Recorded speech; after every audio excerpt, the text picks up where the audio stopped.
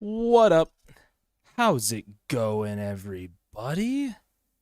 How are we? How are we? Oh my gosh, I was just barely on time. I'm gonna play some music for the beginning. What's up? What's up? What's up? Yes. I'm gonna turn that way down. Oh wait, I'm only turning it down for you guys, not for me. There we go. That's down for both of us.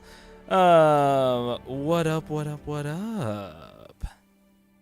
Hello, Zippo Mage. I don't recognize you. Welcome to the stream. How we doing? I started on full on Matt's face for some reason. I will not divert attention away from me.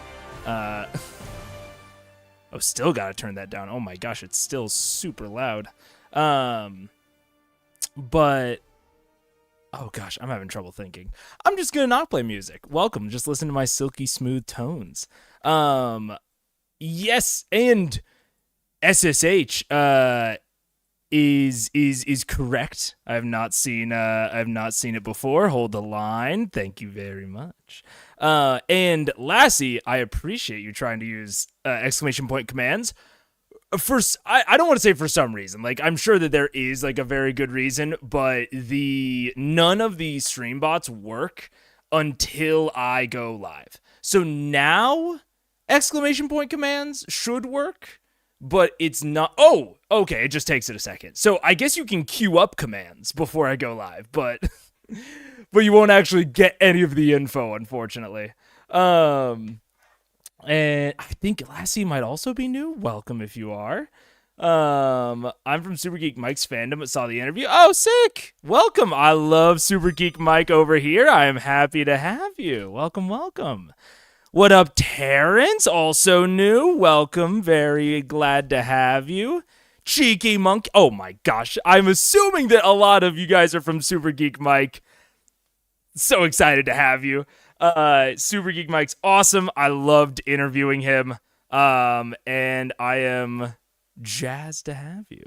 Only one of my messages is showing are you perchance on Top Chat. I am on Top Chat. You're so right. Oh, but even on live chat, I don't see it. And AKL, the chat that you see on screen has all of the messages that go through. So I'm not. Yeah, I didn't see the other one. Might have been filtered out. So fun to have all the new names in here. I agree. And I am going to start things off on a bit of a serious note. Mostly because I want to be able to point people to the beginning of this stream. If I'm answering this in the future in comments. And that is, I want to really quickly talk about AI and my use of it. So the last time that we talked about it on stream was in episode 23. It was about one of my thumbnails where I used AI for it. And a lot of people were not, weren't really digging that in chat. And I gave I don't think it was a good response if I was trying to actually like defend a position or like actually have like a discussion. I just brought up copyright, which made it seem like that was the only thing I cared about, which is not true. And ever since then, I knew that I wanted to have a more full out live discussion about it. But originally, when I had been planning that stream, it was going to be a very like educational tone, which I don't think is appropriate now. It was going to be like me like talking about how AIs work because I have built a generative AI like as part of my school projects. And I have worked with AI in the professional sphere. And so that was going to be the tone of it. But that was my mindset on it has changed since then. And that is partially because of the tone in chat when we first talked about it in episode 23, but also several commenters on that episode that, we're watching from the beginning came in later and, have expressed their feelings on AI. And I want to sit down and like go through the ethics, but I haven't quite figured out a more respectful way to do it. And because I don't know how I want to do that stream, I'm, essentially delaying talking about it super publicly. I'm just not going to use it until then. I feel like it is shitty to be like, hey, I'm not going to talk about it super publicly. I want to talk about it later, but I don't know when, and I don't know how. And I'm just going to use it in the meantime until then. Like, like that would suck. That would be really shitty. So while I'm not talking about it, and while I'm not doing that, big stream about it, I'm just not going to use it. So I haven't used it in any thumbnails since episode 23. And I did post a magic item short, I think at the end of November, where AI was used to generate the image for that magic item. But I haven't used it since then, and I am not going to use it until I can have that, because I want to be really solid in my beliefs, which I'm not right now. And the reason that a lot of the commenters made me reconsider this, I don't want to put it like, hey, people got mad, so I'm changing my views. I did not realize, or I don't want to say I didn't realize, I underestimated the amount of people that had super duper strong feelings on it, honestly.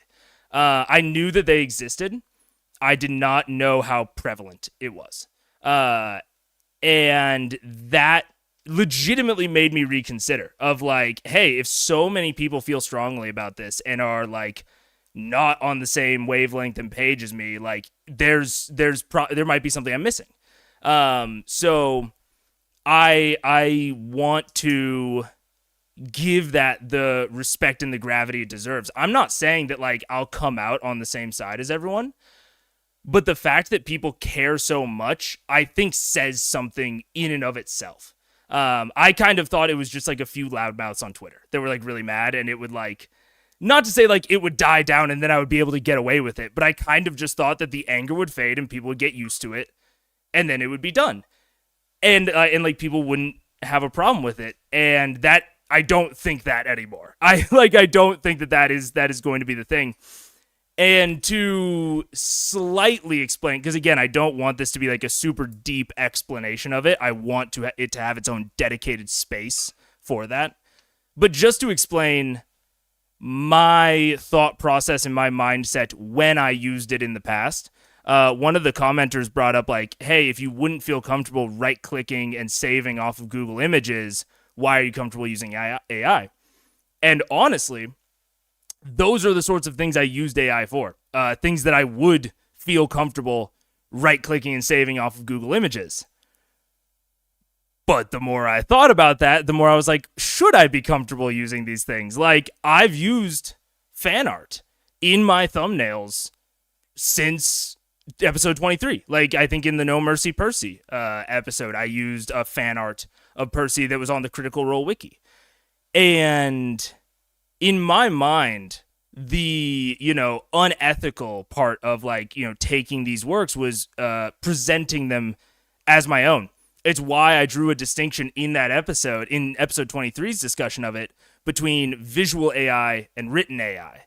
Of like, I'm presenting my ideas, my words as my own. I did not feel like at the time that I was presenting the visuals. However, the more I thought about it, the more I was like, maybe I fucking am.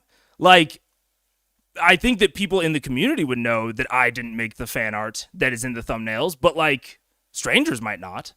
And that might divert attention away. And I wasn't linking to the artists in the description. Like, I don't think I was doing that appropriately. Like, so that's sort of, that was my mindset of like, yeah, I would have felt comfortable for everything I used AI for at the time. I would have felt comfortable with right-click saving off of Google Images. And the more I think about it, the less comfortable I'm becoming with that. And so that's sort of where I am with this. Of that was what I thought then. I'm going to try to stop using like fan art in my thumbnails. I'm going to try to use like only like photos of the cast or like, like really, or like photos from Vox Machina or something like that. And even when I do, I'm going to try to start linking to those things down in the description because, again, I don't know exactly where I land on the ethics of it. I want to have a big discussion about it, including an educational portion, because I want to talk to artists and I want to talk to artists about how it works and about their detailed feelings on like the inner mechanics of it. Because I think that a lot of what I have been hearing is very simplified, and it makes it hard for me to understand other people's perspectives. So because I'm the long and short of it is, because I'm avoiding talking about it, I'm going to avoid using it. I feel like that is, the most responsible way to handle it.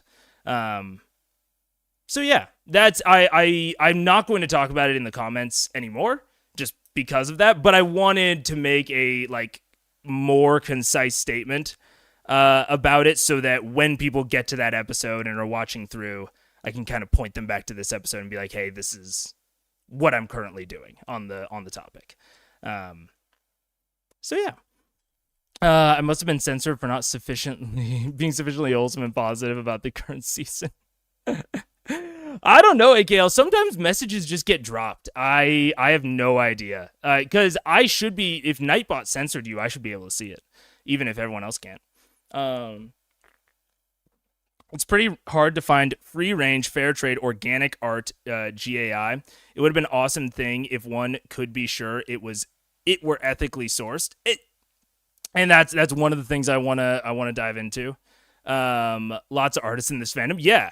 Which, and I mean, maybe I'm getting a biased view because of the fandom that I am cultivating and the audience that I'm cultivating. But like, I like the audience I'm cultivating, and like, if they're upset about it, that doesn't mean I'm going to like bend to everything that my audience is upset about. Like, if I have like a really strong opinion, but honestly, I don't have a really like strong opinion. My opinion's very in flux and like very open to change. And so if people do feel really strongly, I want to respect that, because I don't yet. Everyone, we need 5 more likes. Shut up. Shut the fuck up, SSH. Shut the fuck up. I'm not even going to read the rest of that comment. Hey, what's up, Just Mustang? I very much respect that you're willing to pause and do a rethink. I try to err on the side of respecting creators, but I have definitely messed up at times.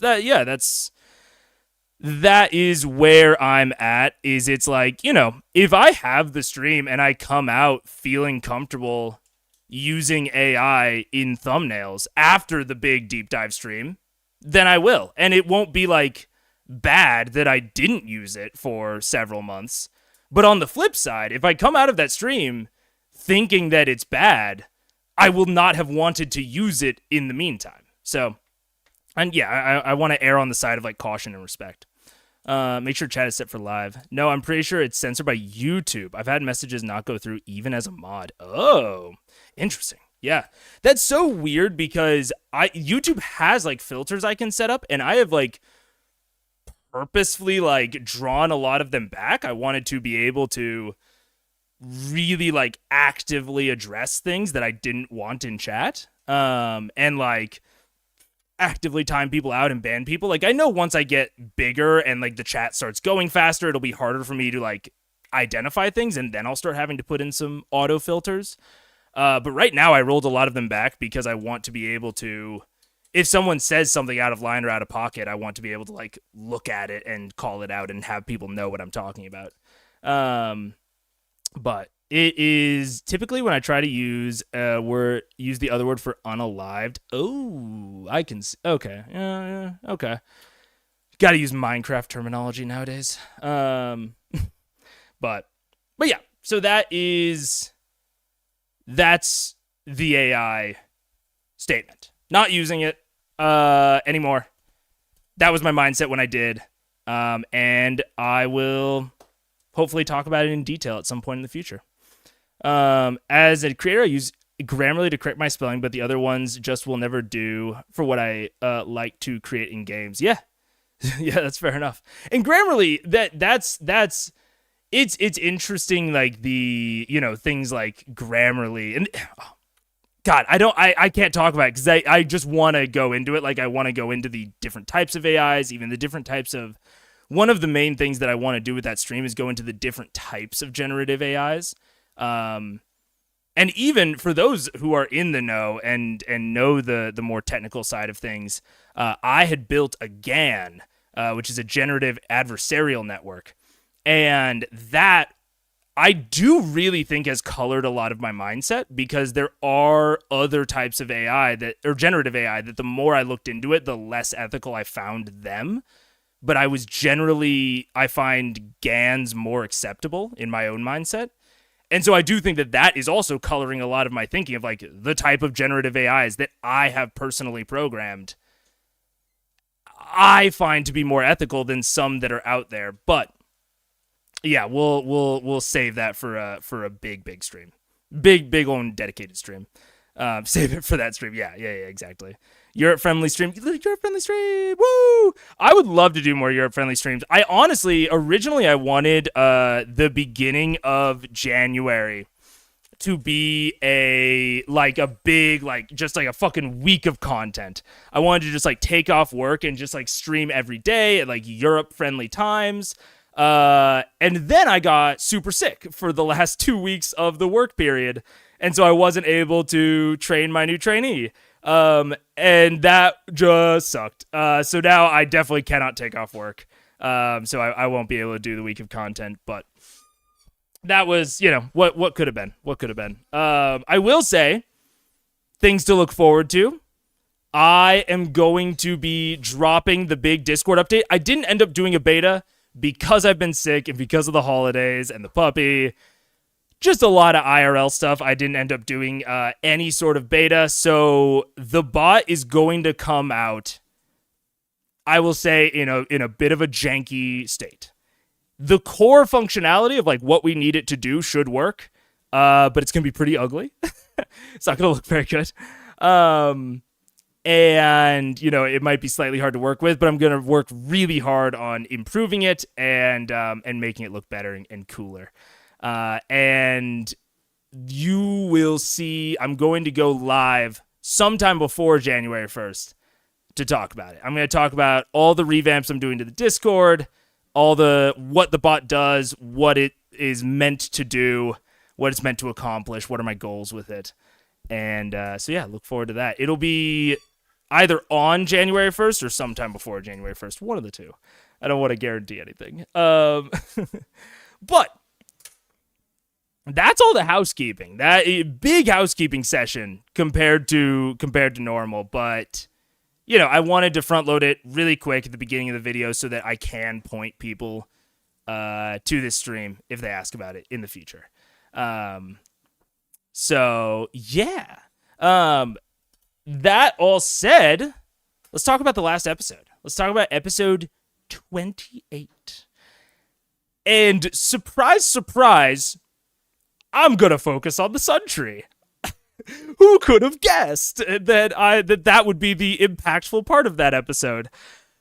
I think that the more I think about the Sun Tree,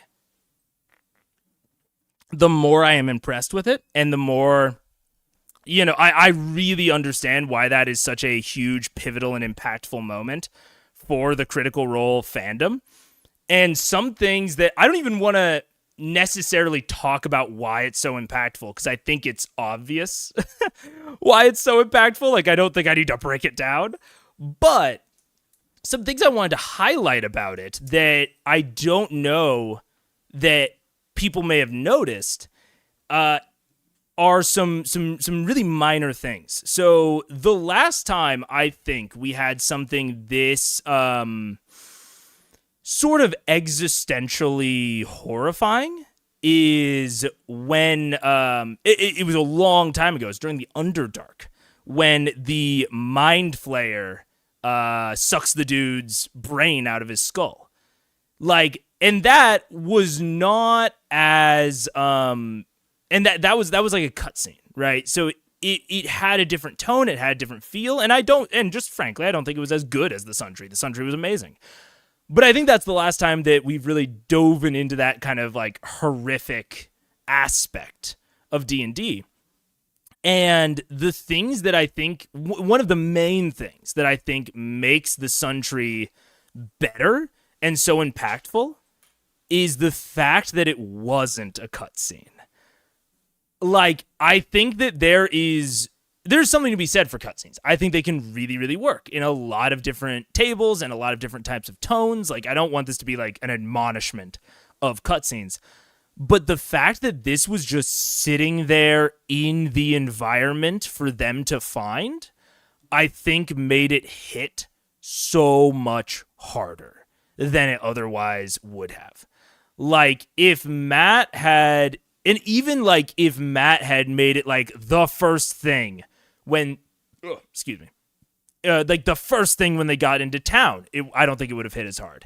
If he had made it like a thing where, like, even if they saw the bodies being put up as like an active scene when they got there, I think it wouldn't have worked. Like, I think that the lonely tone of it, almost like the fact that it was just there, they were just finding it, I think does a lot of things for the horror.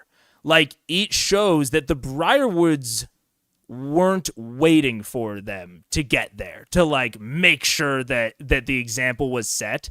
They felt so comfortable that they just put it out and they just knew the party would get there. And that's a kind of a mirror of Matt as a DM. Like, he didn't feel the need to shove this in the players' faces, be like, look at this cool moment. He just left it there. And I think that makes the act of finding it so much more impactful. Like, when they see that, it is obviously a message for them, but it also solidifies that it's not just a message for them, it is a message for everyone. Like, it's a dual purpose thing.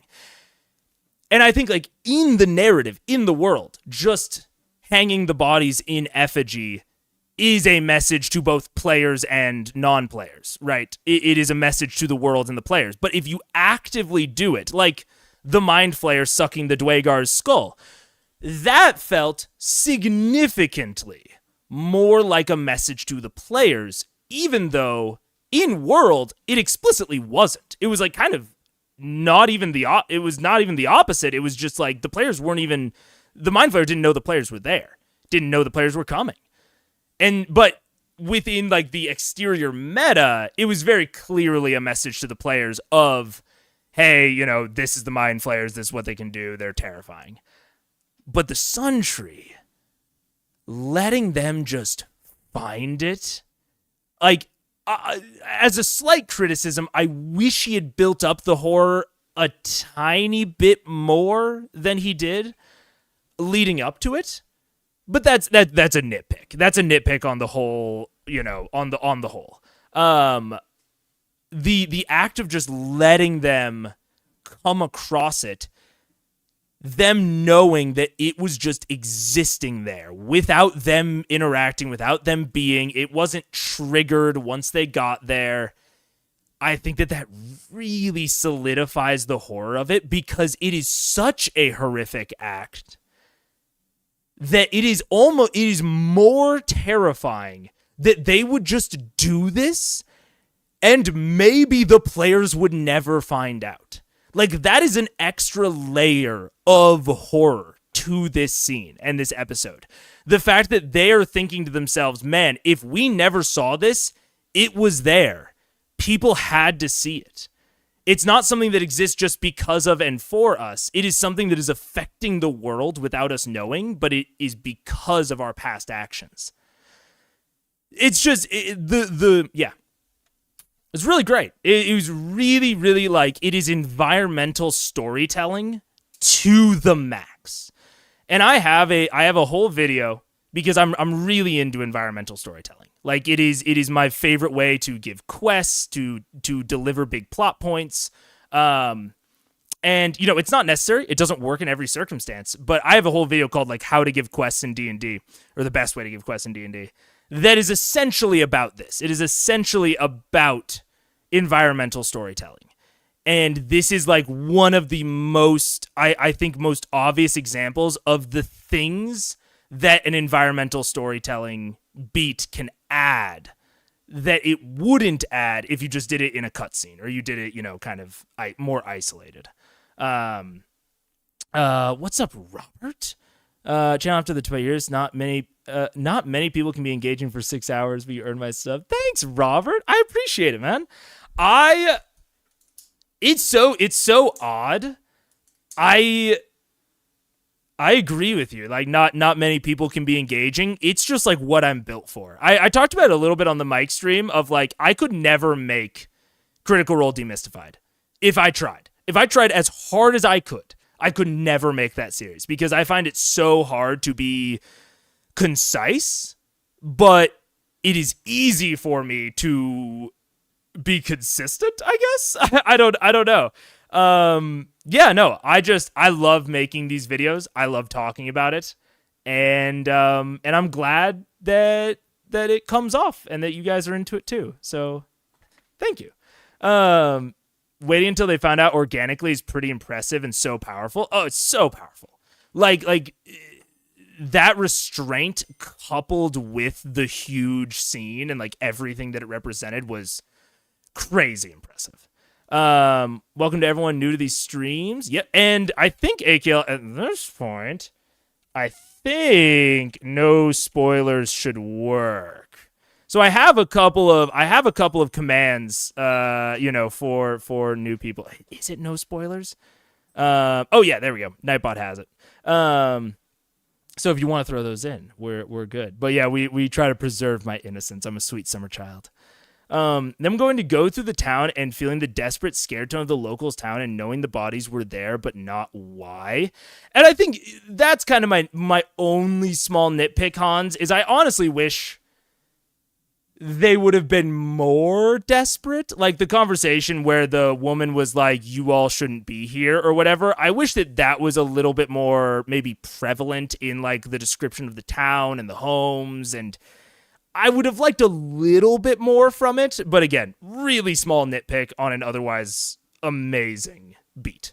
It was a fine line Mercer had to walk to make seeing the tree enticing without giving away his hand. 1,000%. And one of the things that I think really supported him in that moment was him allowing, which in general, I like to allow my players to build out the world where they can, and where it, makes sense, and I can allow them to do that. But him allowing Taliesin to build out part of the lore of the Sun Tree inherently makes it more enticing. It's something that I've talked about actually a couple of times in book club, of when someone becomes a POV character, anything that they talk about instantly becomes more important. They become more important just because they're a POV character. Like, that lens attracts things. So if I'm Matt and I want them to go to this thing, I am instantly saying yes to Taliesin. And honestly, I'm changing some of the backing lore just to encourage that, because him determining part of the lore is inherently going to make him more interested and the other players more interested. It's sort of the same phenomenon as when they had their I don't think it's their editor, but their the person that they're affiliated with, Kat, that came in as a guest player and was the one being bounty hunted. They immediately went over to her side regardless of what the other people said, because she was a POV character. Like, her opinions and things that she was interested in, things that she cared about, were inherently more correct than any of the NPCs. So this is sort of there was a small moment of that, but I think it really helped him get the party there. Yeah, aside from the SGM one, I've watched episode 28 a number of times. I'm always kind of surprised just how long it takes them to get there. The patience. He is so patient. And it's something that I am consistently impressed with, number one. And there's a we watched one of the backstory episodes, the video that is from their old home game where they got the magic carpet, and I talked about in that video he nearly lets them fall to their deaths. I mean, maybe they wouldn't have like actually fallen to their deaths. Maybe there would have been something else that happened. We'll never know, because I think it's Laura Bailey tries to get on the carpet to arrest their fall. She does not know that the carpet is magic. Matt has given absolutely no indication that that carpet is magic other than it like being there, I guess.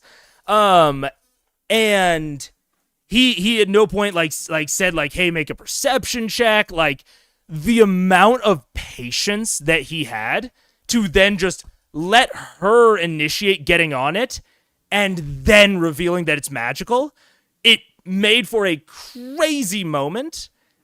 And I honestly think, like, during the live stream, me and Mike were talking about, like, like, what's the draw of Critical Role? What is Matt good at? And Mike said the voices. And I kind of had we didn't go into it a lot because we were kind of ultimately talking about something else, but I kind of said, oh, that wasn't even in my top 10 of like things that I think Matt is amazing at. Matt is very good at voices, but like his level of patience is, I think, incredibly exceptional within just GMs in general, but especially GMs on an actual play. Like, that level of patience and like, and I've said that I think he has an amazing sense of dramatic timing as well. But I think those two sort of go hand in hand. I think he's really good at both, and they kind of help each other. But his level of patience for reveals is pretty spectacular. Yeah. Ugh. Great storytelling. I feel like Matt should use that true brutality more often in modern CR.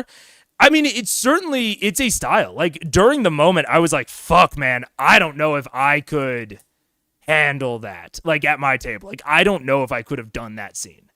Like, I like to think maybe I could have, but it is questionable to me. That's intense. And I haven't seen modern CR, so I can't speak a ton to it. But it's a really fine line of like how much you can use that brutality and it not, number one, lose its touch, and number two, still be like an enjoyable watching experience. Like, I definitely understand, like, for some people that would make it significantly more enjoyable, but like, it might just feel exhausting after a while. Like, there's a really great book that I really love that is really, it's intense, and it's uniquely intense for me in a reason I won't get into in case anyone has read it. But it's called The Art of Zen and Motorcycle Maintenance. Great book, very heavy. But not heavy in like, I don't know. It's not heavy in the sense of like they're just describing trauma constantly. It's just a heavy read. And it has taken me so long to get through. I'm still not through it because it's just hard to watch. And so there's something to be said for like maybe not leaning into it too hard for an entertainment product because you might drive viewership away. I don't know. Kind of shows how evil the Briarwoods are that they kill people, child included, to maybe send a message. Mick, that's a great way to put it. That's such a... That is... God, remember when I said I couldn't be concise? Like, I was dancing around that exact sentence for, like, 3 paragraphs. Yes, exactly. Like, that is a truly horrific thing that is not possible if he does this in a cutscene. Even if the in-world circumstances are similar, if he draws their attention too much to it, it loses that impact that Mick May just talked about. Also, welcome. I don't recognize you. Very great first comment. But yeah, yes, I'm just going to read it again because I agree with it so much. It kind of shows how evil the Briarwoods are that they kill people to maybe send a message. Hats off. He says, hard to be concise. We know, my man. We know. Yeah. I mean, yeah. Just is what it is. I feel like it might even be a message to the locals to not aid these people more so than to the party from the Briarwoods perspective. It does so much. That's one of the things. There's a really great line from the Folding Ideas episode called Comfortably Dug, which is partially about The Wall by Pink Floyd. The Wall is a super abstract story and music and movie and opera. Like it is very abstract, but Folding Ideas has a really hi. Do you wanna say hello? Yeah. Let me turn. Oh hey. Hello. You want to show everyone how big you've gotten? Let me put down the thing a little bit. Bird. What's up, bird? Oh. Hello. Yes. Ah! Oh no! I'm getting tackled! No, do not bite the earbuds. Ah! Oh, you have something to say? You wanna talk to them for a second? Hello. Oh. Hi. Ugh. Okay. She's upset because Paige is gone. She's kind of a mama's girl. She's not normally that into me. Well, she loves us both, but she's just she's so cute. Anyways, what was I talking about? The Wall.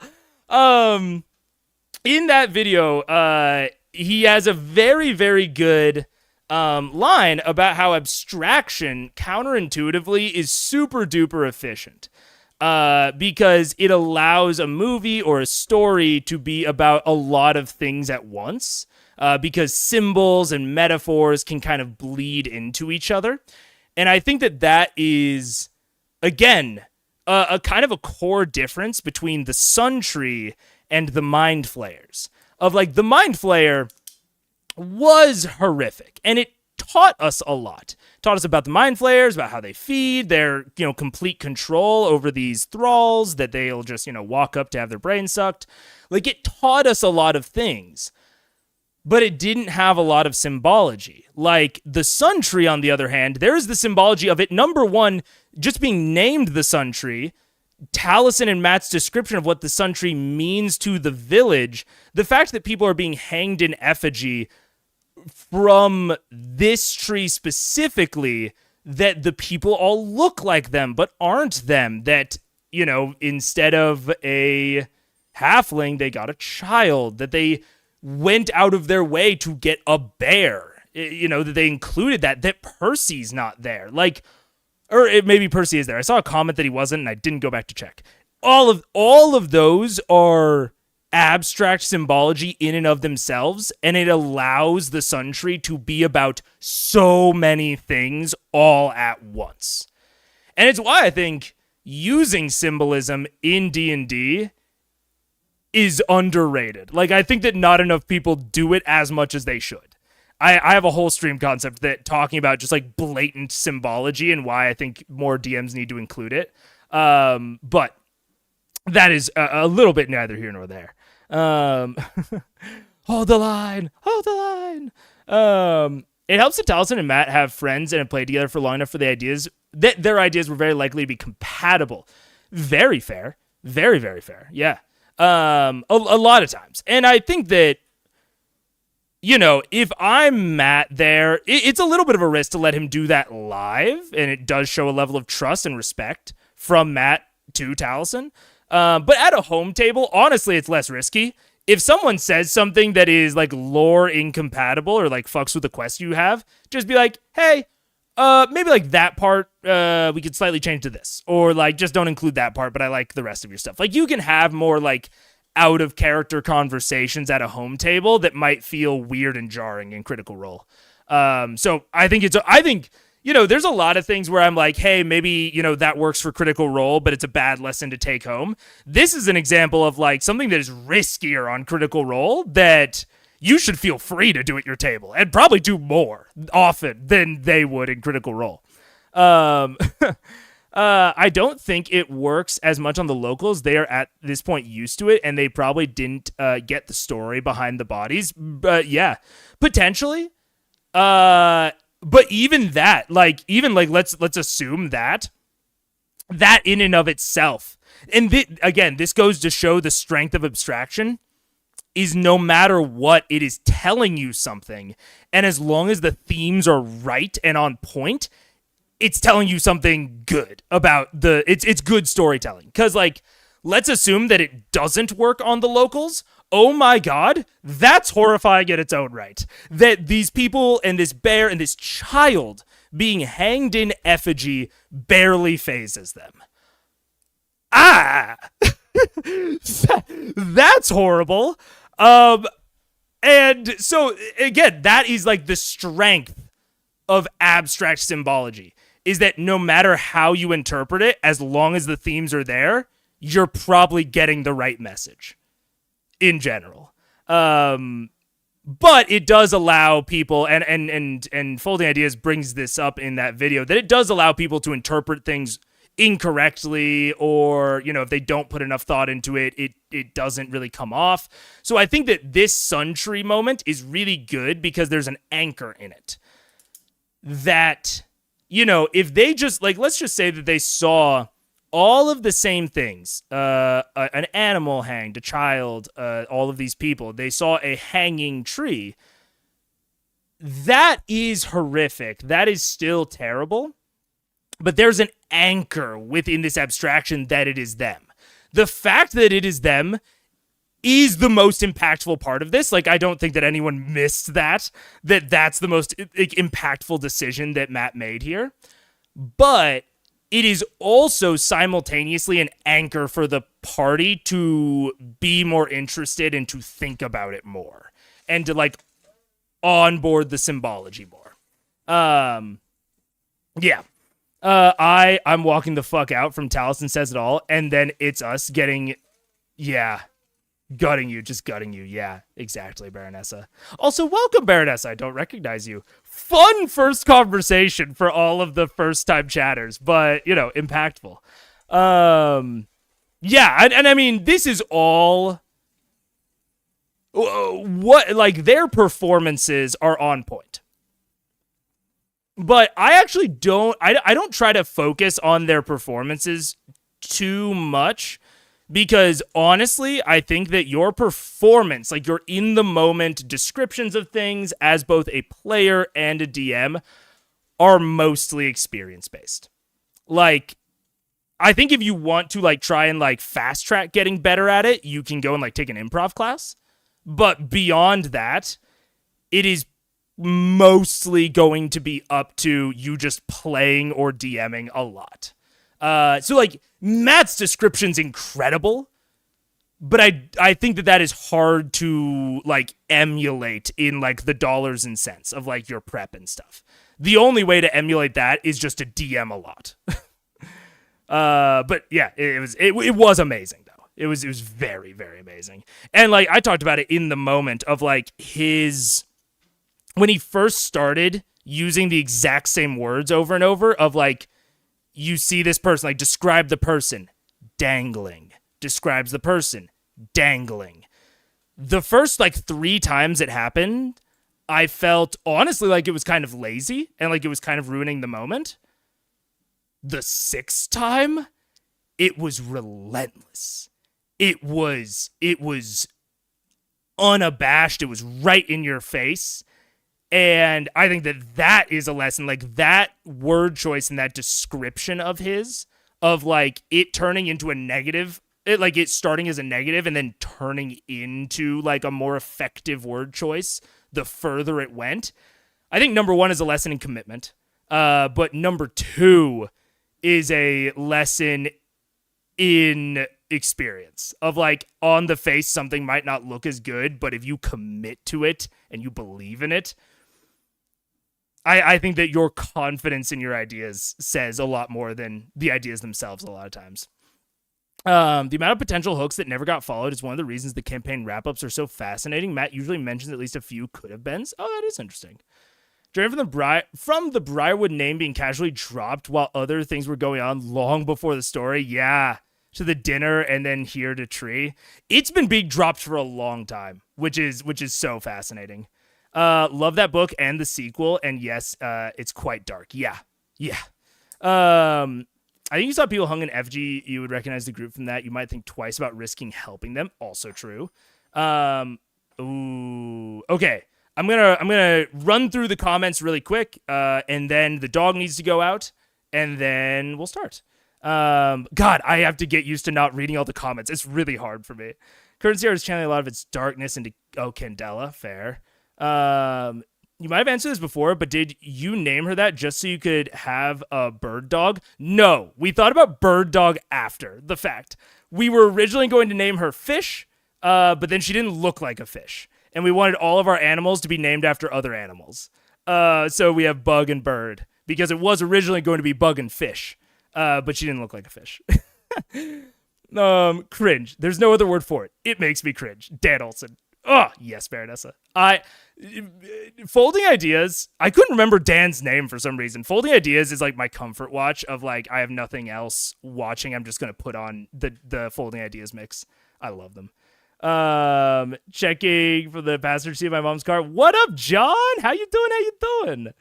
What's up? Dreams, use weird dreams. Even if they say something that is not correct for the actual lore, it can be correct on what people assume it is. Common people don't know how things actually work. 1,000%. 1,000%, Baronessa. What up, Ryan? Welcome. I don't recognize you. Happy first stream. Yeah, well, you can see that it hit each player character in various ways. Oh yeah, a million %. And that, I that goes towards the abstraction part of it. Yeah, it was just an amazing. Blatant repetition is probably also generally underused. Takes some confidence. Takes a huge amount of confidence, because to the point of like it being kind of impenetrable and intimidating, I didn't like it at first. Like, that blatant repetition to me felt lazy. But then he made it feel better and not lazy. And that takes skill and confidence and just trying it a lot and like seeing if it works or not. Relentless is a good way to put it. Even kind of ignoring Percy saying he walks away, letting permission go, no, and Matt just keeps going. Yeah.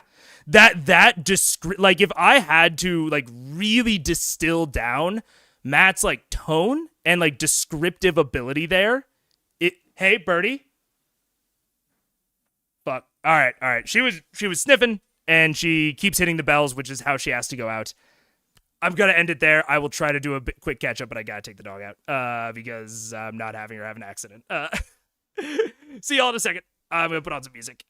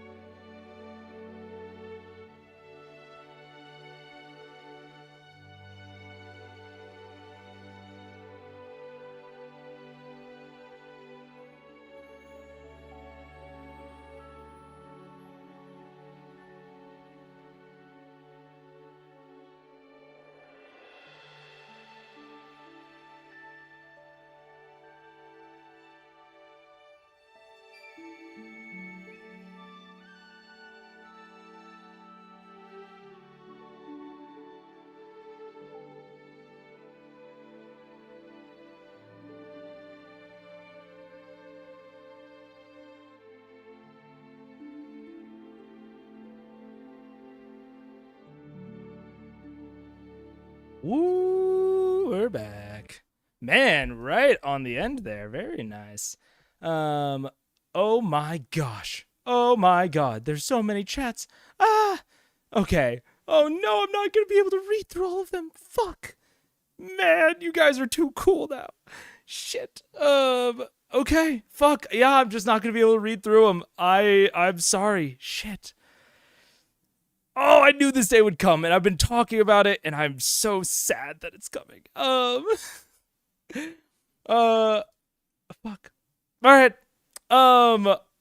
Also, there was something that I remembered while I was out, taking bird, and something I wanted to clarify from the Mike and I stream.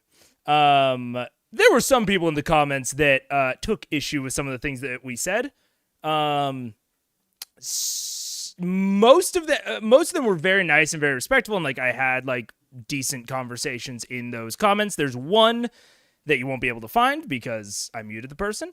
That took specific issue with me saying, "Hey, I like, I think sometimes about how like I like in some cases like I can't always provide a safe space."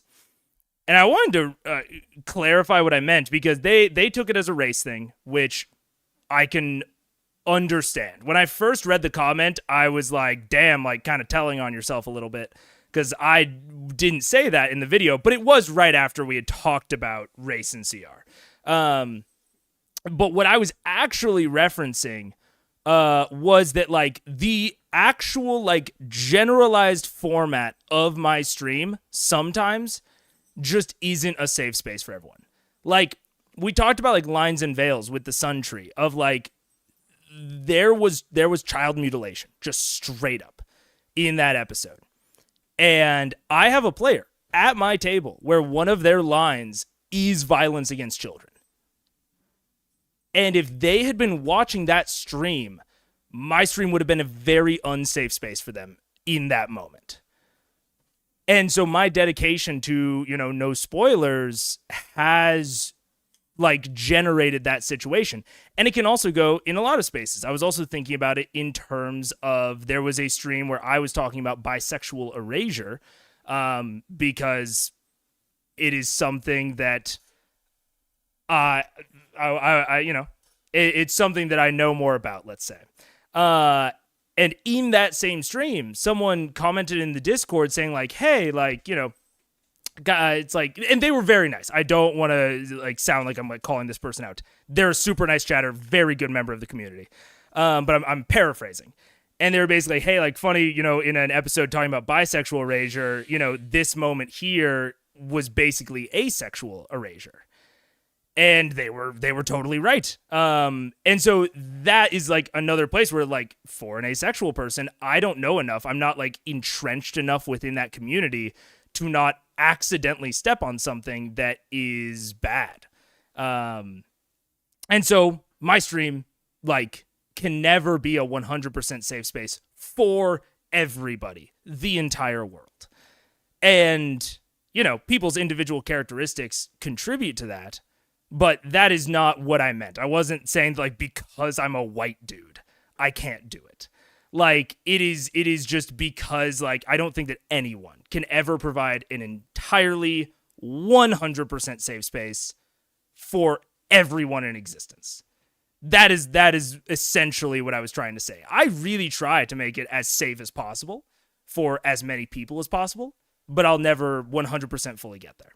So that was the clarifier I wanted to make because I sort of clarified that in the comment, but then it was eating up too much of my brain space, which sometimes happens with comments. I'm actually going to try to respond less because sometimes comments eat up way too much of my brain space and like I think about them while I'm waiting for the reply, even if they're nice and respectful. Like me and Heath talk in the comments a lot, and it is always like a nice and respectful conversation, but it eats up way too much of my like brain time. So I'm gonna have to stop responding as much. Mega cannot provide content warnings because he doesn't know what's coming. However, there are several of us who would be happy to answer questions about upcoming episodes. Yes, very much so, AKL. And that's one of the things I'm considering is Could I make a website kind of like the spoilers channel that has the content warnings that I don't look at? That's something I'm considering, but in general, I just wanted to address that. I think you're doing a great job of curating the tone of your chat room, which I think I mentioned in comments. I think it's awesome, and it's awesome you acknowledge that you can't provide a 100% safe space, but I think you do a great job. Well, thank you, Ink Charm. I'm glad. Like, it is something I will always strive to do. I just wanted to like provide that like clarifier like when I talk about that, because it's something that I have to actively think about. Like, I know that I can't 100% get there, so I have to actively think about how to get as far as I can, if that makes sense. So yeah, well, thank you. If there are people watching for the first time or have a vague recollection of something that has now become an issue, which very much happens. Yeah, very true. Very true. Anyone else getting stuttering? Oh no. Fuck, I don't see any dropped frames. I'm gonna have to talk to, not Comcast. I don't remember who I have. Cox, I think. I'm gonna have to talk to them about the stuttering. I do think it's a distinction could be made, as is usually stated in my profession. It depends. Thanks, Devin. It could be a safe space, one, because no triggering issues are touched, or two, because while issues are discussed, people affected by those issues are treated well and given support. Yeah, I think the reason that I'm saying it is I'm making a very generalized statement of like, when I say like 100% ubiquitous safe space, like I might just accidentally touch something that I don't realize, like asexual erasure. Like, it's just not something that was on my mind. Because I'm not really entrenched in that community. If I was more entrenched in that community, I would have probably thought about it before I said it. And I try to treat everyone with respect. It's just that, like, I might accidentally hit those buttons just without even realizing it. What was the video where you talked about bisexual erasure, BTW? I'd like to go back and watch that one. I don't remember. I'd have to go back and find the timestamp of where someone said it. It was, I think, mid-20s. I didn't talk about it that much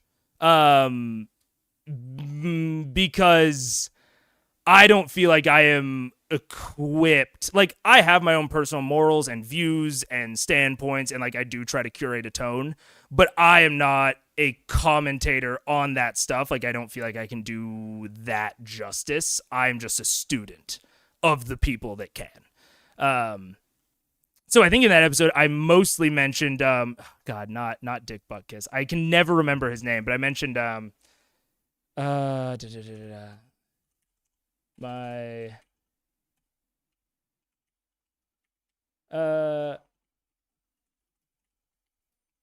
one second. Man, I can't find it. There was a writer that I was talking about in that one. I'm wondering if anyone mentioned it. Yeah, basically there was a writer that makes some incredible books. Tingle, yes. Not Chris Tingle.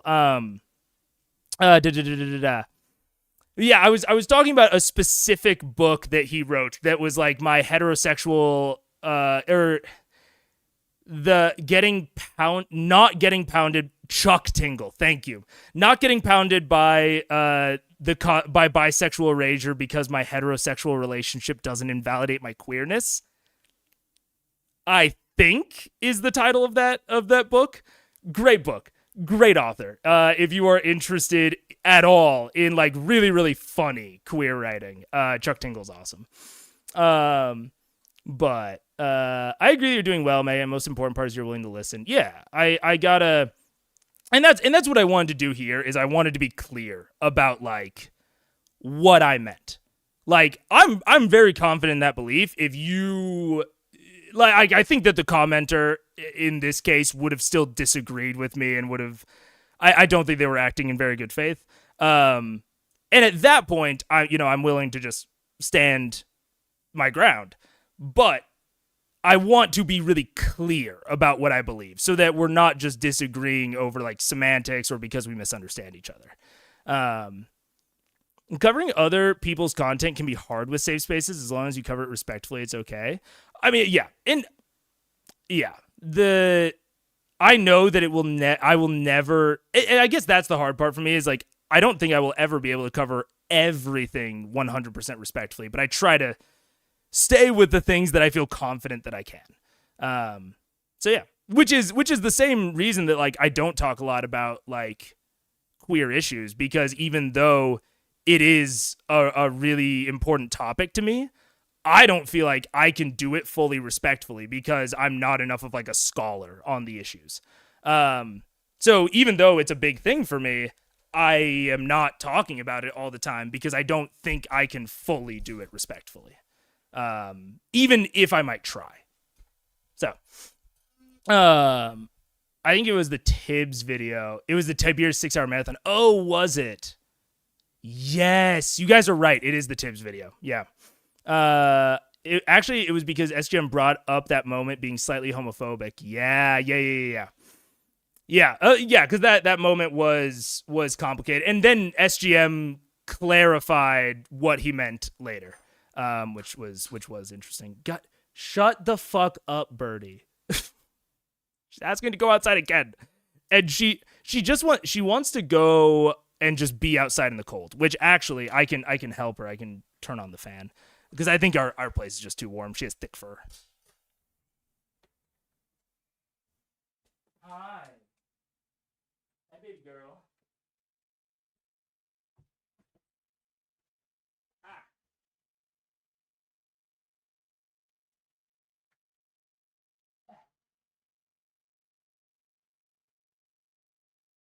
There we go.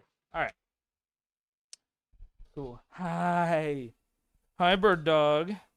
Hello. How are you?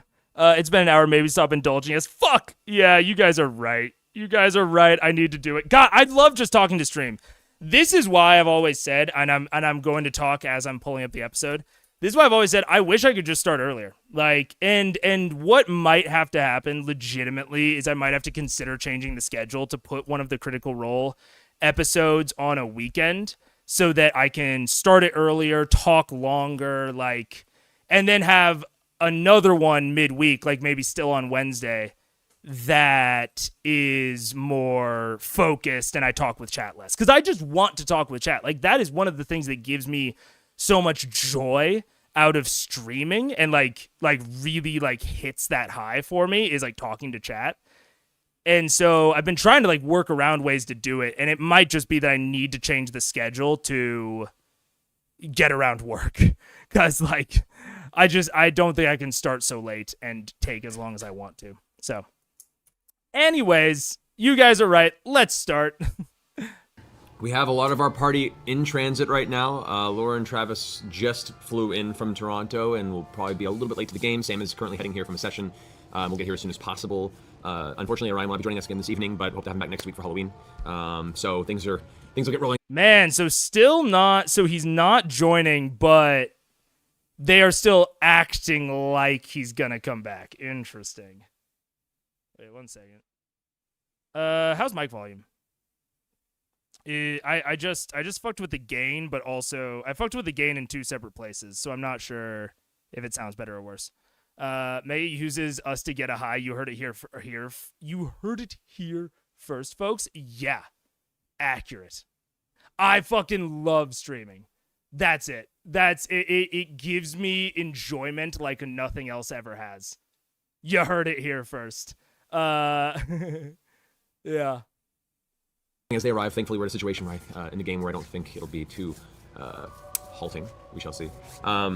Okay, next announcement. We're putting out Critical Role thematic playlists.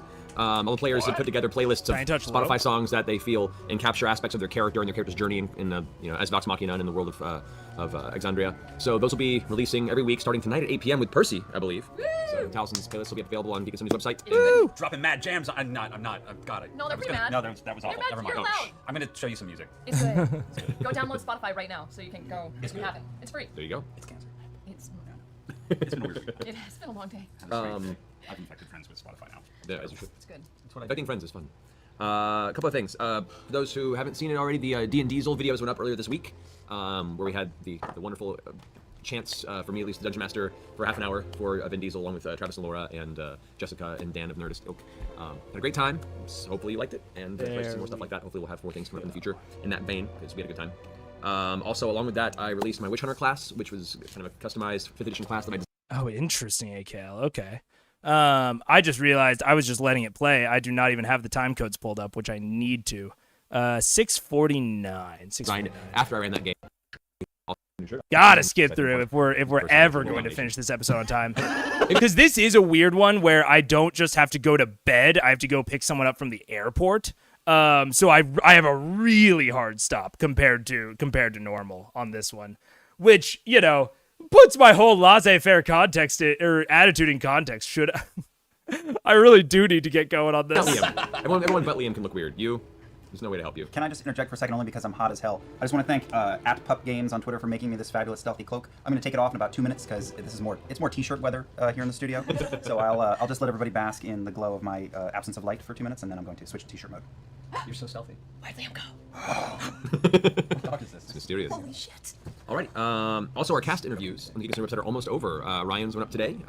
Okay. And supposed to be finishing up shortly. But we have Spotify lists Yep, to replace them. Spotify lists coming up. Still more content. If you've missed any of the cast interviews, they're all available on the website, so feel free to check them out. Yeah. Marisha, you wanted to follow up on the 826 LA news you had? Yes, 826 LA. They're in a campaign right now for.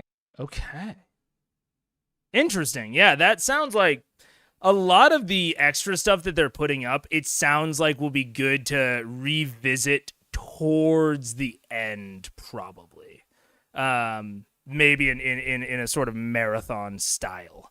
It seems like a lot of like the side things, it seems like I just need to like keep trucking on regular Critical Role so that I can start diving into a lot of those sub things.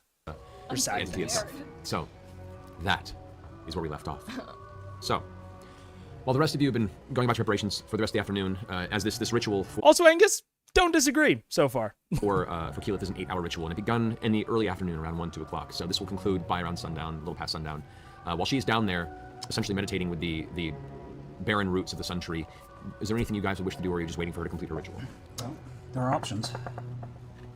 What do we need? What do we need? What do we need? we have to get water, right? There was some issue about we don't have any water, do we? Was that an issue? I don't remember. There was some wells around.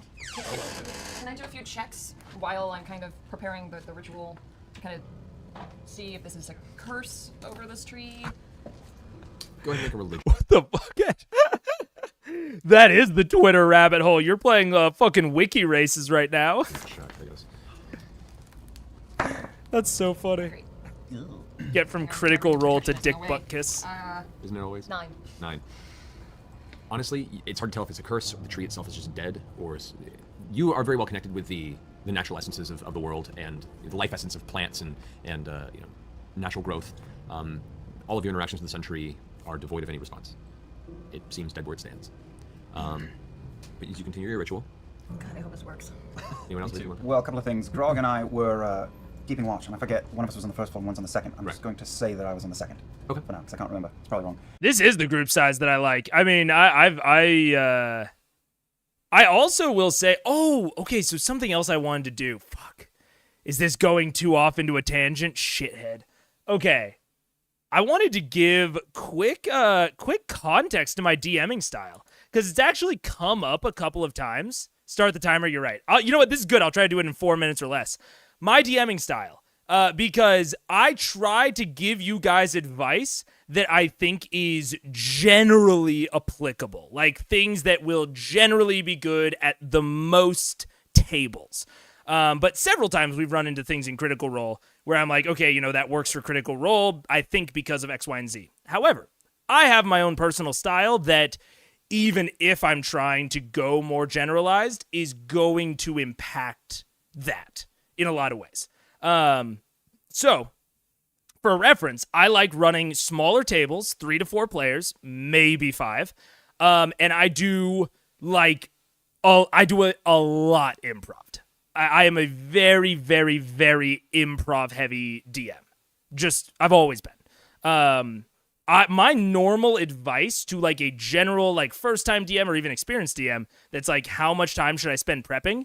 My generalized advice, my heuristic, is you should spend an hour of prep for every hour of game time. So like if you're going to run a game for 3 hours, you should spend 3 hours prepping. I probably do half to a quarter of that. I spend very, very little time prepping. And the things that I do spend time prepping are like environments, maybe occasional plot hooks or events that people might want to grab onto. And because I've DM'd for so long, and I used to do improv. I did a lot of theater. I trust my DMing skills, just kind of in general. So I focus my prep on the world around them and trying to have options depending on what they go to. But I try to have a lot of options so that I can fully reward their player agency. So even like we talked about at the end of the Suntree episode about how I thought that Matt should have just ended it there. And people made the very correct point that he might want to see more of what they have in their heads so that he can focus his prep. For me, my own personal style, I wouldn't do that. Like my focus, the only things that I prep are options for them, regardless of where they go. And I make those options floating so that I can reuse them. Like I have this big like pool of things I can introduce, and I rely on my improv skills to let me know when to introduce them. They're not random roll tables. I want to make that clear. I make a lot of tables. Sometimes I roll on them. But most of the time, I just look at the table and I'm like, okay, that one would be good here. And then I just use my improv inclinations to make it fit. So, when I'm talking about magic items, when I'm talking about targeting players with things, when I'm like, all of this stuff, keep it in the background that I am, I'm a very improv heavy DM that is very low prep. That's like maybe just a succinct way to put it. What's with the European timing? And right when I'm in a European time zone, no problem, Natalia. It's because I have something. I have to go pick up a friend at the airport, and he's staying with us for several days. So needed to move it up for that. May is going full critical trolls level. Ooh, I don't know about that. But I really like a lot of control. So critical trolls makes me feel itchy. Maybe bump up the CR vid volume. Can do. A theater kid. Who could have guessed? Mr. Dad. Oh my gosh. Okay. Also, time to write down all their names. I could not deliver the certified megaphones extra content this time period, which I felt really bad about, but it was both the holidays and that I was sick. So I'm going to be delivering more content than promised to them in January, and I told them all that I would write their names down, which is the upper level, the tier 3 rewards. So right now, there are 3. There's the Jungle, there's Just Mustang, and there is Mr. Dad. So you guys are all going on a sticky note right back there. And I'm going to try to make your names really big so that it's very clear. And if it's unreadable, I don't know. We'll see what to do about it. Respect the timer. I'm going to take all daggers out of my Blinkback belt except for the Keen dagger and replace them with wooden stakes. That I purchased, and I'm going to spend an hour or so, whatever it takes to, I've got partial gloves on. I'm going to take that symbol of Sarenrae, and I'm going to take as much time as it needs to sort of sew it so that it is fixed firmly to the back of my right hand. Okay. And I tell Grog that I'm going to go down below and check, and I follow the path. Also, I didn't even say thank you. Thank you, Mr. Dad. I so much appreciate it. Thank you, Terrence. Fucking massive. I appreciate you guys. Thank you so much. All the way down to find, I think everyone else is down there. Oh, hi, Vax. I step over Scanlan's head and I kneel down by Keyleth and gently place a hand on her shoulder and say, what do you need? What can I get? I don't really know. I don't know if this is going to work, to be totally honest. The tree's dead. Do you have any of that holy water? I got holy oil, not water. Holy water. Do I have holy water? I don't know if I took one or not. I can't remember. Didn't write it down. It's not in your inventory. I'm pretty good about that. If you didn't write it down. In the meantime, there are options. I got 2. I remember it. It was 2 vials. So I have said before, like I've criticized. How readable is this? Whoa, that's really readable. Holy shit! I kind of wasn't expecting that. I've criticized Matt in the past for not, like making them remember things, making them write things down, you know, I when I didn't think it was necessary. I will say, in terms of lore, I try to, you know, I try to be forgiving, because I know that it can be hard to remember things between sessions. In terms of loot, I'm kind of fully on Matt's side there of like, if you didn't write it down, you can't expect me to keep track of your inventory. Like, you can kind of expect me as a DM to keep track of the lore and to remind you the things that are relevant. You cannot expect me to keep track of your inventory for you. Not doing it. So I'm on Matt's side there, which I'm not normally in this context. Welcome AKL. Welcome. It's your Christmas present from me. Thank you. I appreciate it. Triple hype. Mega's going to go full Twitch hot tub meta and write the members' names on his body. $100. Actually, I was about to say $100 isn't enough for that. I'd do that for $100. Look, I'll say it right now. Anyone super chats $100, I'll write your fucking name on my forehead. I mean, I'll wash it off, but I'll write your name wherever if you super chat $100. No question. I'm not fucking, who cares? I'm not that I don't have that much pride. Of holy oil, I gave one to my sister, and I have the other. If you think it will help, you take it. Okay. Do you need me to get water? Yeah, let's get some water. Yeah, because as you guys went through the tavern, you found there was no actual water. There was old ale. There was still a few casks of wine. Face tattoo. Stuff that was just abandoned. Not a when tattoo. Whoever previously was the owner of this tavern either left Whitestone or fell to a worse fate. But there was no just plain water to drink. So I'm gonna go out into the street and I'm gonna find water. I can show you where there's water. What? I've lived here my whole life. Are you guys disguised? Yeah, we all are. Look, AKL, I'll put it wherever. Now, whether or not you can see where it is, I don't know, but I'll put it wherever you want.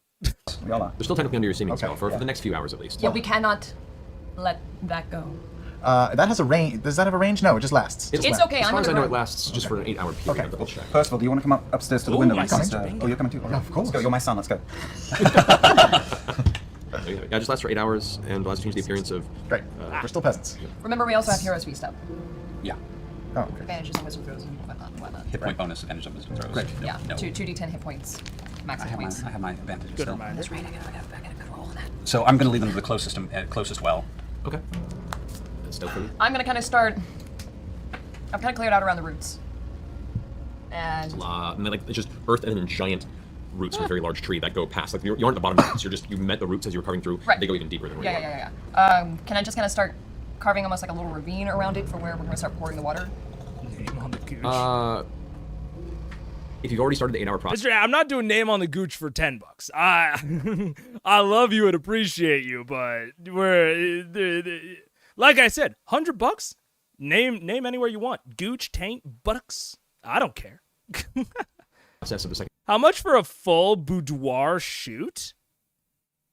I mean, we can negotiate, AKL. It's not off the table. I mean, secondary spell, Okay. you're gonna be able to interrupt that to continue another spell you've been doing. I can say that you did that as part of your preparation for this. Right. That's fine. Yeah. That's fine. Depends You on can how still- many you also shots. don't wanna Damage anything? damage it, exactly. Yeah, or Fine, damage so, or okay, anything. so you continue your ritual. Yeah. The rest of you make your way out the same window that you entered into the alleyway. Following Percival, you lead them to the back of the tavern into one of the large alleyways between this chunk of the city. You OnlyFans find is too much work. There was a grassy area. Most of the grassy area has turned gray and brittle. Talking about talk about me feeling pressured to respond to comments already that are on like a free website. If people are paying to send me shit, oh my god, it would take up my entire life. I can't do that, man. I mean, it's, you know, great money for people who can, but I could not provide quality enough OnlyFans. That is my main holdup with it. As it is starting to push towards the winter months, and even for the daytime, the temperature is pretty Exactly, chilly. Charm. It's probably around 50 or so degrees, 55 Fahrenheit for our un-American friends. So eventually make your way to the nearest well that you've been to, and there is a bucket there. It looks like it has gathered some dust and some cobwebs. You put the bucket, you let it down, and eventually it finds its way into the water. It's pretty deep before it hit the water. You don't know if it's been just like water level, if this particular well itself is drying up, but you managed to get a bucket up. You pull it up and check it out. It looks clear.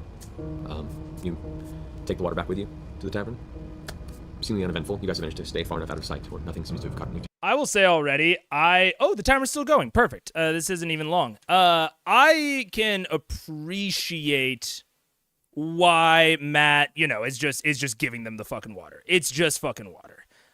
But honestly, I think after last episode, like, again, one of my main nitpicks and critiques of the Sun Tree episode is that the rest of it didn't feel horrifying enough. Like, it is a small thing to just not let them have water, because, like, so many people have spells, you can go and gather it, like, it's a really small thing. There are tons of ways to acquire water in D&D, especially for level 11s, and just like being like, it is brackish and brown. It looks like they probably have to boil it before they can use it. Like, just those little pieces of environment can go towards making a more cohesive, depressing, horrific feel. And that's what I wanted a little bit more of leading up to the Sun Tree, is those really, really small moments of horror and depression from his descriptions. I think that's actually a surprisingly large segment already, yeah. I pay Mega OnlyFans just to have someone to text at 4 a.m. when I wake up. That's the problem. That's the problem, is because I would need to do that, and that'd be bad for me. That'd be great for you, I know, but I cannot do that. I'm already so much of a lurker. Like, I don't know if people have noticed that I've stopped, like, replying as much in the Discord, and, like, I've stopped interacting. I'm normally a lurker in the Discord. I was being more active than was natural for me to, like, try and, like, encourage conversation. But now that people are just talking on their own, I am fading back into lurkerness, because that is just, like, my natural state. So, like, the idea of an OnlyFans is, like, existentially terrifying in terms of, like, the amount of responsibility I would have. Not in terms of, like, selling nudes on the internet. Just in terms of, like, oh no, people are gonna, like, expect me to care about them and, like, respond to them. And I can't do that. I cannot. Sounds like we're creating Only Friends. Only Friends would be worse than OnlyFans for me. Roleplay every meal, BioBreak. At the light bucket here and knowing that, just shut the fuck up, AKL, shut the fuck up. Should we scout around and see if there's anything else around the hideout that we should be aware of, or any other hiding places or safe houses? We should probably bring a little more water than one bucket, so we should spend a little bit of time doing that. But maybe I can, my sister and I can have a look around. Another my sister. See if there's anything that we've missed outside. Well, here's the question, is it? There's 3 lordly houses that we have to avoid at all costs for now. Okay. There's a few shops that if we feel might be in our best interest to scout out. I know where an old weapons depot used to be. Ooh. We could check the temples to maybe see if we could maybe find some support to begin with. Do we trust anyone here? We need friends. Ooh. There might be people. That is okay. It'll depend on what he means by weapons depot. If he means like a weapons shop, like, that's one thing. But if he's like, I know where a cache of weapons is. I mean, the thing about Percy's knowledge, and I think that this is why, I don't want to be too harsh on Taliesin here, but he's getting close to overstepping. It will depend on if they engage with that and how Matt reacts to it and how Taliesin reacts to the reaction. Because that is, like, really running the risk of being like, I'll call up the Draconian Knights. You know what I'm saying? But Taliesin, or I shouldn't say Taliesin, Percy's information is inherently, like, outdated. Like, that's just, like, an inherent feature of the information that he has. So if Taliesin is saying these things with the implicit assumption that, like, Matt will play with that, like, time span difference, then this is okay. And, like, if he reacts okay when Matt says, like, the weapons depot is empty, like, if he reacts in a fine, okay way, then we're all good. And like this is kind of what I brought up with the Draconian Knights. If Orion was role-playing that and didn't actually expect help from the Draconian Knights, like if that was in his mind, then that moment is okay. And that's the same way I feel about Taliesin. If Taliesin is narrating this weapons depot that he did not talk to Matt about, and if he actually expects to get weapons, that's where like the players adding to the world stuff kind of crosses a boundary line. But if he's okay, if he's just like throwing information out there and like they get up there and it turns out they wasted their time or they've actually put themselves in a more dangerous situation and Taliesin is cool with that, then we're all cool. So this is a tightrope walk that depends a lot on intention, which is the worst. It's the worst kind from a player perspective because I have no idea which one it is. But I'll say that as if you're a player in Taliesin's position, if you're doing this with the full, like, you know, handing it fully over to the DM, you don't expect anything, totally cool. If you expect like mechanical stuff out of that, not cool. Not cool. Live streaming as exposure therapy to get over lurker status by having to be the one talking. Ink Charm, you're missing part of it, which I've talked to my therapist about. Live streaming is controllable. Like if I need to, if like let's say that I got like overwhelmed one day and I just ended stream, I can just cut off contact with all of you. That's the thing that makes me adore live streaming, is because it is a ton of conversing and connection during this period where I'm okay with it, and then I hit end stream and I don't have to think about it anymore. It's gone. It's done forever. Whereas like a text message, it just sits there. If I'm not ready to engage with it, it just sits there and it stares at me and I hate it. So that's actually one of the reasons I love live streaming. It's not as exposure therapy, but as the fact that it feeds into my control issues. What? A DM with control issues? Who could have guessed? I trust. Is there a central meeting place? There's a temple.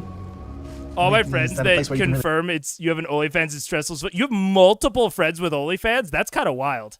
But I can imagine. I feel like it would be so stressful.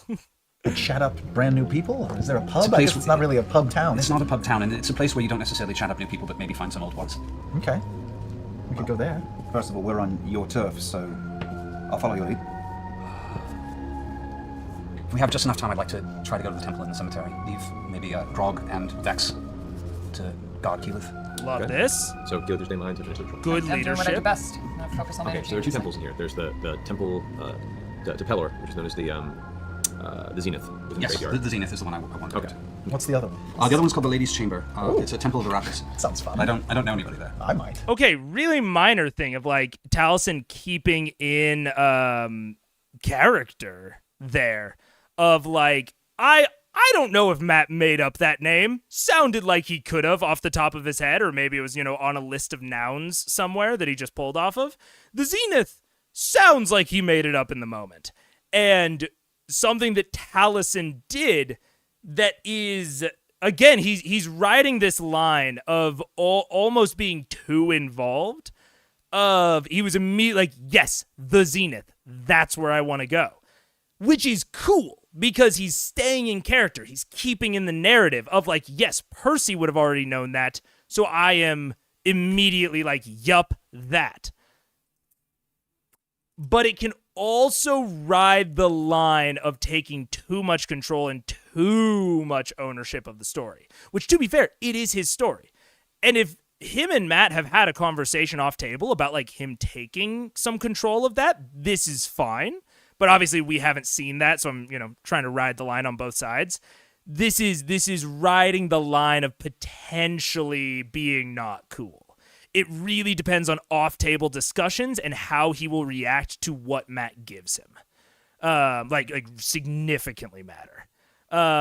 Mega pre-triggering my abandonment issues for legal reasons. This is a joke. I'll let you know before I ever leave. I'll let you know well ahead of time. But First stream, but I won't be staying long. I have from episode 8 to catch up on. Welcome, Deadly Spark. Very happy to have you, and good luck on your journey. I literally wrote out the same comment and then thought fair of it. Look, man, look. Maybe I'm lore drop. Maybe I'm trying to take control of my own abandonment issues. What? That's what I'm afraid they might know you, so no. The Lady Chamber, this Temple to Arathis, is more central to the city and is partially a courtyard, partially like a half dome, kind of an amphitheater almost, place of worship. You guys make your way through the city. Have you all roll stealth checks if you could? Or we're not trying to hide, are we? We're not If you're not trying to hide, then make deception checks instead. This is too. Awesome. What am I rolled an 18 for something. Oh God, we're pausing too much. Okay, the timer's still going. I'll just let this timer roll. That is a moment that is amazing to clarify as a player. When the DM asks you to do something that doesn't feel right to you, it is super okay for them to be like, wait, what? Sometimes you will say that and the DM will have a reason. He'll say like, oh yeah, like this, like this is the reason that I'm saying to do that. But sometimes it'll be like that moment with Scanlan where it's like, hey, like we're not like trying to be stealthy, like what's the deal? And then Matt says, okay, never mind, roll deception. Fantastic. Fuck, I'm gonna get made fun of, but I'm fucking quick bit D ad. One of the things I love about bit D is that the players choose both the skill check and their goal, specifically because they are describing what they want to do, and then the skill check abstracts how they are going to do it, which in D&D is sort of the opposite. They have their strengths and weaknesses, but if that is more interesting to you, another $1 for the bit jar, I know. But that is one of like the core differences between the bit system and the D&D system. And when you are considering what games you want to run, considering small things like those of like, hey, like, how do skill checks work? In D&D, they tell me what they're doing, and I tell them the skill check. That is different in other systems. And, like, thinking through what the advantages of that are is really important for, like, choosing a system that you want to run. Can we buy a pizza yet? Probably. Can I choose to hide instead of deceive? if you'd like to. Yeah, I'll hang a little bit back from them. What up, Topaz? I recognize you from the comments, but I'm not sure about the live streams. Welcome. If you have been in the live streams before, I'm sorry. There's getting to be so many people that it's hard to keep track. But welcome. I'm glad to have you. I was trying to be stealthy as well, so. Okay. Although I'm fine either way. I'm better deceiving. Okay. 26. All right, so we have 2 folks staying to the shadow as best they can in broad daylight, in a custom city, and one child-looking pauper of a boy wandering through the city alone towards the graveyard. I mean, more all right, realistic. as you guys make your way through, you guys kind of staying off to the side, running through buildings and staying off the main path. You kind of walk along the central road to the far eastern side of Whitestone. A few folks, come out during the day. Some are carrying bundles of textile goods. There's one guy who has a small cart and it looks like he's bringing tools and stuff from Oh, I get it, Topaz. Me too. from a store of some kind. Kind of gives you a curious look as if he hasn't seen you before, but doesn't seem to. Good day, sir. Okay, and just keeps rolling along. The wheels kind of squeaking as he pushes up the road. I wish I had a yo-yo. How about a wheel and stick? Oh, the wheel and stick would be good. It's really classic. Yeah. Eventually, you guys make your way to the far eastern side of Whitestone. This is where the boundary wall that surrounds most of the city from a defensive standpoint lies. There's the multiple exit points throughout this wall. You kind of dart around the outskirts of it, being careful to kind of avoid the pattern of the undead giants that are slowly stomping through the city, like these hulking sentinels that sort of walk in a perpetual pattern through the town. You follow the winding path through the thick woods, just on the outside of the walls of the city itself. You sticking to the path in your open way, or do you want to join them in the side of it? I will also say, great example of a city defense. Or wait, what? Come on, there we go. Of a city defense, dungeon defense, whatever that fits within the theme of this enemy type. Like a lot of the times, you will find either like dungeons where like not all, like some of the enemies like seem kind of out of place a lot of the time, like they're just kind of thrown in there for just for shits and gigs. one of those that I will say can on its face seem like that is the Behir that Matt introduced. I do think that the Behir was a conscious choice that did serve a purpose. It was exotic and it made them feel like they were in an exotic place. But that's sort of what I'm talking about when I talk about like something that might not ultimately fit the theme. I think that the undead giants as guards, like they could do all sorts of things. They could have a horde of zombies that just wander through the city and like the fucking inhabitants have to wade through them. And if they ever displease the Briarwoods, like a protection charm is lifted and they get descended on by the zombies. They could have all sorts. Like these people are also very powerful political figures. They probably are into the more modern sciences. They could have mechanical contraptions wandering the village. It would still give that essence of, you know, a non-living sentinel. But I think that the giants are a much better option and a much better fit for the Briarwoods and help to characterize them a lot more. Not only are they're these hulking dead unsentinels, they are literally standing over the players. There's a very clear metaphor there of how the Briarwoods view the inhabitants of this town. They're not overwhelming them with numbers, they're overwhelming them with power and stature and control. Secondly, the fact that they are giants, rather than, say, a shambling mound, cough, coughs, curse of straw, death house, is because the giants are evocative of the landscape. Like having a cloud giant fortress nearby in these mountains speaks to not only the villain, but the location and the place that the villains have chosen to set up. It's doing a dual purpose of not just characterizing them, but characterizing the location for the players. And that's it. I thought I had a third point, but I forgot it. There we go. But I just think the Undead Giants are really great and just really well thought through for this villain specifically. You say Tobes, but how do you know why I'm in chat? Because Mega freaked me out by responding to my comments, and I was like, oh shit, that's actually kind of nice, and now I'm here talking to you. And that's why I do like responding to comments. Honestly, I really enjoy it, but I'm gonna have to limit it. It sucks.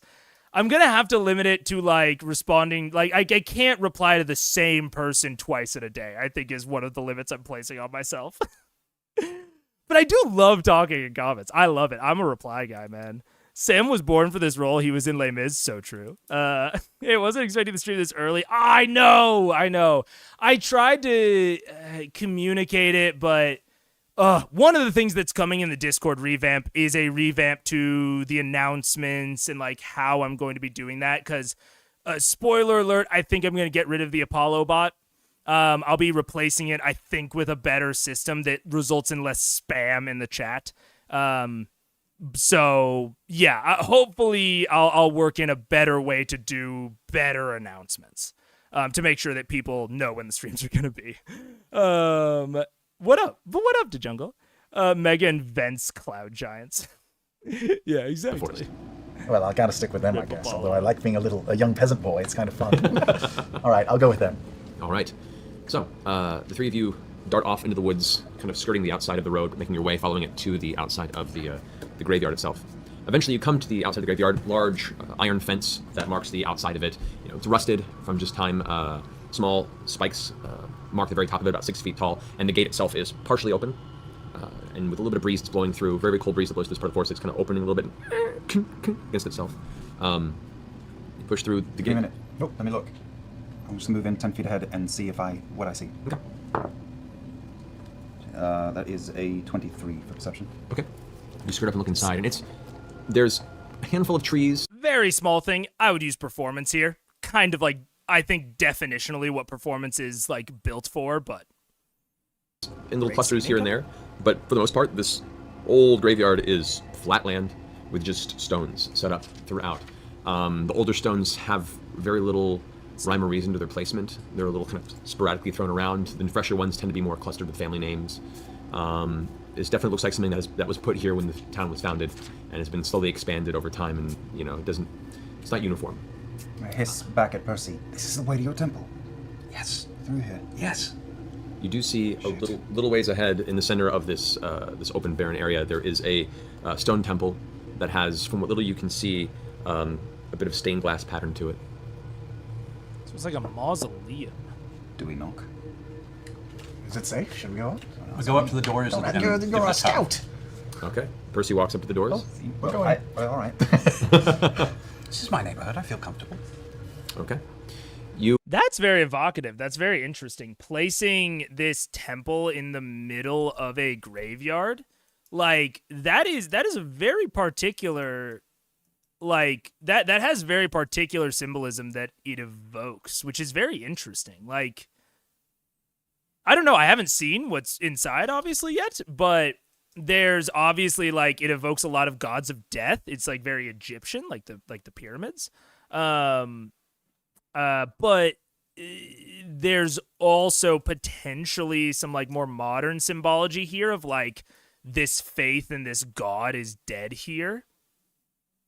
So, you know, I'll have to ride this out, but interesting symbology. All right, Papa, let's go.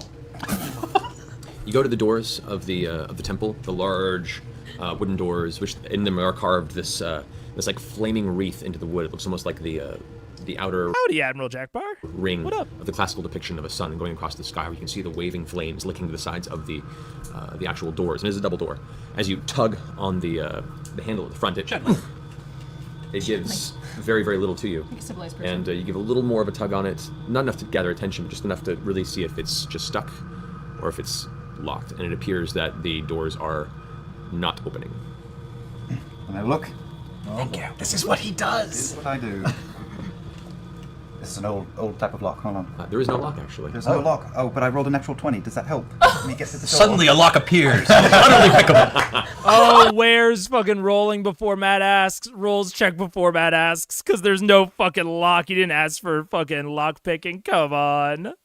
Really pickable. This is the most pickable lock I've ever seen. There is no lock. Is he actually a 2-time Emmy Award winner, or is that a joke? Let it name Amex. It is barred from the other side. There is some heavy wooden I didn't plank know. that is currently set on the other side of the door. Where's a grog when you need him? Yeah. So, with your expertise in these sort of circumstances, you know that with the proper placement of a long blade, Suddenly, it is very pickable. Okay, I finished the members.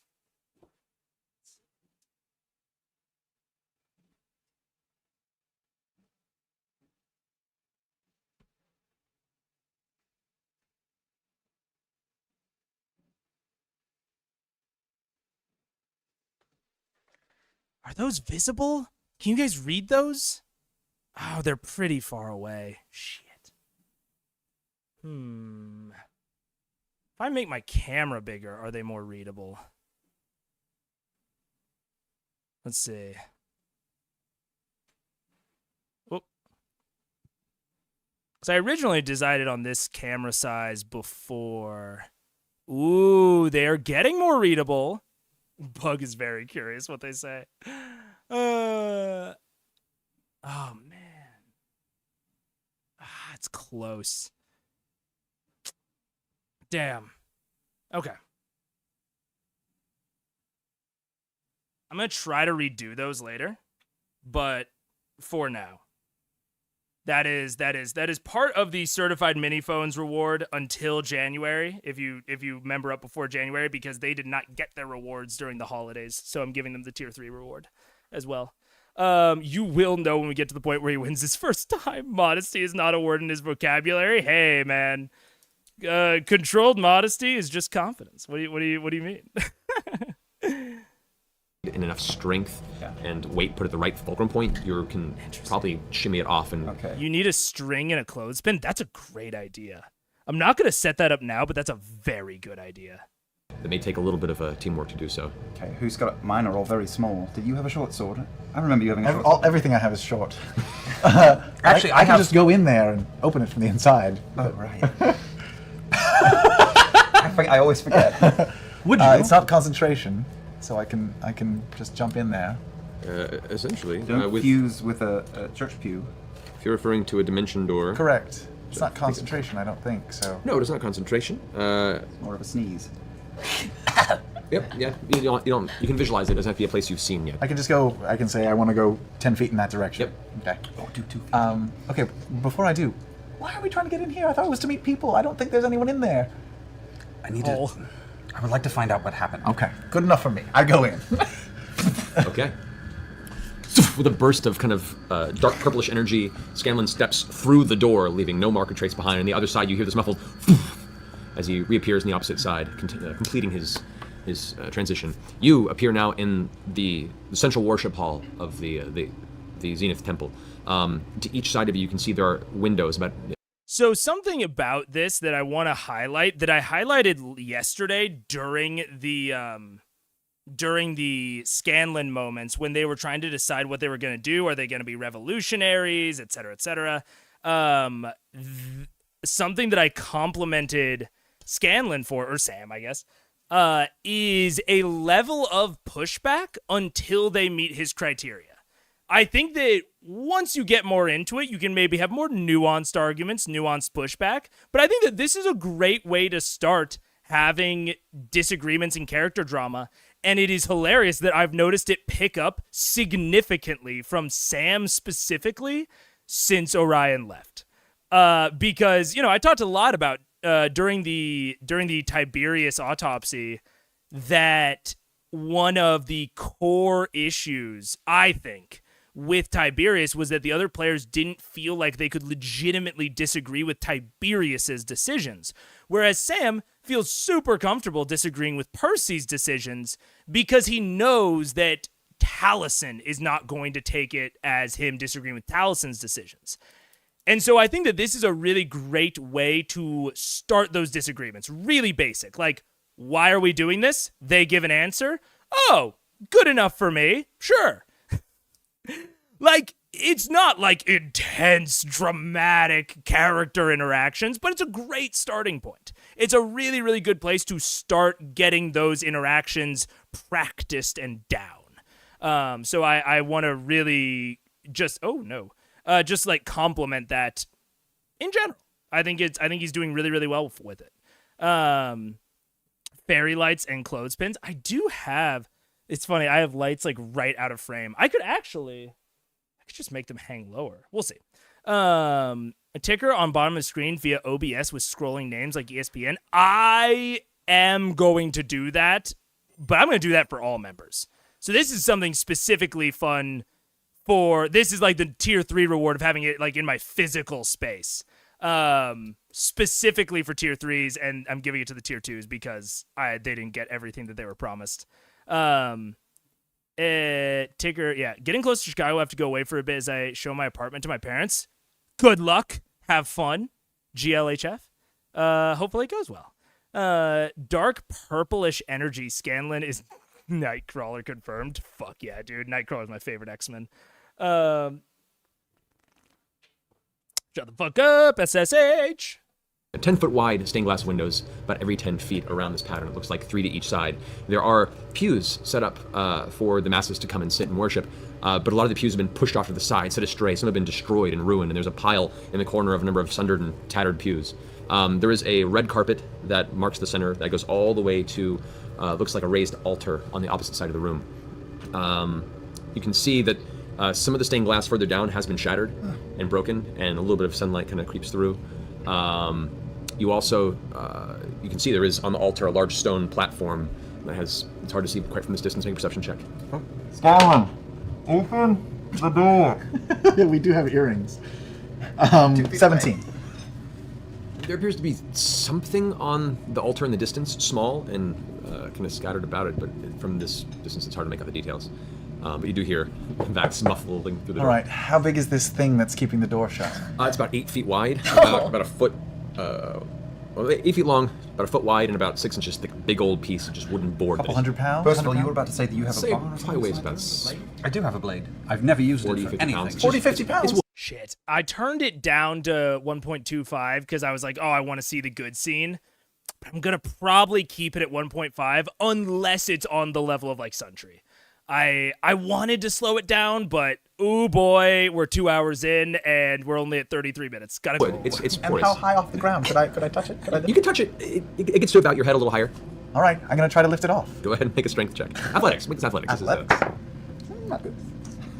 12. Oh, you know, it's not bad. from this position, it's not even budging.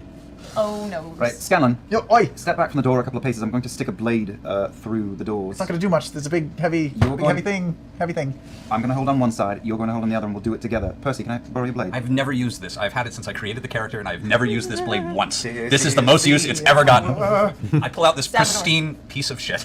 Just, I don't even remember. Level I 3 think I piece of found it in the shit. dungeon. It's terrible. And What is it? it's. I believe it was like it was a like boarding sword. It was one of those little curved Right, swords. so a scimitar, Scimitar, a falchion. yeah. Okay. But like short. It was nothing. It was terrible. It's all we need. Yeah. So. Lol. What's up, Valkyrie? And yeah, AKL, I agree. That's why, unless it's like on the level of the Sun Tree, I'm probably gonna try to not slow down because I agree. I want more 1.5 and to not have to go into 2 parts. So Get it in there. All right, Scanlan, grab some rags or something, wrap it around the blade. You're going to lift on your side, we're going to lift on this side. I get the sharp side? I can't get the handle through the crack in the door. All right. I feel like there's some sort of spell I could use. All right, let's just do it your way. Got that big hand? it is hilarious. Oh, dude, yep, Bigby's hand. I was literally like, I feel like there is literally a spell that he does all the time that could be helpful here. Yeah, I've got like a million things What I up, could dude? do. But let's do it this way. That's the thing, right? Bigby's probably concentration, but I've also got a potion of strength. No, seeming isn't concentration. I thought it was. No, you just cast it and it lasts for 8 hours. Oh, never mind So you then. don't You need to wanna- worry about that. No. I want to follow this through. Let's do it. Let's keep going. All right, can we lift it together? We The can door. try. All right. Okay. This is All right. the Count of shittiest three. thing I've ever done. So this is going to be the 3 of you as a skill challenge. I want all 3 of you to roll, not athletics, just a straight strength roll. 1, 2, So roll d20. Three. add your- 16. Plus strength. 12. Wait, did you get a 4? 4! We're the worst. We're the weakest. Oh, I cut my hand. Oh! Which is exactly what happens, actually. Bigby's hand. I'm going to take damage. Yeah, first and foremost, you take 4 points of slashing damage course to your I hand. You pull back, and there's a line of blood now. You're Damn going to it, off your people. hand, and you kind of shake it amongst yourself. It's another big strong man. Oh, I can't say goddammit in here. I'm in Pelor's. sorry, Pelor? Let's Pelor, use the sword. I want to see how this plays out. Goes inside Pelor. Man. Man, all right. Well, geez Louise. About the purple hand, man. Seems like overkill. What about just a thunder wave? Can I do that? Certainly. All right. Throwing everything we got Does at it this only door. affect living things, or does it affect? Wait. Scanlan, are there any windows in there? They said the window was broken. Oh, there are windows. Good call. Good call. It's a blast of thunderous energy in an area. It would affect living and non-living matter. Yes. Hold on, this is stupid. Are you sure? We're going to the window. We're going to the window. No. Let's carry this out. No, we're going to the window. Please do not destroy the temple. 3 hours later, we're still trying to open the door. It's not even locked. It's just heavy-ish. Yeah, I can Bigby's hand. I'll just Which Bigby's way to the hand. window? I Oh, can he's gonna walk in the There's a window. window. It's up there. You can make it, but Tiber. I can probably Percy lift can't. the door bar from inside. Yeah, let's. Oh yeah, you could probably. With your help, son. Yeah, but I could blast it. It'd be very dramatic. Let's save that for later. Important All right, stuff. All right, so fine. where's the window? Which way do I go? So It is to the right. Yeah, And the window shot on both sides. The broken a little higher up. So you either continue to break the bottom part of the window or just attempt to leak through the hole. Yeah, I'll attempt to leak Okay, so through make an it. acrobatics check. The saga of the Just a door, door. you guys. It's just a door. The song of the door, and I feel like there's gonna be absolutely nothing in here. 25. 25. You get a running start, leap off the side, and parkour up between the between the actual. There's an extension to the side where another room is that's attached on each side of the temple towards the back. Yes. You leap off that wall onto the a small pillar that's holding the side of the window, and then up through the broken portion of the stained glass landing, 3-point landing on the inside. You almost land in one of the shattered piles of wooden pews with splinters and jagged pieces of wood sticking out. It's about a foot away from you, and you're like, oh, that was close. And you see scanning across the way, you see the altar to your right. Hey, oi! Your stupid idea cut my hand. Builds character. Oi! I'm gonna stay away from the altar and just skirt the wall all the way around. Okay, you get to the door. Yeah. All right. All right, I'm gonna try to help. You wanna help me lift this thing? With my good hand. Come on, yes. shorty. All right. Have both you guys make strength checks. All right. Okay.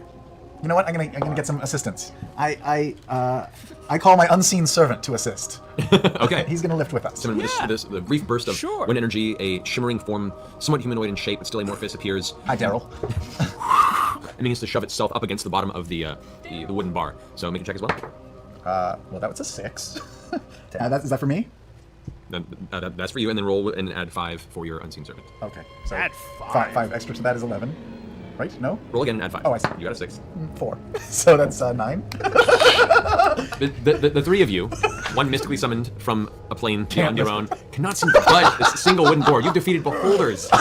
You've slaughtered a villain underneath the Underdark, deep in the having a belly of the bad planet. day. But this door bests you. Man, Lauren and Travis ain't missing shit. All right, I'm doing it. Step back. Whip out the hand. All right, I summon Bigby's hand, the mightiest hand that will ever unlock a door, ever. Bigby's hand!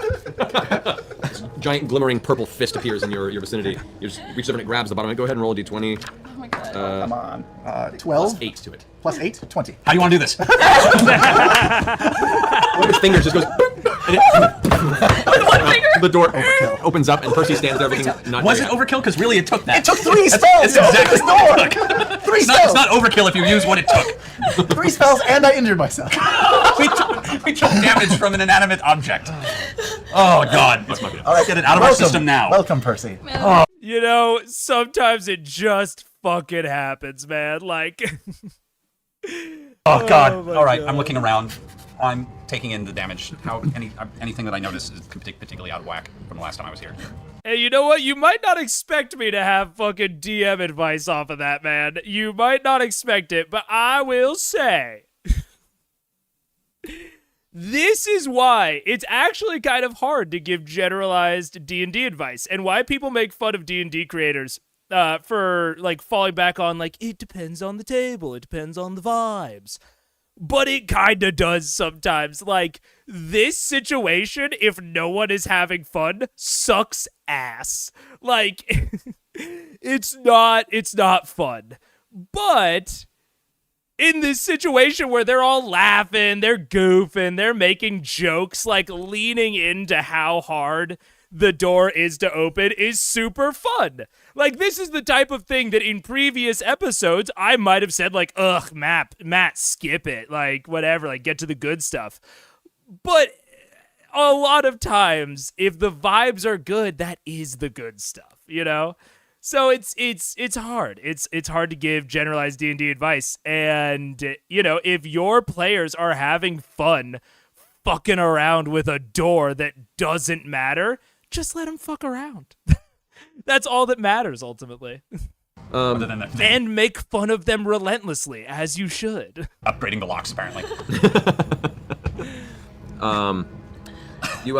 Looking about, the place looks pseudo-ransacked. There has been much force used in whatever destroyed these pews. The glass that was broken from the outside in, so it definitely seemed like there was someone throwing a rock through it or intrusion from an outside Mr. standpoint. Dad, you know what? As you walk further down and look around, you know, the 2 rooms to the side, the doors are closed, and there is the altar at the top, and you do see there's like a couple small sacks kind of laid to the side of the altar. What looks to be some low lit candles, and there are some braziers, one to each side of the altar and one against each wall. All of them appear to be long, dark, and out. Go and make a perception check. All of us or just All of you. 15? 15. Okay. You both, as you kind of approach the far side of the temple towards the altar, you notice the brazier to the right is smoldering ever so gently. Just a very, like just a very, very faint glow of ember to it. What's the matter? Raynal. Who? Raynal. Father Raynal? Oh. Father Raynal! Let's check one of the doors. Start on the door on the right. Okay. You step up. You can see now on top of the altar there appears to be a couple of glass vials that are kind of overturned. A little liquid is spilt. You can see bits of broken glass across the bottom, kind of the one step that leads down from the altar's raised platform. I'm gonna dip and smell. Okay, we'll make an investigation check. 13. 13. Okay. Looking at just the general vicinity of the altar, you kind of taste the liquid.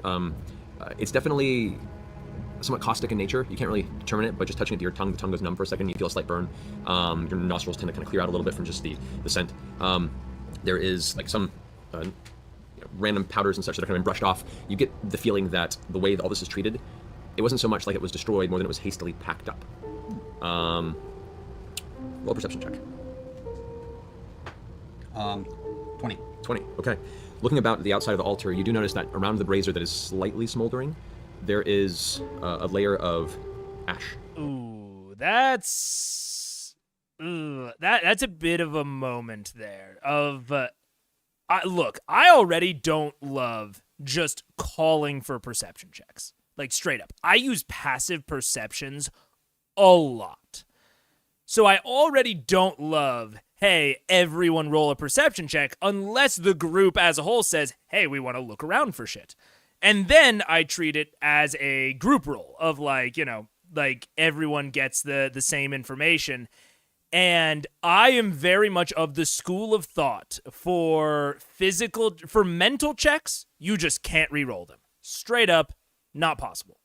For physical checks, I am of the mind that for like sensory based stuff, let me rewind that. For physical based stuff, you can re-roll it as many times as you want. You can re-roll athletics as many times as you want, but I'm going to give you negative consequences for each athletics roll. And so you can just do that whenever. Perception, a lot of the wisdom rolls that aren't necessarily mental, but are like sensory based, my general rule of thumb is that you cannot re-roll them, and I will not ask you to re-roll them unless something substantial about the scene changes. Like, even if you ask me, like, hey, I want to look around again, I'm just be like, look, nothing substantial has changed. You saw what you could see the first time. Like, that's just how it is. So this of, like, they all rolled, Percy got what he rolled, and then he goes up and tastes the liquid, that is not like a substantial change within the scene. That's a substantial change for maybe Percy.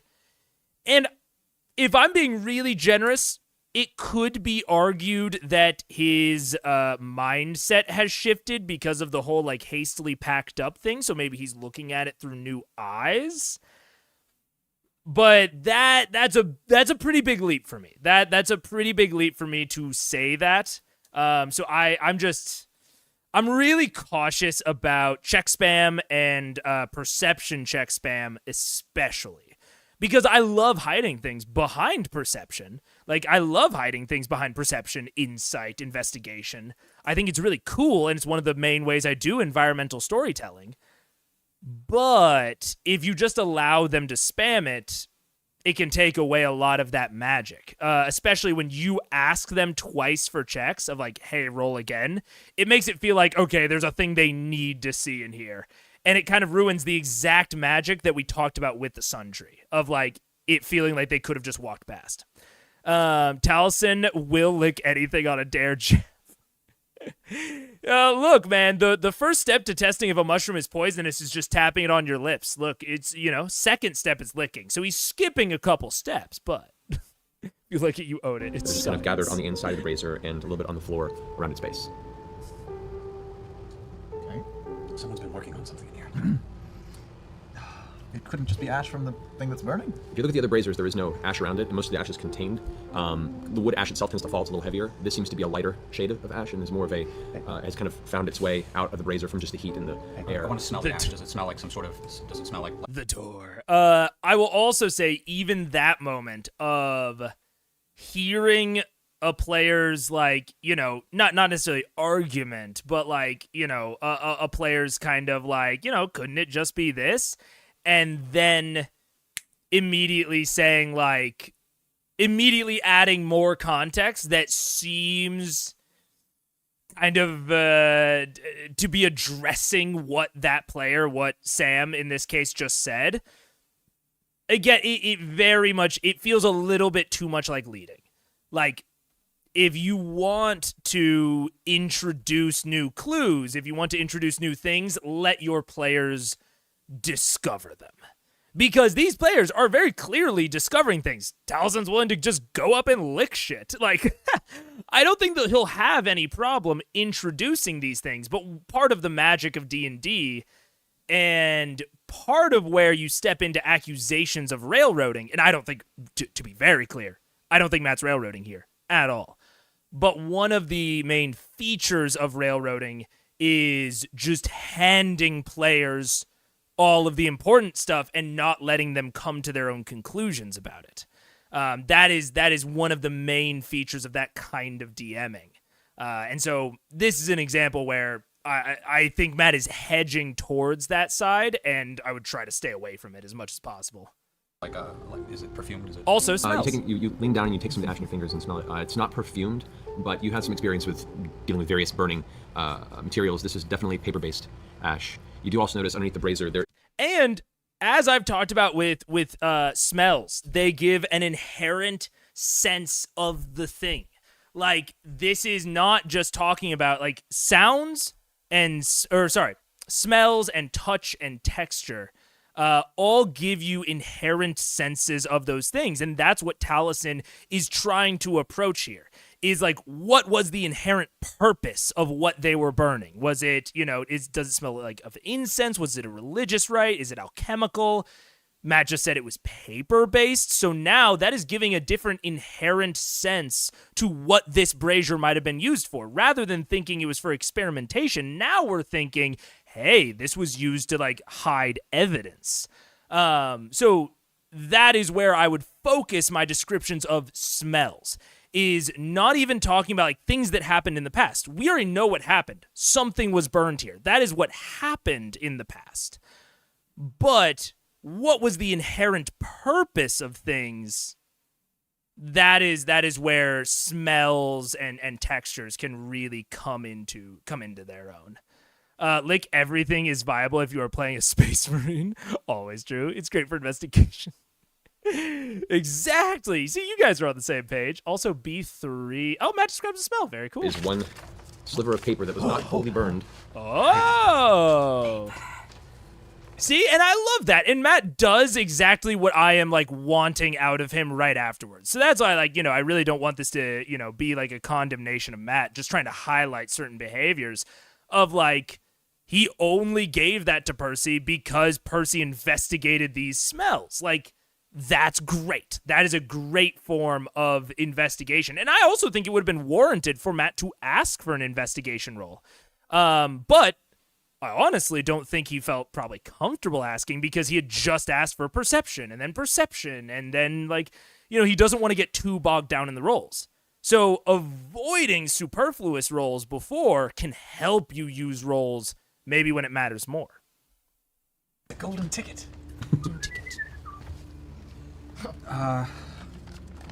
Without sufficient magical essence, the distillation is proven to consistently fail.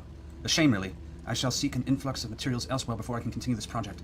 Regarding the weapon, after a year of taking notes from eyewitness accounts, my original designs were faulty and recently cost me my hand. The wind of fortune has seen a shift, it seems, as Silas just returned from Imon, having encountered the still-living subject and had the pleasure of seeing his work firsthand. His unnatural eyes took in much detail. I believe his observations have brought me to the brink of finishing my design. I intend to journey from Whitestone within a couple of months to gather the components needed. But if Delilah's hunch is correct, the subject is heading here. I may find myself needing to leave sooner than anticipated. Love it. They're trying a couple. Ooh, love it. Okay, I'm gonna have to make the timer shorter because I have too much to talk about. Great note. It gives them an overall vibe. It is a quest hook, but the thing that I like specifically about this quest hook is that it gives vague descriptions of people that we don't know. So the man with the unnatural eyes and the man with one hand. It's very Princess Bride of, like, I am searching for the six-fingered man. It allows for ambiguity. It allows for misunderstandings, drama, character conflict. Hooray. And, like, that is, oh, I didn't press the timer. I'm going to shorten it after this. But I love that. Like, talking about, yeah, like, it took off my hand is not only giving them context for what the experiment might be, that he's maybe working with gunpowder, but a way to identify this person in the future. Beautiful note. Beautiful. Amazing. I don't remember this part well at all. Yeah, that is great note. Great note. This is the exact sort of thing. Those sorts of, like, identifying details about character, number one, I think are amazing for characterizing someone. But also, and okay, so I just need to make a video about the senses. I talked a lot about the senses at the beginning of, like, I think a CR in the 10s. I need to make a standalone video so that I can reference it back for new people. But, your visuals, the sense of sight gives you a sense of reality. It is the quickest way to communicate that something is unnatural. So, like when you're in like say the Feywild. I don't know. Let's say that. But like, or you're in like a hallucinatory terrain. Say there's been a fucking crazy ritual and they've hallucinatory terrained for like 700 miles all around and you're stuck in the middle of it and you don't realize it. The quickest way to let your players know that like maybe that's what's going on is not through smell. You guys know I'm a big smell proponent. But like if you just describe a weird smell, yeah, it gives you the inherent sense that like something weird is going on, but it doesn't specifically speak to the reality of your situation. It could be that like something is going wrong in another part of the city or that something's going wrong in the sewers. Like smell's ambiguous that way. But for sight, if you describe like a glitch in the terrain, like something that is so obviously separate from reality, it gives you a big note that something is messed up with reality because you use that sight sense. What I'm getting at here is the unnatural eyes, the missing hand. This is going towards the realities of these people. Like the unnatural eyes are something that is very unique and very very distinct. So like a lot of the times when I'm making characters, I don't make their like one unique trait a unique smell, because that unique smell, while it does speak to the inherent qualities of something, it leaves out a lot of context. Whereas sight gives you a context that like something is wrong. If he smelled unnatural, that could be fine. Maybe he just came from the Feywild. Maybe he's a fucking warlock. He's got a demonic pact. Like, there's a ton of things that could speak to that. But the, like, eyes being unnatural, something that you can see immediately points to, like, the reality of this person, that something is wrong with them, and something is wrong with their eyes in particular. So yeah, I really love those choices, and a lot of times, even though I'm such a big smell guy, I will choose visual components when I'm trying to like make my characters distinct.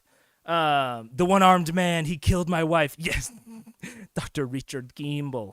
Captain Hook over here cooking up badness. Yeah, true. And by gotta love, I'm subtly indicating the ableism inherent in so many villains having limb differences and other deformities, but also that being the case, classic trope. It is classic trope, and it is potentially an issue.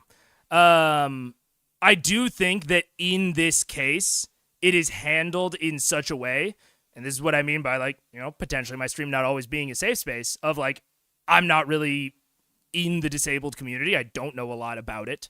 And so to me, this reads as there being a very distinct narrative purpose. I'm assuming he's experimenting with gunpowder. And that, oh yeah, timer, fuck. That to me is a more reasonable and more effective use of it, rather than just like it got bit off by a crocodile. You know what I'm saying? A little bit more random there, whereas the gunpowder speaks to the overall plot. What's up, Toki? For your work. Copy. Why? For war. For war. I want to take another look at Wait, everything copy that was on his- the altar, and I want to see his if guns? see if it looks. Go ahead and make an investigation check. 18. God damn it, I'm gonna have to reduce the counter. I also can't talk about things that I was previously talking about in a counter, so I'm not going to. Preparing for war. This goes back to my plot prediction about like what was going to happen with the Briarwood arc. I thought that they were preparing for a Wildmount invasion, and that's still what I think. I think that Wildmount is prepping to invade Taldore, and that the Briarwoods are kind of the head of the spear, so to speak. Because I don't think the Briarwoods are going to go to war with all of Taldore. Like, that's a really classic necromancer trope, and, you know, vampires are necromancer adjacent, especially these ones. But I don't think that's what's going on here. With the political intrigue subtext, I continue to think that there is something larger than the Briarwoods themselves looming. I think that the Briarwoods are going to be Percy's personal demons that are then going to introduce the larger tier 3, act 3, part 3, fucking what am I trying to say? Tier 3, yeah. Tier 3 villains, which is like the fucking Wildmount government or like a cult within Wildmount. That's what I think. So we'll see. I think it's fine here. Definitely weird when there isn't a good reason. Yeah, very weird when there isn't a good reason. Vampires are not necromancers. They're necromancers, dude. Is that original? Because that's crazy. That is. Yeah. That's good, AKL. That invading is more of a Van Karstein specialty. I don't know that Van Karstein. I don't know that reference. Maybe.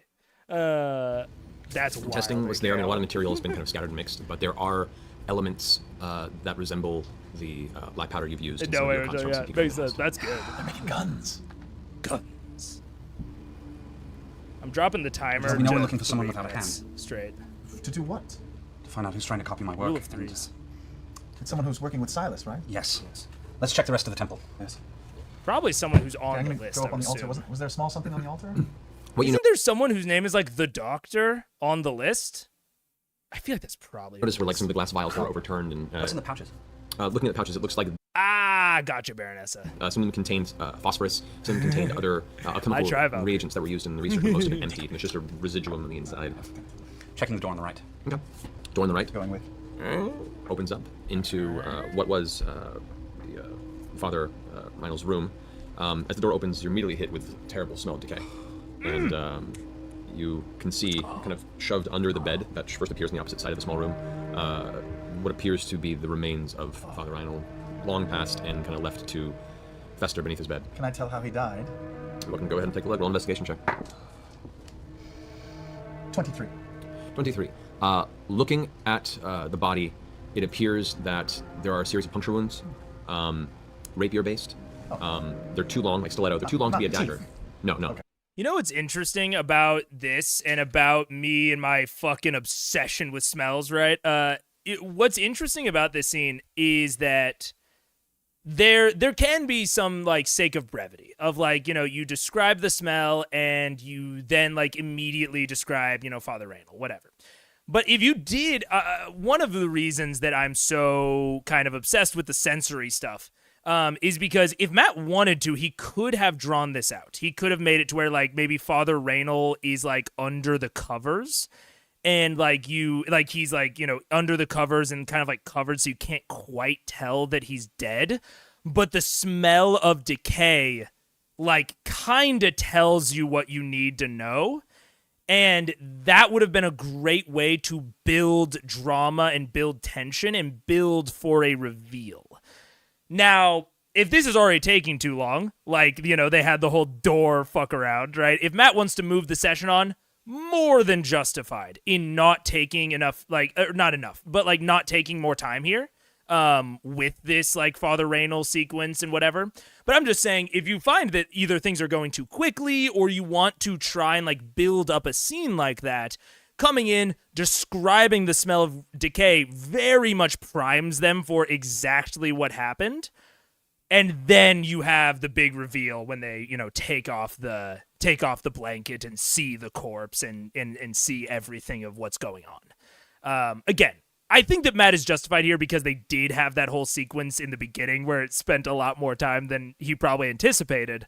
So he just wants to move a little bit quicker. But if you wanted to, I think this could have been a more kind of dramatic reveal. Dr. Ripley's list. Now I wanted the Doctor Who crossover though. Hell yeah. They're inflicted by a weapon, a long, thin weapon. And multiple to the torso. I'm going to search the room for anything else. Yeah. Search the body. Okay. Searching the body, searching the room, it looks like everything of interest has been taken from the place. You find some leftover stale food. You find some candles that are generally used for the purposes of worship here in the temple, but anything beyond that, all the drawers have been emptied. Everything has been taken by whoever was previously setting up residence in this facility. How many? Are there any holy symbols or anything that we might take to give to Keyleth? To I don't know. Wasn't she gonna? I don't know. Do some holy shit. You do notice that throughout the temple there are images of Pelor, you know, a flame wreathed face, various sun stars that are set up. Most of them have been profaned, marked on, shattered, or covered in soot. And an intentional effort has been made to dampen the power of Pelor in this once holy place. Are there any untouched? None that are untouched, but there are some that could possibly be clean. A couple of small medallions. I will also say I've talked about mysteries and clue giving, and like one of my heuristics for clue giving is that I split each clue into kind of like 3 sort of sub clues. Like a really vague one that they just get for free, which is like just the general state of the temple. I honestly, I think I would have given them the whole hastily packed up thing without a perception check. That would have been like my free clue. Then I have a clue that is hidden behind a check. So, you know, if we're still comparing it to this scene, I would maybe make the paper hidden behind an investigation check within the brazier. And then I have a clue that is specifically based on what someone does. So it's not hidden behind a check and it's not just freely given, but they have to do something quasi-specific, or at least a general kind of thing. And so in this case, it could be them going in and finding Raynol's body and, you know, the rapier wounds and stuff. That it's like not vampires, but it is, you know, this kill scene. Now I know that in this sequence, Matt put the paper behind something that someone just chose to do specifically. He put it behind, you know, Percy asking about smells, which is a great example of that. I'm more just modifying it to try and fit all 3, and I don't think that the Raynal discovery makes sense for a check. But that's kind of how I try to hide my clues. And if they find all 3 of kind of the sub-clues of like the obvious one, the one hidden behind a check, and the one if they do something specific, it normally illuminates a lot of the situation. It makes the situation very understandable, at least that one specific clue. So I would have, that's kind of how I try to deliver these sorts of clues in this sort of intrigue type setting. Obligatory plug for the old Doctor Who actual play. What? Where Matt and Taliesin were both guests. Eric's TDB RPG. If anyone wants to look it up, Taliesin plays. Big spoiler. He does so extremely well. Interesting. That's really cool. Might have to look into that. They're hanging up actually in the room where the father lays. I'll snag those. Okay. I want to check the other room. Over to the left. Make perception check. So much perception. More concise. Gotta go. 19. 19. All right. As you walk back into the main temple, We're only at Finish 50. all right, Holy shit. your ears catch a faint, distant sound like a strong wind pushing through a mountain pass. This like low, mournful wail type sound. What's that? No wind is moving. There is a stillness to the air. Stepping back into the darkest shadows I can see. As you guys kind of take in this sense, the sound, it gets louder and louder. At which point, the air itself gets colder and colder. As you kind of nervously exhale, you can see your breath becoming visible in the air around you. As you all kind of look at each other, you kind of stepping back in what shadows there are. As it is a very open temple. It's a temple of sun. 32 stealth. You find what tiny little alcove you can of shadow. It's not going to offer a lot of protection. Don't roll. Don't roll. Don't roll. This is just Liam's fault. I will say, I'm curious if Matt gives it to them. This is great foreshadowing of danger.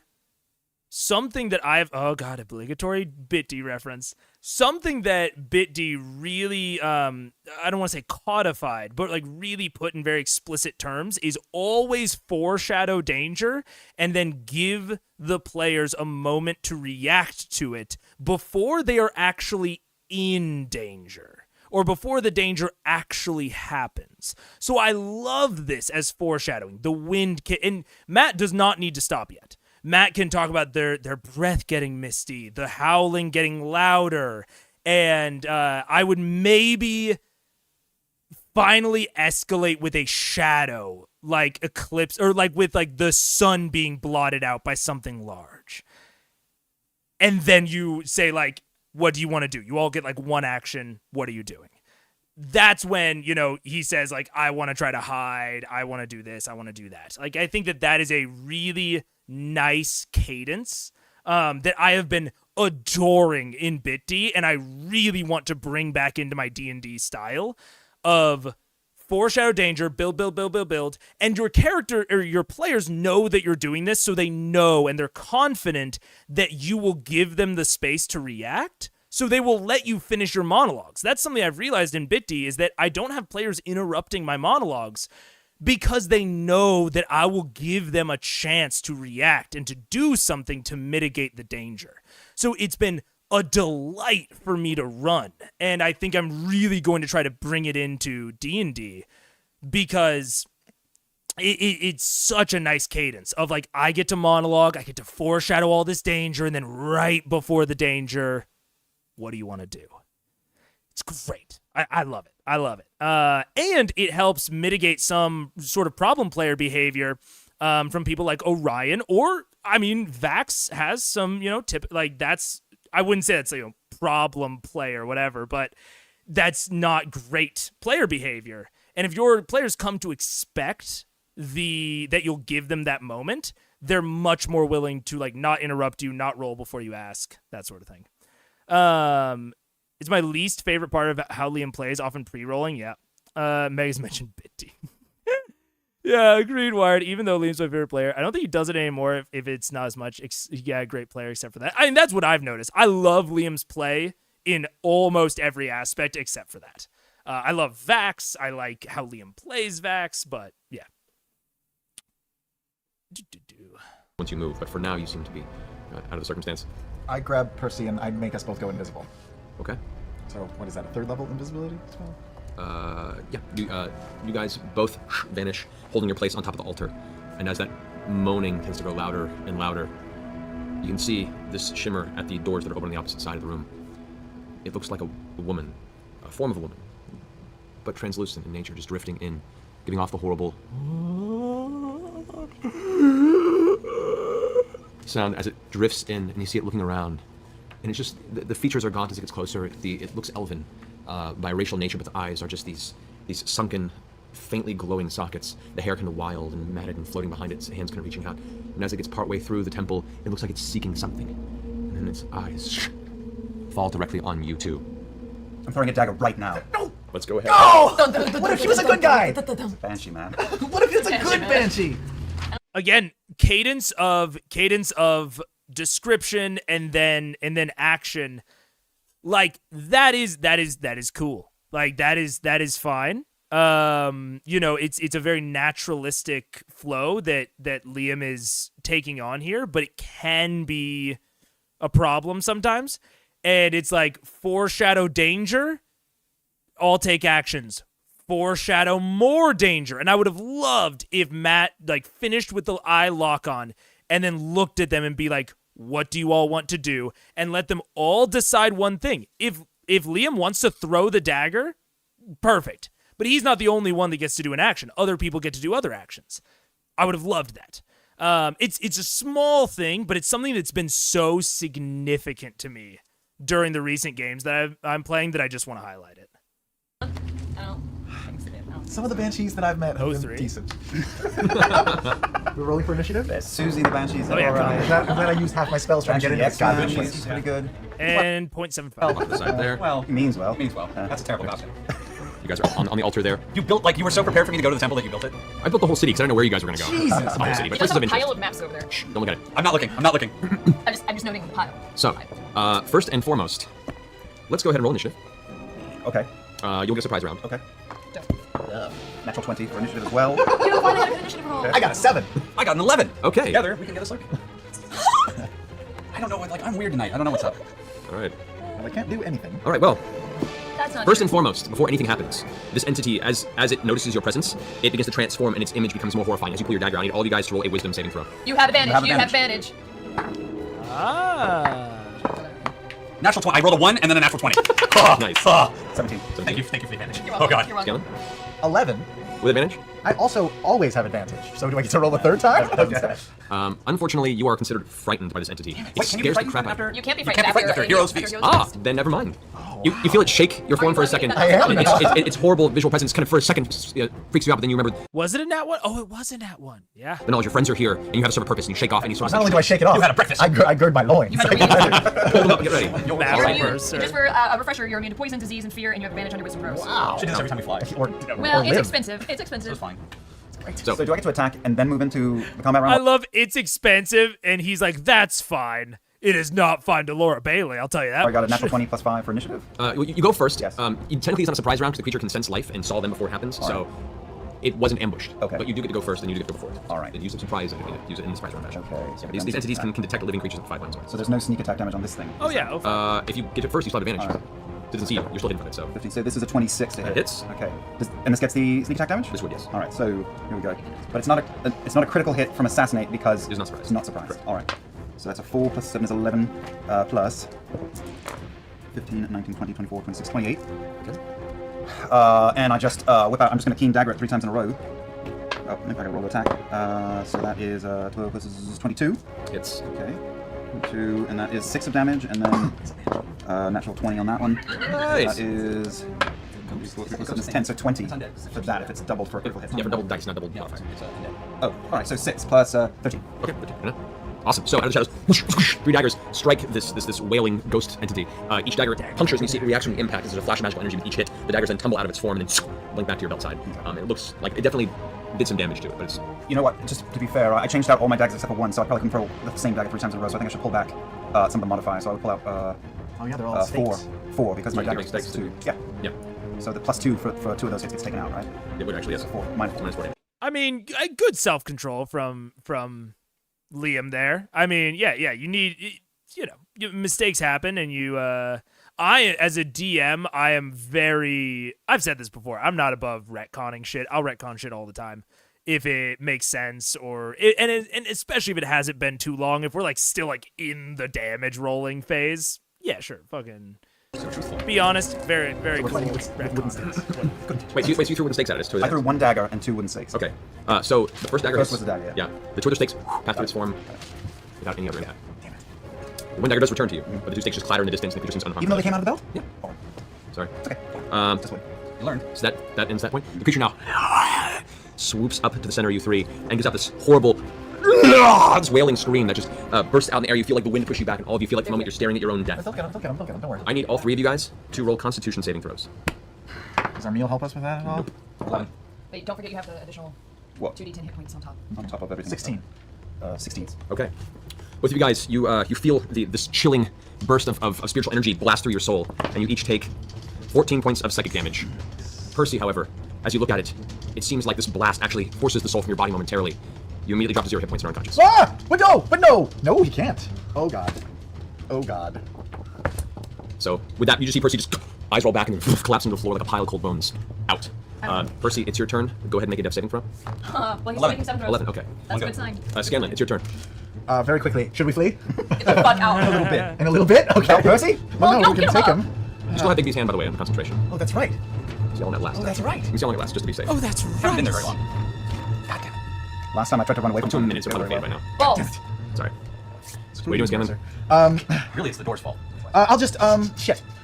I'll just lightning bolt her. I thought you were him. actually saying. It. Okay. Whatever. So you release a bolt of lightning energy right in its direction. Yeah. Go ahead and roll damage for that. Oh, just damage? Yeah, you don't have to hit for lightning bolt. It just hits everything in front of it, and you have to try and avoid it. D6. What's the DC That's fun. on this? Do I get my hand cone? You can. It is a free action to pull it out. So you use the hand cone and cast the spell out of the bolt. 19. 19. Okay. 8. Does not make it saving throw. Great. D1d6. Nope, that's it. I just need help counting. That's good. That's good. 16. 21. 27. 29. 30. Cool. 34. 34 points of damage. Lightning blasts through her. Not impactful as you think it might be. This entity, because it is in a sort of ethereal state, is not as effectively hit by such magic. However, it does take damage. Okay. Okay.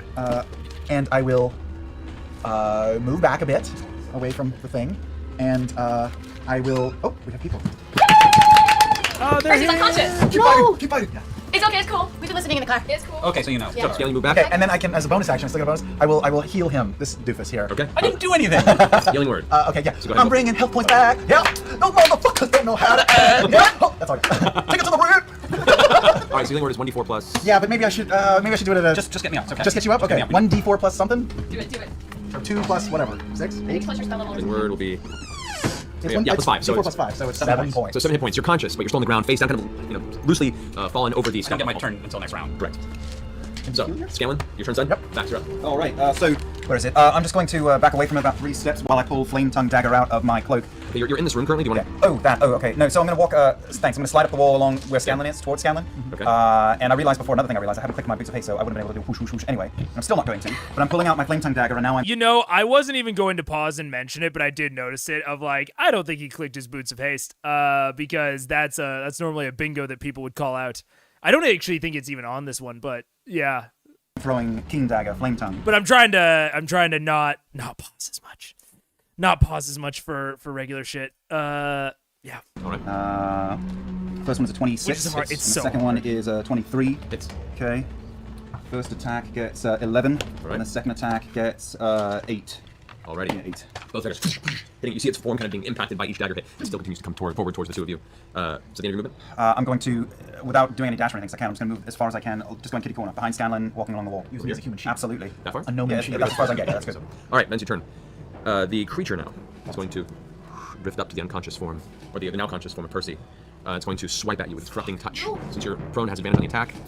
That'll be a 20 to hit. What's your AC? God damn it. 18, okay. As its hand reaches down and passes through, as you just come to consciousness and you start getting yourself up, you look up and feel this cold sensation. Its hand reaches through your back and seems to almost grasp your spine. Your whole body lurches from the impact. You take 12 points of necrotic damage. I'm back to 0.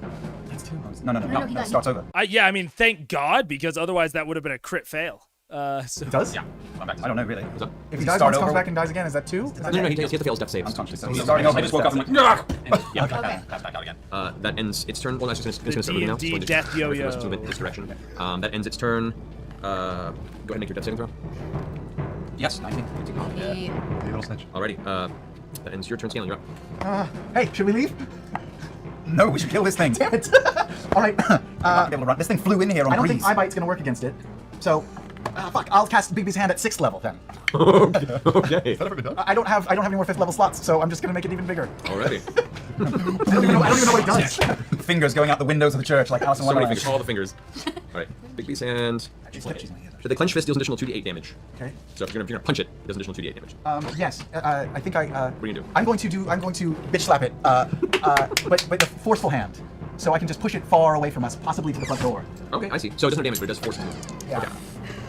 Okay, and I'll say because you did a higher level, there's an additional 5 feet movement on that. So as the hand shoves towards the creature, It takes no damage for that. the forceful hand it doesn't. No, there's grasping hand and the clenched fist. All right, so then I'll just hit it. I'll just hit it Okay, hard. so you bitch slap it Yes. physically hard, Yes. punch fist. Go ahead and make a spell attack. Go ahead and roll d20, add your spell attack modifier. I've got 14 plus what am I adding? spell Oh, attack? 9 plus 9. 14 plus 9, that hits. Go ahead and roll damage. That's 6d8 force damage because you cast it to 6th level. 68. I don't even know what those are. That's a 10. Built like diamonds. There they go. I got 1. I'll just roll it 6 times. diamonds are Vex's best friend. Baronessa, I like that. One of the things that I talked about during the Slayer's take sequence is like how I describe damage, and I've had more conversations about it in the comments since then, where like I really like it to feel like any damage that was done until you go to 0 could theoretically be not like fully healed in a night, but that you could be back to full capacity in a night.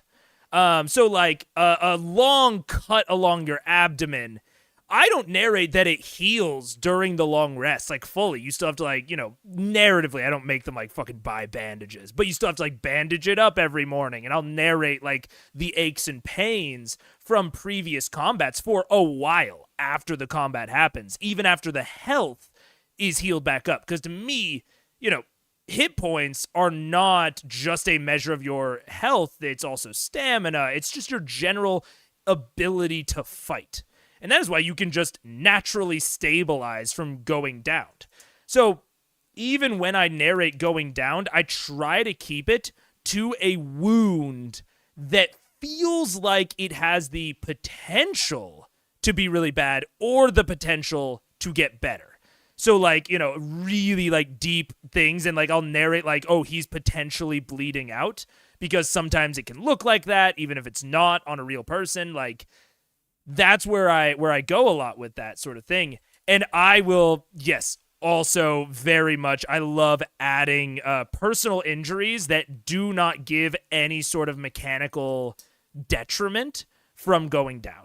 I think that's really, really fun. I wish that there was a more robust system for death. I don't love 5e death, but I think that you can make it feel all right with some creative narration and some creative consequence that is purely narrative, like a small scar is purely narrative, but it helps it feel like you're accumulating these wounds across your adventure. I personally think it makes you feel even more badass.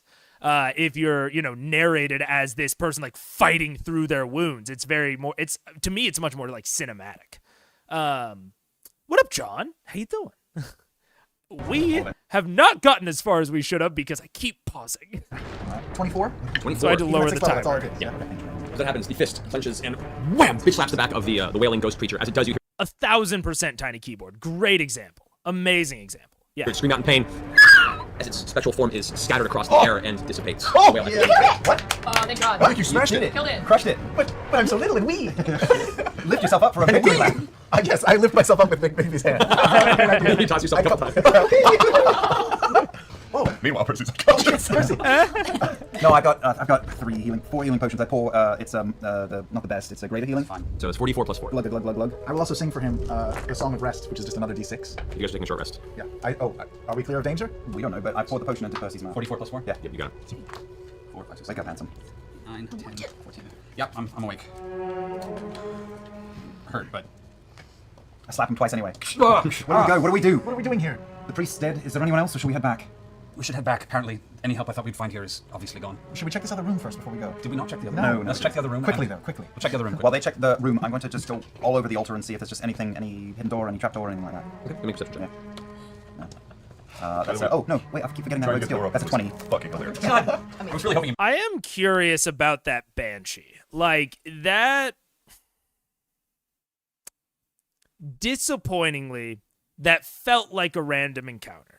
I didn't think it was at the beginning, but it did feel like that. And I'm not. It felt just like a thematic random encounter. Like you could make like, ooh, creepy graveyard mausoleum. Like you can make a table for that, and banshees would certainly be on it. But banshees can also be good sources of narration if they're described well. So like, I don't know. To me, that just felt like having combat for the sake of it. And you don't really need to do all that much to make combat more narrative. Like, the only thing that really needed, if we want to go like absolute like minimum effort, is that Banshee is described as like wearing the same robes as Dr. What's-His-Face. You know, like that's all we need. And that, number one, might have changed how they interacted with it. But it would have at least just made it feel, not Dr. What's-His-Face, priest, Father Rayland. It could have added some additional narrative layer there. Like, every combat doesn't have to mean something, but it should accomplish something. So, like, I was really critical of the combat with the stalkers. In the castle, or in their castle, when Percy's like fighting alone and then the rest come to join him, because I didn't feel like it accomplished enough narratively. But I actually was convinced otherwise. It made it very clear that they had to leave, that their home wasn't safe. Like, that accomplished some things. I'm not sure what this accomplishes. The Behir, not a crazy fight, not like incredible, didn't do a ton narratively, but I do think it accomplished the point of making the location feel exotic. In this case, I think all the Banshee did was make it feel like we're in a haunted graveyard. Like, it didn't, like, nothing about it spoke to the plans or the things that have been done here, or, like, really anything that makes me grasp onto this as a combat. You know, you could really, I don't know, maybe do something there. At my day, we have, I'm curious what time is your hard out? 6:30 or 6. Paige, what's the hard out? 6:30. Yeah, 6:30. I read it as a ticking clock stayed too long in an unsecured location. Maybe I still like for my ticking. I mean, I think that's fair, Ed. I think that's totally fair. I think that is like, so this comes into like a Doyleist versus Watsonian discussion of like, that's the Doyleist reason. That's the meta reason. But there should also be like some little Watsonian something. Is this Royland's ghost? Is it, some description to anchor it within the world of why it's there, why it's happening. It killed time to Laura. I mean, Missed that part. We heard it all. again, we're talking about Doyleist reasons. We need to have some really small Watsonian reason. Altar shit, I'm it thinking. appears to be smooth solid stone. Nothing catches your attention to that.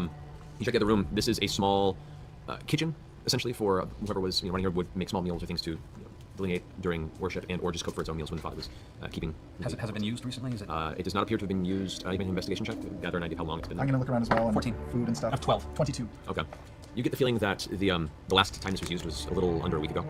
All right. Any provisions that we can take? Water, food? You find a couple of loaves of stale bread, some dried meats, salted dried meats, like some jerky-ish type things. Things are meant to last a while. There is produce here, but the produce has long wilted and Is there got any rot. sign? I have theories on who's been using this space. Is there anything that would clue me into who's been using this space? It's hard to really tell. You're not too familiar with lifestyles of different individuals. Whoever left the notes and whoever was dabbling with the vicinity does have a tendency towards sciences and alchemy in ways that seemingly can blend and overlap with your specialty. That's the best you can ascertain based on the information given. I think something that this is not Megaphone Man original. I can't remember who I heard this from. I can't remember if it was from a rule book or a supplement or another D&D creator. But it's something I've mentioned in the past of asking your players for more details. Taliesin asked a super generic, generalized question, which is okay. Like, players are well within their rights to do that. But I think that as a DM, it is very helpful to ask them for more specificity. So he just asked, like, what types of people are here? I think if I am Matt, I'm like, hey, like, what do you have in mind? Are you searching for evidence of a specific person? Like, are you trying to look for, like, professions? Like, what, like, level of income this person had? Like, if they were a person of means, if they weren't, like, trying to get that level of specificity can lead you as a DM towards what they actually want. That's something I talk a lot about in my videos. It's a really core tenet of my style is introducing things to players and letting them lead me in the direction that they want to go, and having enough prepped and improving enough to give them satisfying things in whatever direction they lead, and trying to tie all that back into the grand arc. So yeah, it's not something that I like necessarily fault Matt for, but I do think that it's a really good strategy for newer DMs to employ, to like ask for that level of specificity. Here's the question: is do we leave them a sign that we're here, or do we hope that they don't notice? Well, let's leave them a sign. We're supposed to be sowing discontent, right? So let's leave a sign that someone was here and fucked up their shit. Do you want me to pee on the altar? No. I take my dagger, and I go to the altar. Wait. No, don't leave your dagger. It's your only one left. Why I'm don't we leave leaving this it. shit sword? Yeah. You want that? I want that. I start. Would you hand me that scrap of paper? Yeah. Oh, this is our sign? So I It's start here. carving this. Is this Pelor? This is not Pelor. It's part of the crest of Derola. Okay.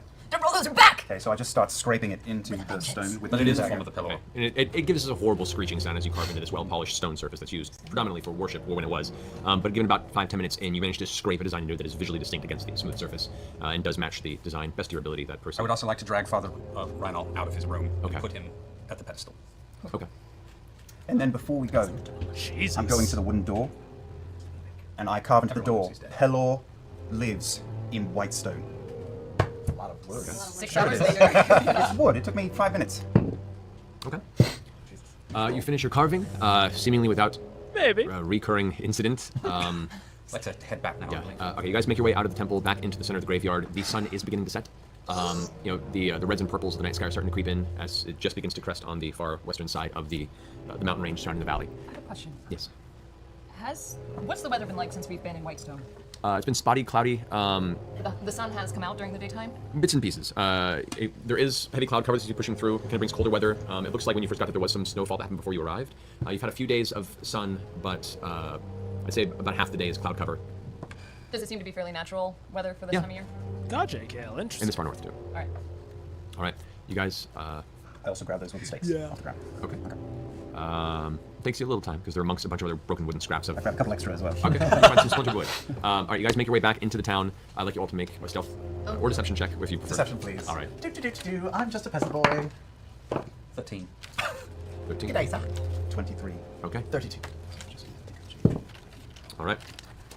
As you guys are making your way back towards the tavern, there is a small group of Whitestone villagers walking and having a conversation. Seem not heated, but there is a sense of desperate conversation amongst them. And standing with them, you can see there's an older gentleman, mostly bald, long, kind of scraggly gray hair that falls past his shoulders, a little bit hunched.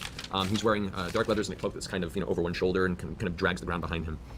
And they're talking to him, and he's kind of growling to himself. And the best you can make out is that there's an argument about farming shipments and the inability to make dates and requirements.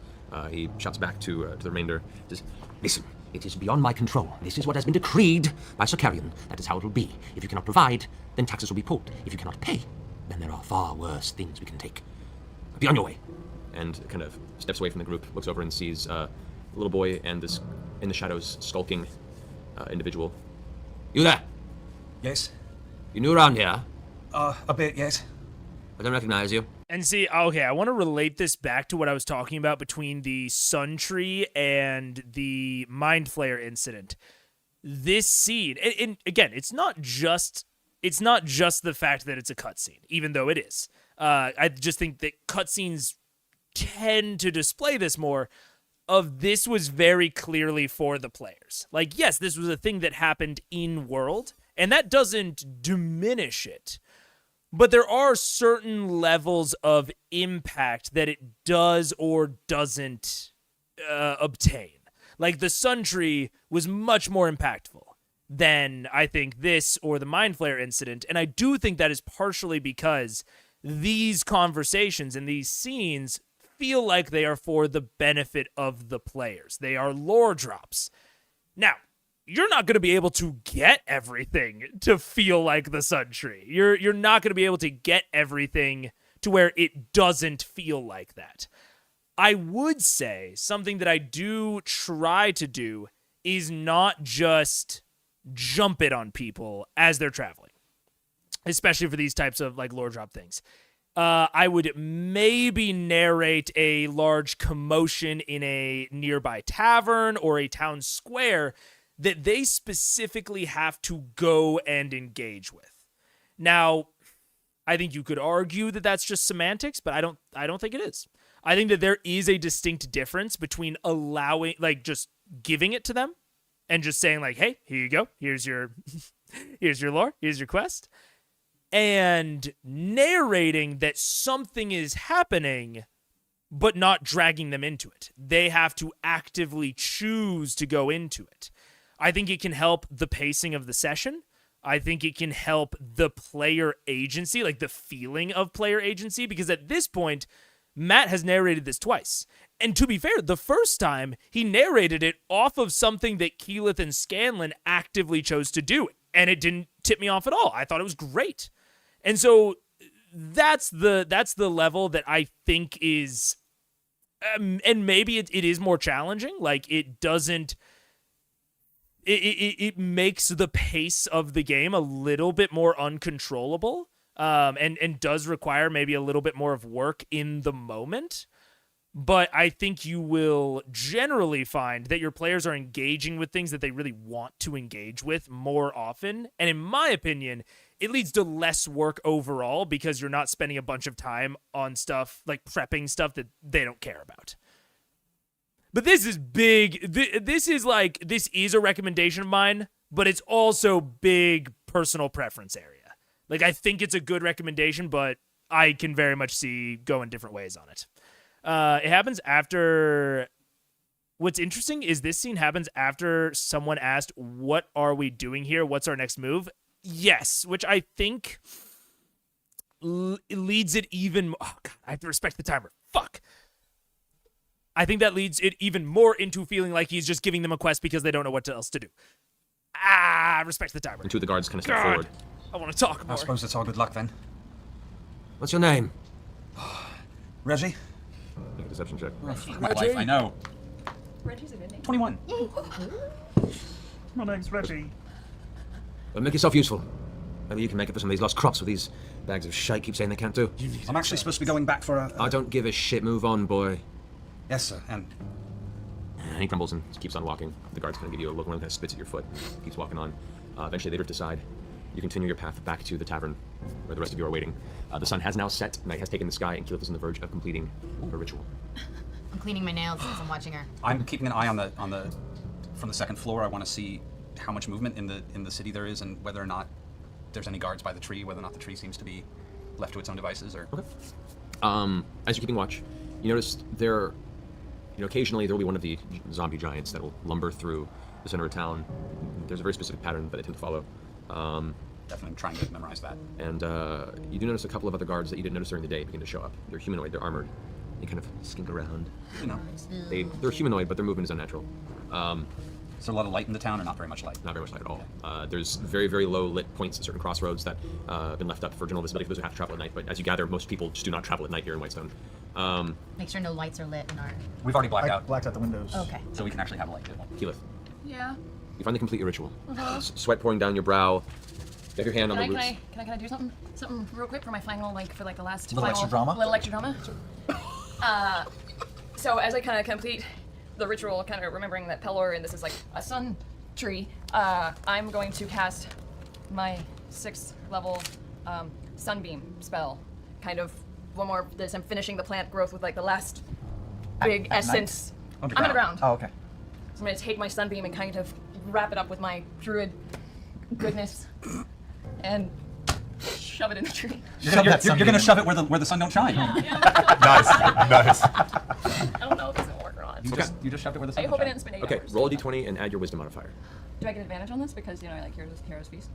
I would say no, because this isn't a saving throw, and because what you're attempting to do is essentially convert a highly damaging spell into a non-damaging circumstance at the end of an 8-hour endurance match with a ritual. This is going to be a difficult attempt. So go ahead and roll d20, add your wisdom modifier. Burn the tree down. I hope I didn't just fuck up by doing that. You got it, Keyleth. Which Yeah, D20 you never get arrested or should I anything. use? You're good. Use the The green one. Green one. This is, you're doing greenery. I'm so nervous. Okay, alright, Natural alright. 20. Easy. Natural 20. Or a 6. Oh no. But my wisdom's not bad, so 12? Oh. wow. You complete the ritual and release the healing energy of your plant growth spell. As you release it, you begin to concentrate on the sun ray. You begin to see, throughout the pieces of earth around you, seeds quickly begin to germinate, and small little bits of ivy or greenery begin to pierce out from parts of the earth in your immediate vicinity, as this affects a large radius. There does not appear to be any sort of immediate reaction by the tree. You begin to pull back and concentrate on the spell. You release the sunbeam forward in the frustration of the lack of reaction from the tree and the desperation to make sure some effect happens. You release the full force of the beam as opposed to the equal aspect, and you burst into some of the roots, blasting some of them apart and beginning to set flame to part of the under the tree. Oh, cool. That's cool. Cool story. There's a bucket of water. Bro. Bucket of water. Put it You guys out. hear I, this? yeah, that's right in front of. Yeah, you're I like- pull out one of my cloaks in my bag and start trying to put out the flames. Keyleth, what? Was that supposed to happen? Is that good? Was this good? Should I stop? I keep putting out flames. You put out the flames, and you notice where the fire had kind of burned aspects of the wood. There was the black char marks across the roots where the flames touched, and the area surrounding the root is a little more of a vibrant brown color, almost like a little hint of life seemed to have seeped into the root. Oh my god. It expands for a moment, and you can see a little bit of life return to that localized section of the tree. I kind of like starting a fire. Like Tom Hanks. As you're watching her do this, and you're Can I like, kind of like druid crap, be like, come on! as you do, still like these bits of kind of ivy greenery, this long embedded seeds through years and years and like generations of earth layering in here. I can slow down as fitting the entire episode in today's stream would rush you too much. Okay. Got it. So this will just be a 2-parter. Fuck. Yeah, this will have to be split. Okay. I think it's tough because I don't want to slow down the pace at which I'm watching. But it's really hard because if I have to do a 2-parter, I might as well do one a week and just make it on the weekend and make it at a time that more people can show up. But, if I do manage to get one, I don't know. God, it's so tough. It's so tough. I'm gonna have to figure it out. I'm gonna do a lot of thinking about a schedule. Because the more I'm trying to use the timer, and it's too restrictive, And like I'm fine with longer episodes. Like that's really the thing. It's just that I can't start the episodes until later. So I'll have to think. I'll have to think a lot. It might be that we do like 3 episodes every 2 weeks because I get every other Friday off. So maybe it's on like Fridays, like my every other Friday that I get off, I do it, and then there's one always on like a weekend or something. I don't know. We'll have to see. Because I think the timer worked for a while, but especially now that we've hit like a new level of kind of chat, yeah, I just don't know that I'm going to be able to condense my thoughts enough. It'll depend on the episode, but I don't know if I can do it. I agree. I prefer hearing your full thoughts. I get the drawbacks though. Yeah. I mean, especially on my normal schedule when I'm starting at 5 p.m., if I have or 5:30 most times, if I have a 7-hour stream, that's 12:30, and I still have to like get off and like do some, other things before I go to bed. So, but a 6-hour stream, if I start at noon, is totally fine. So a longer Friday stream would be awesome, actually. Don't want to rush you. Yeah. Love to see. I'll think about it more. But yeah, we both want the same thing, to get through CR content as fast as possible, but at the same time not to rush you. Yeah. And I think the same thing. Like I think because like the thing that I am dealing with is, oh man, let me make the content less transformative by spending less time on it. Which kind of sucks. But I don't know how else to do it to fit it into... It's mostly time of day. Like, if I was a full-time streamer and I could just stream all day, and I could start at 11, noon, whatever, it would be great. But I just can't. Yeah, I'll think about it. I'll think about it more. The timer works in general, but 3 minutes feels restrictive, especially when you're also trying not to comment on everything. At the end of the day, we're here for you. Yeah, you're totally right. And that was literally in that combat, I was like, there are things that I want to talk about that I'm actively holding myself back from because they are not as, important or like as descriptive. And that's shit. I don't want to be doing that. Your thoughts on how it affects D&D play is the main reason this stream is great. Well, thanks guys. I appreciate it. And I agree. Yeah, I'll think through the schedule. We'll make this we'll make it a 2-parter, and yeah, I'll think through the schedule more. These long dormant seeds are starting to come to life and kind of spring through the earth around you. I mean, that's also true, Scott. That is also very true. I've been trying to switch topics every time I switch the timer, but sometimes it's just impossible.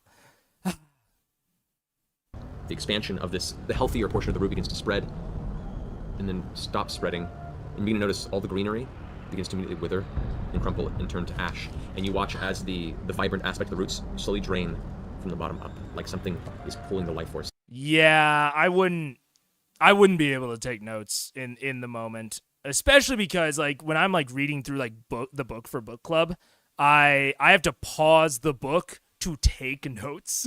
So I would have to see something, pause the stream, and then take the note, and like at that point, just fucking say it out loud. You know what I'm saying? Yeah, it sucks.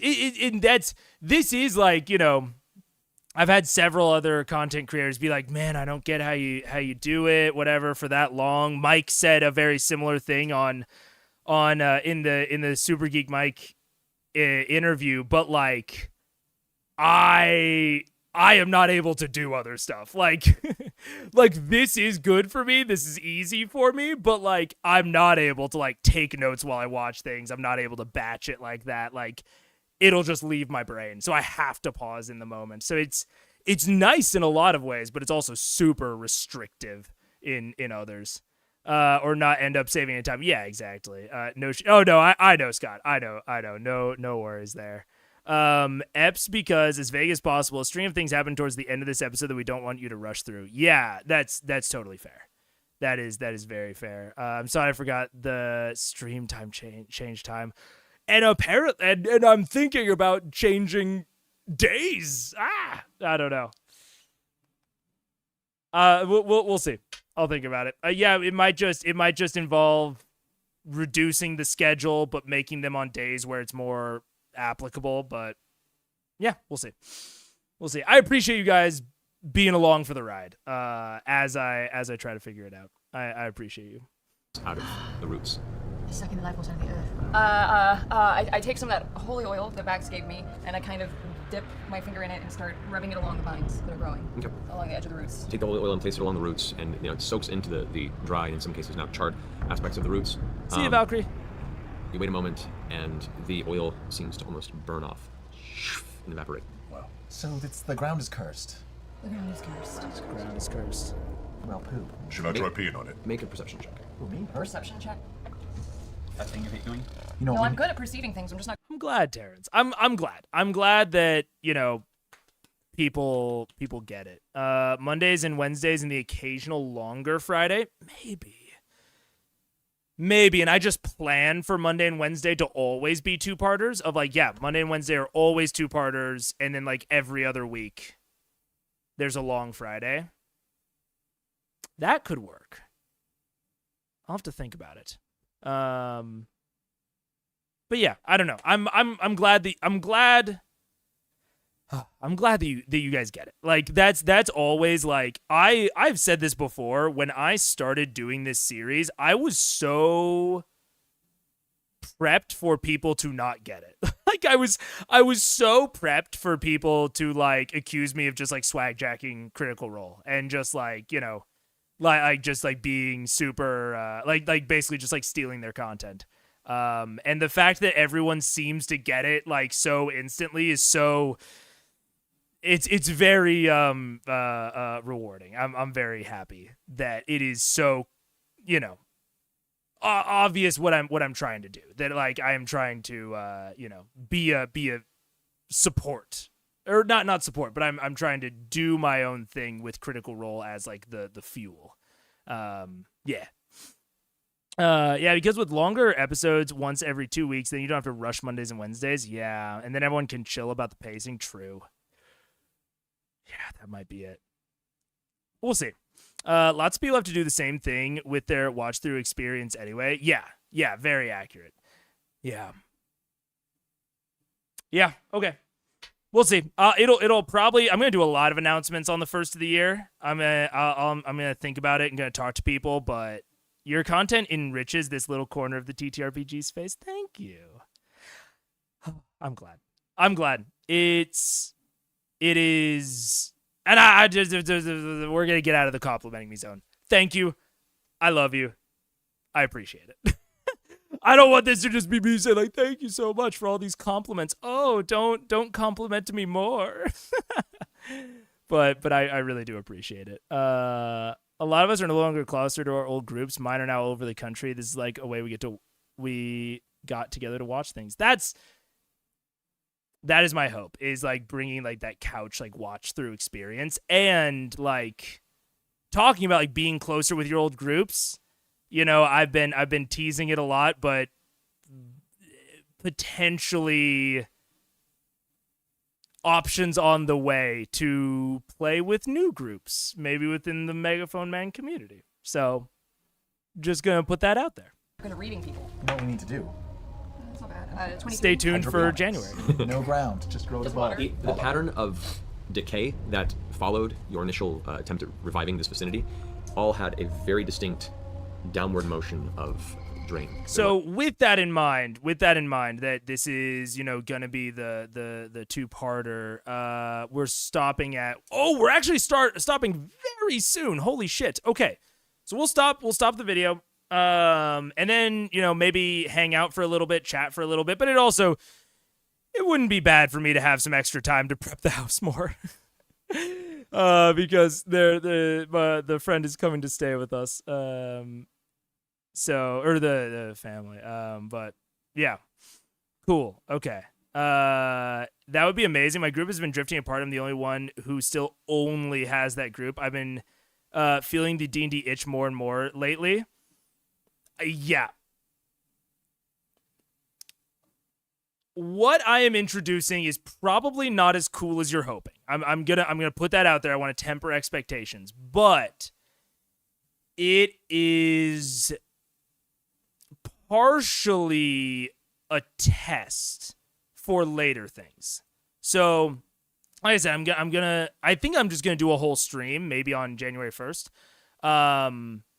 to talk about the Discord revamps, to talk about the bot, but it will give you some of that itch. It won't give it to you entirely, but it is sort of a test for some systems that maybe I'll even expand on in the future. I have a big roadmap for the bot, and it probably won't even be done within 2014 or 2014. What year am I in? 2024 is what I meant. So I don't want to get your hopes too high, but there's something in that area. At me in Discord, and I can DM or be players. This offer will always remain open. Fuck yeah, Mr. Dad. Hell yeah. Very cool. Anyways, we'll do Critical Role. Something about the ground, something beneath the tree and where you are that is seemingly taking the life force from the surroundings. Oh my god, what if the vampire thing is right underneath us? I was gonna say, can I still see the green kind of being sucked down a bit? At this point, it's all the life force was very green. Can I use my primeval awareness and sense any sort of vampiric presence within our very close vicinity? I don't think so. And what's the radius on that? It's it's a minute. I don't think you can just choose a type, right? At least in base 5e Ranger. I don't think you can just choose a type. I think it has to be pre-chosen, yeah? It's up to 6 miles if I spend 6 minutes. Okay, so you take your time, you're going to focus, and it expands and expands. As you do, focusing on vampiric presence, you feel a fair amount of presence above, below, and further north, and smattered throughout the city. You get the sensation at this point in time that there is much more beyond just Lord Briarwood that have come to be a creature of the night in the city. That's good. It's not bad. This is probably bad. Maybe it's Vampires everywhere. Maybe they're not below the tree. Maybe it's just the soil. Maybe the it's ground just, is the ground is tainted. I'm exhausted. Let's sleep. Let's sleep. We're just gonna sleep. I'm gonna- Surrounded by vampires. We're just gonna sleep surrounded by lots and lots of vampires. I'm gonna tinker for a moment on my glove with that thing I talked about. Okay. Make an intelligence check. An intelligence check? Just a straight intelligence. Okay. We could run in. I found a possible stopping point at 148. Sounds good. Yeah. We can run to 148. Just run into it a little bit if it's a good dramatic timing. Hell yeah. I will say about this point, number one, I don't think that's how primeval awareness works. Maybe it does. Maybe I'm misremembering 5e Ranger, but I will say that is the sort of thing that I maybe would have liked a bit more foreshadowing about. There is an aspect here of he, foreshadowed the people coming out and kind of prowling around the tree. But the effects of a vampiric infestation, it doesn't have to be as obvious as bodies in the street with fucking holes in their neck, right? It can be more subtle. But that's maybe something I would have introduced on the road or introduced when they first got there as part of ratcheting up the tension, but also to foreshadow this. Something along the lines of you see someone crouching on a rooftop and you blink and they're gone, or you blink and you see just a clump of bats flying away. Honestly, I've never run a vampire in D&D. I don't really know how they differ from normal. But you could even put something about running water within Whitestone, make the layout of Whitestone have an amount of running water in it and have a dam, or have that it's been diverted somehow and that the entire other side has been completely torched. There are ways that you could foreshadow that a little bit, that the vampiric presence is stronger than just Lord and Lady Briarwood. But also as well, if you haven't done that yet, I mean, this is an okay way to bring the knowledge about at least. But yeah, I don't know. Maybe something a little bit more nuanced. Intelligence check. 14. 14. The incorporating this organic organ, keeping it from rotting is already going to be a feat. In order to incorporate any of its natural charge essence is going to require your workshop. Okay. Doing that on the go is going to, it's too intricate. I just want to think about it. Yeah. It's fine. I mean, it may be functional. It's definitely possible. We talked about this during the Underdark arc that Matt stopped letting him tinker as much on the road. Love that. Like, I think, maybe like small things, like if he maybe wanted to make like an exploding arrow or something like that. Like, again, trying to lean into Taliesin and Matt and like the systems that they have established and set up, because I require like any sort of tinkering to not be on the road. Like, you need a space to set up, you need your tools, whatever. But if Matt wants to allow Taliesin to craft some things on the road, I would try to limit it down to the probably things that he's built before, nothing novel, and things that aren't too complicated. Are the limitations I would place on this system specifically. Possible to use what you extracted from the Behir to be a way to charge your diplomacy, but that is something that you'll have to do in a controlled space when you have everything at your disposal. It's a very delicate process to even attempt it. I think we get it. All I'll take first watch. Okay. You all with you. take an evening's rest. I'm sorry I couldn't fix the tree, you guys. We learned a lot. A little bit of a from Taliesin. Like, Matt was going on a little bit, but like, okay, whatever. We learned We a even lot. did that awesome fire thing at the end. That was really, really cool. Thanks, I was afraid I was gonna like permanently kill it for a second. When we know it's not dead, that it's just tainted. Guys, I just want to say that I killed a door and a banshee, so Really? yeah. Nice, Canada. You killed The door was harder to kill. That's some door. It's okay. I think I figured out what we have to do first. What do we have to do first? I think we have to kill Kyrian Stonefell. Who's that? Who? He's the one he's the one managing all of the goods and all of the farming. Is that who they were talking about today? Yes. The group? So Where is Kyrian. he at? It's a Korean. I thought they said something else. Kyrian Stonefell. Korean. He's in one of the three. I would assume that he's been given one of the three mansions in town. You think if we find So this is a great point that I love doing. There's a very classic, kind of more like I would say tropey setup where you have the big bad and like 2 lieutenants or 3 lieutenants or whatever, and you have to go through the lieutenants in order to get to the big bad evil guy. I don't love that setup. I don't love like the requirement aspect of it. It's fine. It's just a little too tropey for my taste. But what I do like is having there be optional people, maybe like a lieutenant, maybe like healing the sun tree that will give certain benefits when you go to actually do the BBEG fight. Sort of like, for anyone, this is a older video game reference, if you played Fallout New Vegas. In Fallout New Vegas, if you had done some of the side quests, like going to not the airstrip, the military base, you would get like the bomber. If you got the Brotherhood of Steel on your side, they would like charge with you on whatever side you ended up joining. Like, I like giving those sorts of benefits. That's a lot of what I'm into. So like this Sir Carrion, I don't think they should have to deal with him in order to go and deal with Lord and Lady Briarwood.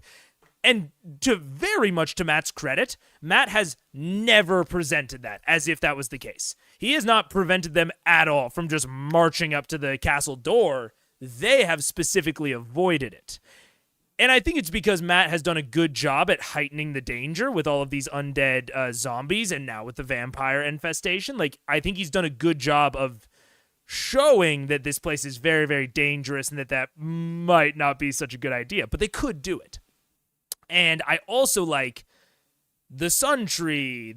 I was going a little bit negative on how Matt gave out the Circarian quest of like, it being kind of like a cutscene-esque thing on their way back. But I do like that as a quest, especially like focusing in on that once he heard that they want to like sow discontent and like, have that revolutionary type vibe. Once Matt hears that, me as a DM, I'm perking my ears straight up and I am pulling the Carrion quest line higher. Maybe there were other quest lines that have to do with other areas of the city that could also be like weakening to the Briarwoods. But I am pulling that carrying quest once I hear that that's kind of their goal in the moment, to like sow discontent and get the people on their side. Because that Sir Carrion quest sounds exactly in line with that. And then if they do, however they deal with Sir Carrion, if he's gone, maybe they do have the people on their side. And maybe that, that doesn't mean like them storming the castle with the entire town, but maybe they take, they actually provide a resistance against the vampire infestation or against the giants. And now the party doesn't have to deal with that. They can go and deal with the source. Like, there's a lot of really great ways to go about those buffs and nerfs and what they mean. But I'm liking that setup for Whitestone as a whole. Even I'm not like loving the pacing. I'm not loving the delivery so much in some cases. But the actual quest lines and the arcs and the plot hooks, I think, are really good here. Really, really good. Find him, kill him, and leave his body on some sort of public display. It would sow some seeds of Like an uprising? rebellion. I think it would be the beginning. It's he's who everybody's afraid of. We could hang him in the tree. I mean, okay. Yeah. This, to me, not a great plan. Like, this is totally, we're out of DM and player advice mode. This is just, Jack watching Critical Role now. Just, like, if you kill Lord Carrion and just hang him in effigy, I think most of the town will just assume that the Briarwoods did it because they were mad at Lord Carrion for something. I really don't think that's going to be productive in any way. We'll see. I could be wrong, but I feel like it doesn't make a martyr. It doesn't, like, sow seeds of rebellion. I think that almost enhances what the Briarwoods are going for here, which, we'll see if that pans out. We could hang him in the tree. We could. Grog, could you do something nasty to his body? Just say the word. Oh, this is messed up. This is messed up. All right. Do we check the mansions for him?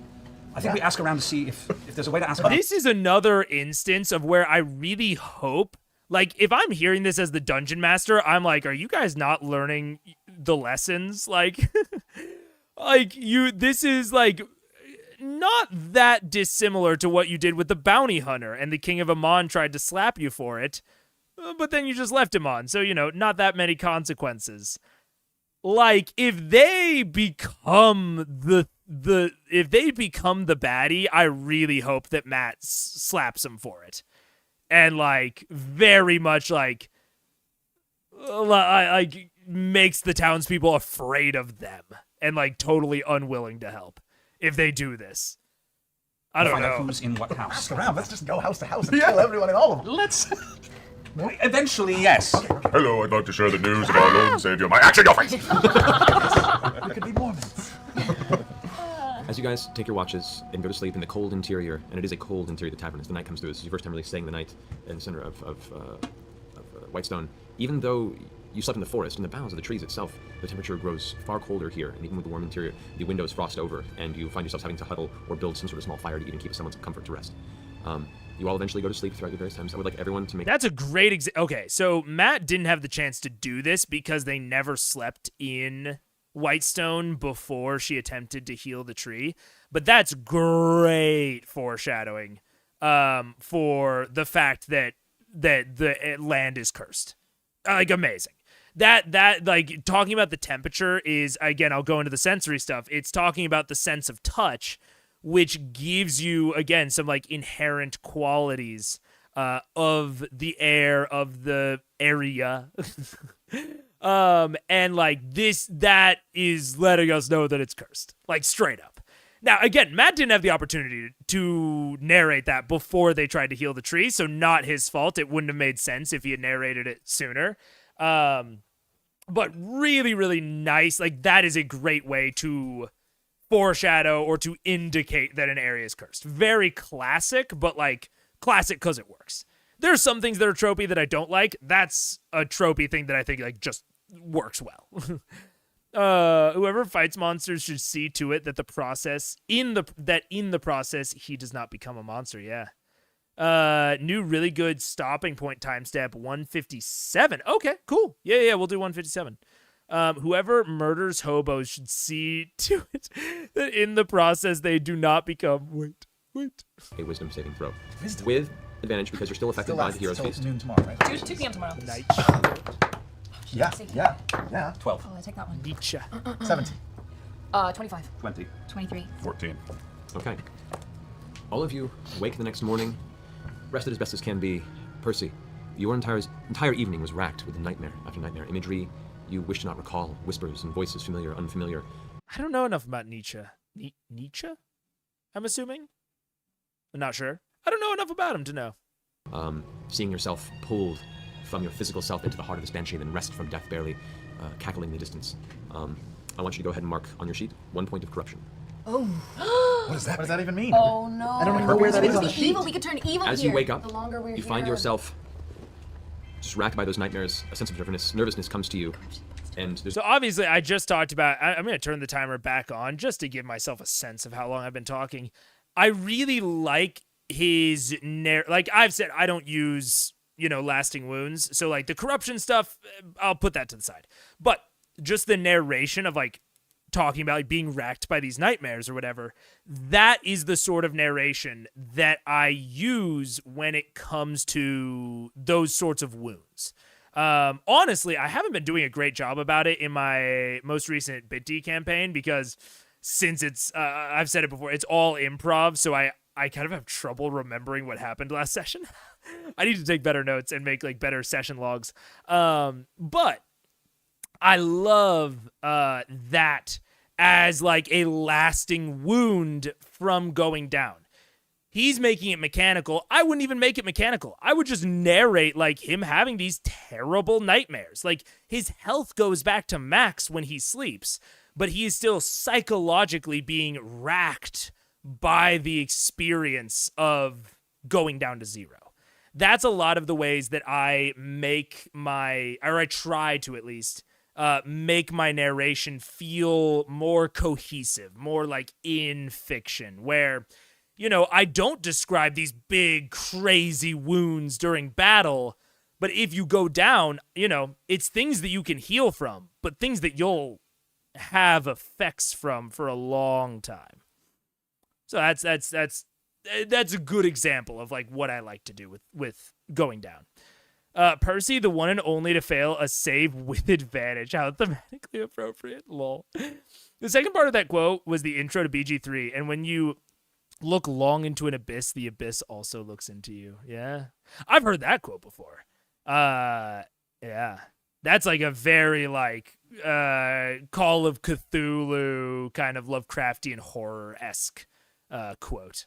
a tremor to your voice now. But I'm assuming it was made by Nietzsche from what the context here. But yeah, I've heard that a lot in like the gothic Lovecraftian Call of Cthulhu horror.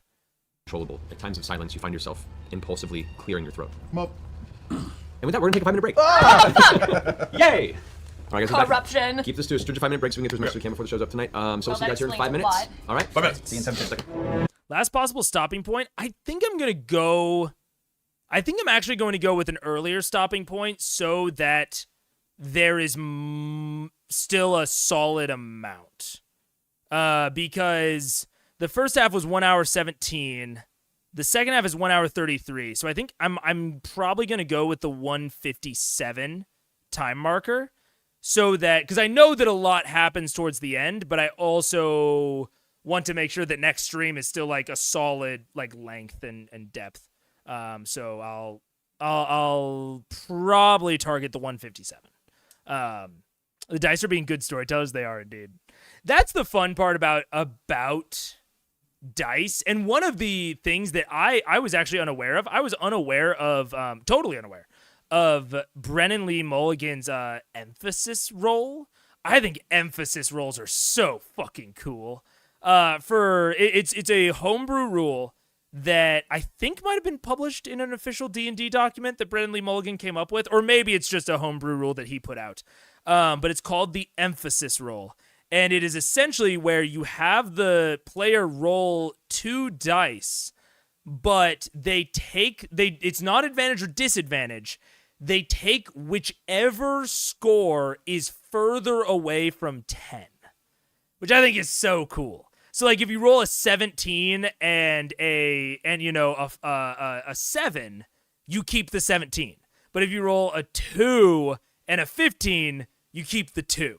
So it's really good for like really dramatic moments where something is going to either have a complete, like it's either going to work amazingly well or it's going to fail horribly. I love that. I love that as a storytelling device. And the thing that is really subtle about the emphasis roll is it's not the furthest away from 10.5, which is the actual midpoint of a D20. It is the furthest away from 10, which does skew the dice results in a good way. There are more values that are further away positively from 10 than they are negatively from 10 on a D20. So I think that's like a really small factor of it that I think is really solid. Of like it very slightly leans into the heroic aspect of just D&D in general, but as a whole, it leans into this like really dramatic, really epic, like big fail or big save. Doesn't have anything to do with what's currently happening on Critical Role, but that just made me think of it of like the dicer being really good storytellers. That's one of my favorite homebrew rules that I did not know until very recently. Very, very cool. A stringent 5-minute break. Dude, remember when Matt called for a stringent 5-minute break right before Orion went on his giant shopping run? I remember that. That was crazy. Also a stringent 5-minute break that's 10 minutes. Lol. Let's see. 42. Cool. 157 is still a good one. Nice. Also forgot to notate that there's a short 2-ish minute art break right there. Gotcha. That's really awesome. Oh, no. Do we need to go back? We can go back. Is there any way is there a way to resolve equidistant rolls? I don't know. I've only seen it. I haven't actually had a chance to use it because I haven't DM'd D&D since I found out about the roll. So I haven't actually looked into the nuts and bolts. Here, I mean, we've got fucking time. Let's do it. Brennan Lee Mulligan, emphasis rule. Rolling with emphasis. Roll for emphasis may occur when your DM considers ability checks not by DC but by the quality of the roll. You have neither advantage nor disadvantage on an ability check, attack roll, or saving throw. The situation is so that either success or failure are the only two outcomes, and great success or great failure at that. When a DM would traditionally ask a player to roll a d20 without modifiers to determine an outcome, and binary outcomes are expected, optional, the players are asked to do something that is guaranteed to succeed, but the DM still wants randomness and drama. Variant rule tiebreaker. If you roll two numbers equidistant from 10, such as 7 and 13, you take the higher result. So there you go. That would be how. So again, if you roll, that's the variant rule on tiebreakers. The normal rule is if you roll two numbers equidistant from 10, you roll again. So you can either make it more heroic, like with this, it is just barely heroic, right? Like you have the 10.5, you have the statistical heroicism. But you can also lean even more into the heroic aspect, or if you want to say that on tiebreakers, you take the lower roll, you could make it a little bit more gritty. You could make it feel a little bit more dark. Might be good for some more gritty realism campaigns. But yeah, I really, really like this rule. I think it's really cool.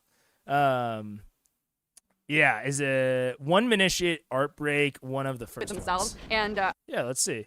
Sometimes when Critical Role does live shows, they have a hard out provided by the venue. Like recently in London, because the tube stops running after a certain point and people need to get home.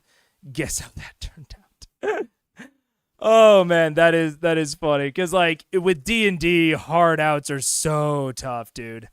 I mean, even with me watching D&D, hard outs are so tough. So I can imagine that it did not that they went over and had to get like Ubers back or something. Yeah. This is cool. Something we would have missed if we were rushing. Yeah, 100%. The more and more we lean into it, it's like if I want to do a one streamer, it just has to be where I don't have a hard out and I'm starting earlier in the day. Otherwise, I think I'm just gonna have to do 2-parters from now.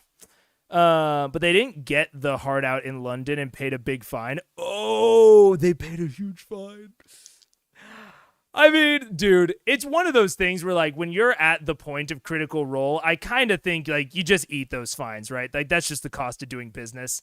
Because, like, if you are, like, hamstringing your content when you're that big of a brand, like, people will notice, and that'll be a big problem.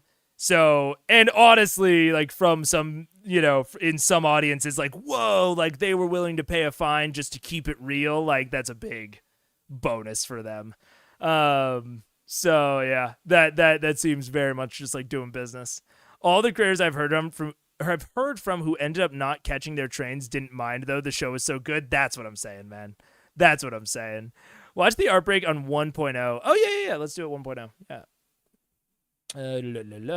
The fines were more for the staff at the venue. I mean, that's very true. You're holding over staff who did not, volunteer to be there. They're not critters.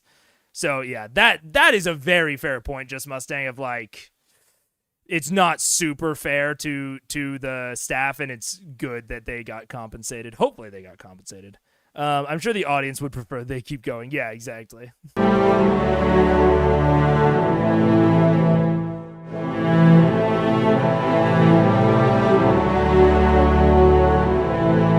What's Clarot?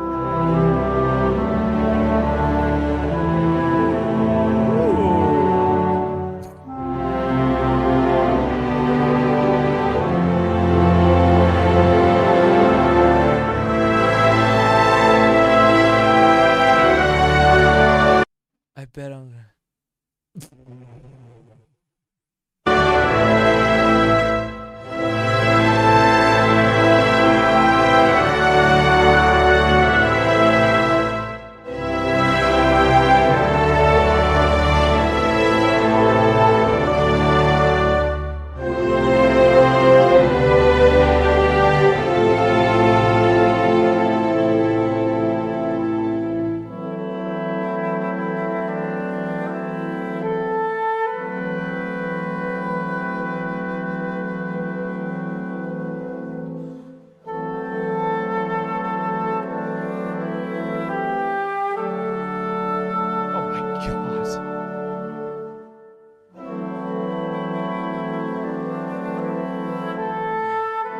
Great one to end it on. That Suntree one was oh my god. Not looking at it anymore. Damn, that was good. That was really cool. Yeah, woof, that Suntree one just brought it all back right there. Well, already seeing names here that became a big deal fan artists and or got hired for books later. Ooh, that's cool. I mean, that makes sense. It seems like, I remember there was someone else who came in that chat was saying was like a name later on. Like they got involved in a more like official capacity later. So it seems like they were engaging with their fans a lot and like hiring on fans. That's cool. That's very, very cool. Creek. Ooh. Yeah, a lot of the early artists got picked up by Liam and Taliesin. Dope. Yeah, that's very, very cool. Huh. Yeah, there was a very symbiotic relationship with the fan community for the first 3 to 4 years, especially. Interesting. That's very cool. No. Kick back into this. So, a rough morning's rest comes to fruition. Percy. And because we're ending in about what was the time? I'm gonna pin it so that I don't forget it. 1:57. Okay. 1:57. So that's where we're stopping. So that's in 15 minutes. I'll play it back at 1.25. We play it back a little bit faster, but not that much faster. Seems a little worse for wear after the evening's sleep. Feeling okay? Mm. It was cold. Did you catch a cold? No, Is your throat fine. ticklish? A little ticklish, I'm fine. Do you want some good berries that might help a little bit soothe Feel your it. throat? What? I'll take some good berries, yeah. All right, just if you suck on them a little bit, they kind of act like lozenges. Lozenges? Lodgins? Shut up. Kenny Kenny Loggins. Loggins. Lozenges. It's a whole business Oh, wait, opportunity I he's was, missed. Seeming has ended at this point, hasn't it? Seeming has ended, yes. So Trinket is a bear. Trinket and- is now a bear, Okay, cool. and not a donkey. I know, Summer. I know. So many people did. That's one of the things. One of the reasons that I want to clean up the Discord, and am going to clean up the Discord a little bit, is that the announcements chat has basically just become spam. Like, it's really great for like John to give me time codes, and that's like most of its use. I ping people for live stream notice, but I really want to just like solidify a schedule, just like make that like a pinned, chat or whatever in announcements, and then only use announcements like when I am announcing something, and like it's really important and like it's like applicable at the time, and then just fucking delete it. So that way, if you go to the announcements chat at any point, you will only see like the relevant shit. Yeah, I'm spoiling my announcements for how I'm going to revamp the Discord, but that's one of the things, because I want people to be able to get the times if I am changing them, especially. There's always there is always the the VOD, but I like having people here live. I like the VODs a lot. VOD frogs are in my hearts, but the live is where I love to be and where I love to have people. I saw the little thing, but thought it was a short thing. Yeah. And again, you say not paying proper attention. There's so much in that chat. If it was like one of like 3 messages in that chat, it probably would have stood out to you a little bit more. So what are you going to do? Not enough. But he's indoors with us, right? Yeah, I've been laying on him all night. Oh, man, that was a good night's sleep. Who do we get to kill today? Sir Kyrian. How many mansions are there? There's 3. Right, 1, 3. Do you know which one he lives in? I don't. Shit. Only one way to find out. Yep, Burn every house down except for those 3 mansions and see who runs out. I like it. Seconded. I also think perhaps we should find a new place to sleep tonight. I Oh. think it might be best Mix it up. It's not to mix it up. Okay. Keep moving. All right. I've been Can I see peeing him in the again? corner. There's a That's why it shop. smells like it does, Grog. What? Look, it's like they did in the old days. They had chamber pots. I have my corner. It's my little creation corner. Sorry. Yeah, that's my brand. All right, but That is right, we're leaving. Oh my you want to all be peasants again? Can we not just disguise ourselves in tattered I clothes? have a bear. We could You wanna also- disguise the bear as a. Oh, as a- wait, we could just leave the bear behind. In the house, yes. We That's could a wonderful guard this plan. safe house, Scanlan. and then we could go find another safe house. Scanlan. Scanlan All right, cast a fine. spell. All right, seeming it is. We're all peasants and he's a donkey. All and I'm a right. little boy. You're a little boy, a jovial boy without a yo-yo. There's a shop that I used to frequent. We can see if that's perhaps been abandoned. Alright. I want like. Dude, I literally thought Taliesin was going to say, "There's a shop I used to go to. It might have yo-yos." Like, we could get you set up there, Scanlan. a crazy eye in my seeming disguise. Of course you can. Just like. I'll give you 2 crazy eyes. No, I have 2 crazy eyes. That's an improvement. Yeah. That's nice. The majesty Feels of good. bardic illusion. So we're going to go to Beyond the Horizon. Going to be on the horizon. Yes. Alrighty.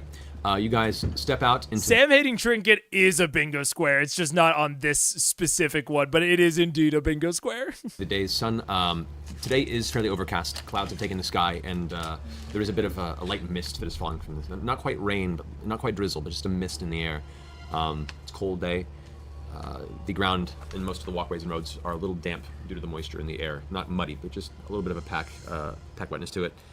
As you head over towards Beyond the Horizon, you step up to... It's very interesting. This is giving me the vibe that they did talk off table, because like Percy said, I would like to go to Beyond the Horizon, which sounds like a DM name for a place. Now, obviously, Taliesin has DM'd a bunch before, so it might just be that he comes up with those sounding names. But that gives me more of a feeling that they talked off table and either Matt gave him some things to reference and or like they came up with it off table and Taliesin gave Matt some things and they like agreed on them. I believe they were emailing each other about it. That's much more the vibe I'm getting. At the beginning of this, I was like, hey, if Taliesin's not talking to him about it, or if he, is weird about like what Matt does or doesn't do with the information, like that's not good. But the more that it's kind of the opposite of the Draconian Knights, where the more they talked about it, the more convinced I was that they had not talked about it off table. And this is the opposite. Like the more they go into it, the more I'm like, okay, they established some things that Percy would know. And I'm sure that Percy doesn't know what's there now, but he knows some general information and he's throwing it out there. I think Taliesin gave him some ideas. Matt sent him a lore document. Yeah, that's cool. The corner. That, which is very cool to do with your players, by the way. Very, very cool. Very, very cool. I like giving people lore that they can kind of mete out as they want and as they choose. Especially when it comes to like background stuff for them. So yeah, very cool. And that lies more in the northwestern quadrant of the city, a little ways around the street from one of the noble houses, so Yes. you kind of keep a wide berth. That was what I was. You come to the row of shops that kind of bookended it before, and you go to the curiosity shop to find that the building itself is partially collapsed and ruined. The door is torn off the hinges and left at the side. Part of the ceiling is fallen in. Is there a basement? Oh yeah, secret doors. Can I use perception check to see if there's any kind of secret entrances in the rubble at all? Something that leads to a cellar? Do you want into the building? To the Oh. shop? You guys are still on the outside. How collapsed Why is don't it? you go in and check it out? The whole building, and it's still standing. It just looks like the front entrance is like caved in and the doors were pulled I'll up. just kind of like old lady walk into the building and look around. Okay. I'll go in with the... Okay. Old ladies lick the air. Yeah, she Really? does. Okay. Crazy This eyes. crazy-eyed old lady does. The eyes, they never go in the same direction. One's I wish I could do it. Right. Looking about the inside, most of the furniture has been broken or taken. All the shelves, you can see a bunch of shelves set up. This was once a curiosity shop. Emptied out. Did I do it? Did I do the crazy eye thing? I don't know. I'll do it one more time. We'll see.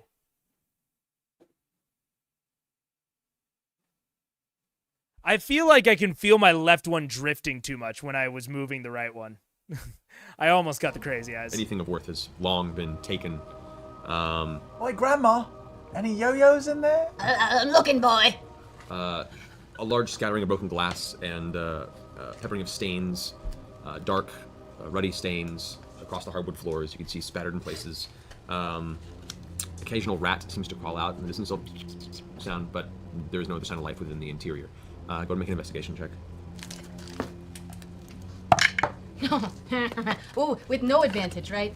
Till what time is it? Oh, What time is till it? noon. Till Till 2 p.m. noon. 2 p.m. Wisdom check, not saving throw. Oh, never mind. 13. Never mind. I know, right? That would have been an 8. 8, okay. You take a while pushing through some of the rubble, checking behind the kind of main desk, if you will, is where most purchases would have taken place. The place is cleared out and looks like it's covered enough dust to have been left. This is a good example. So when I was talking about my DMing style earlier of like really low prep, I try to get I'm very improv heavy, and I insert things when they make sense, wherever they make sense. And I keep a lot of things floating. I've talked about that a lot. So when in the earlier, like when we were talking about dungeon design, I talked about how I keep dungeons floating. Like I keep their layouts floating, and then I just like add in flavor to make them fit wherever I end up placing them. And this is a really good example of you can make the world feel pretty big if you have several floating clues, like the piece of paper that they found in the brazier. That piece of paper was pretty explicitly linked, but to the area that they were in. But you can have that sort of clue, like a little lore document or like a trinket that has maybe the Derolo family crest on it, or a locket that shows like one of Percy's siblings with a person that Percy doesn't recognize. He thought that sibling was dead. What's going on? Like you can place those sorts of clues all over the place. All over the place you can place those clues. And you don't have to keep them locked down. So like one of those types of clues could be hidden in this rubble. And if they don't find it, not hidden in the rubble anymore. Like, the moment that they fail the check, they don't find it, you just go, okay, not there anymore. and you just move on to the next thing, and then you still have that clue there. And that is a way to do less prep.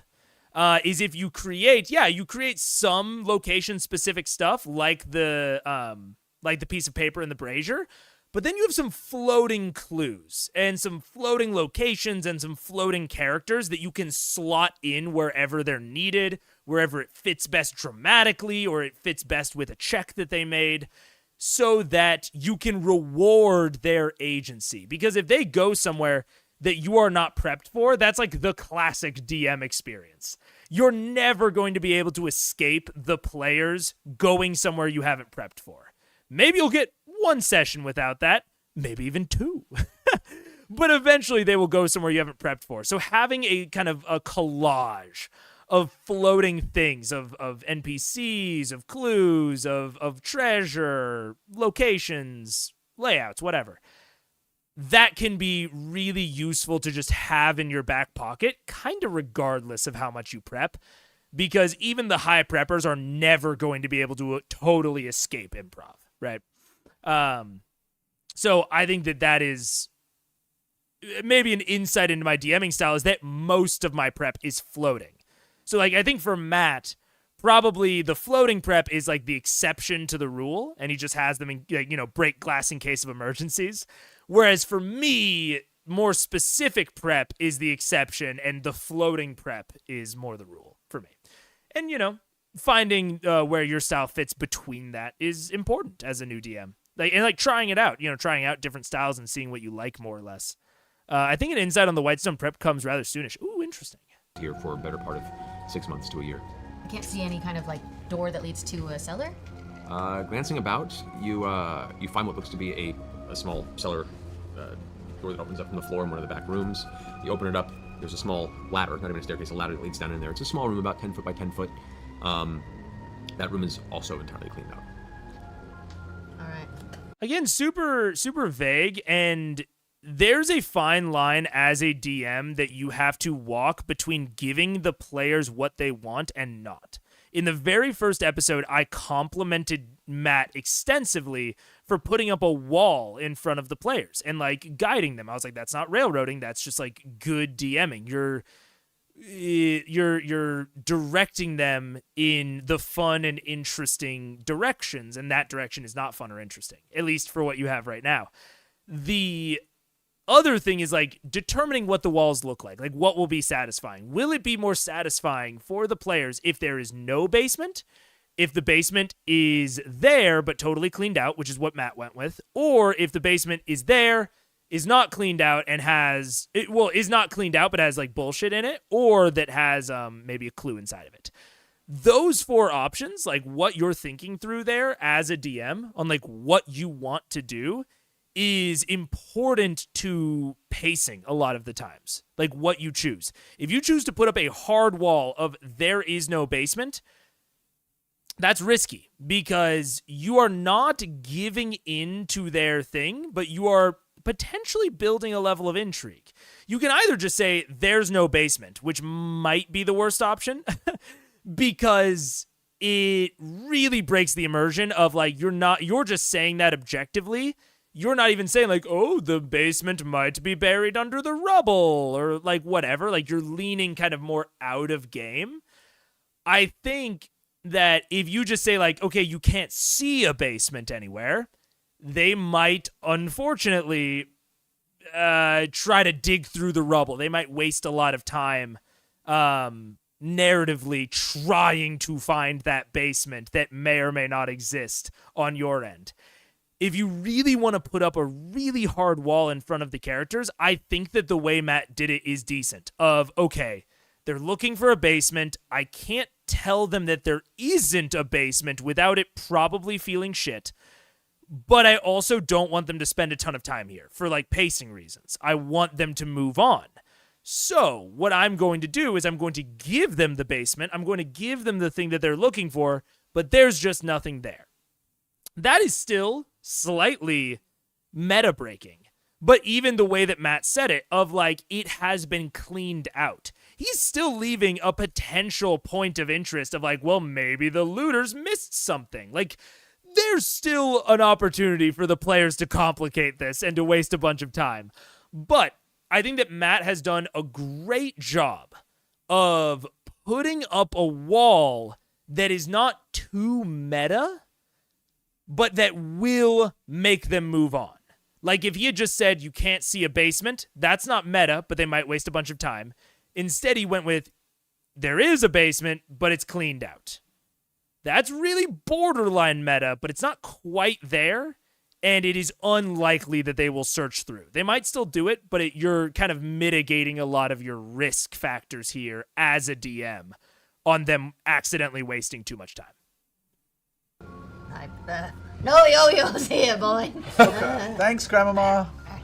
But Can we use this as a base of operations for the moment, then? but it's half collapsed. They would not be very protected. Yeah, we're fully exposed. Let's just take a walk about and see if there's anything else around the area. And also a small thing of it making it 10 by 10 makes it kind of ineligible to really be a base of operations. Only 4 people can stand in there at a time. Do you want to head in one of the directions that we mentioned? Let's head to the closest mansion. And I will say, as Matt, depending on what I want to get out of Whitestone, like depending on how long I want them to be there, I might support or not support this whole like change of base of operations thing. Like I might not let them easily find one if they, don't look really, really hard, because like I might not want them to invest that much in Whitestone. Like, they have a stronghold back in Iman. This is a temporary place. Yes, it makes total sense that they want a base of operations. They're kind of going the long game with the whole rebellion thing.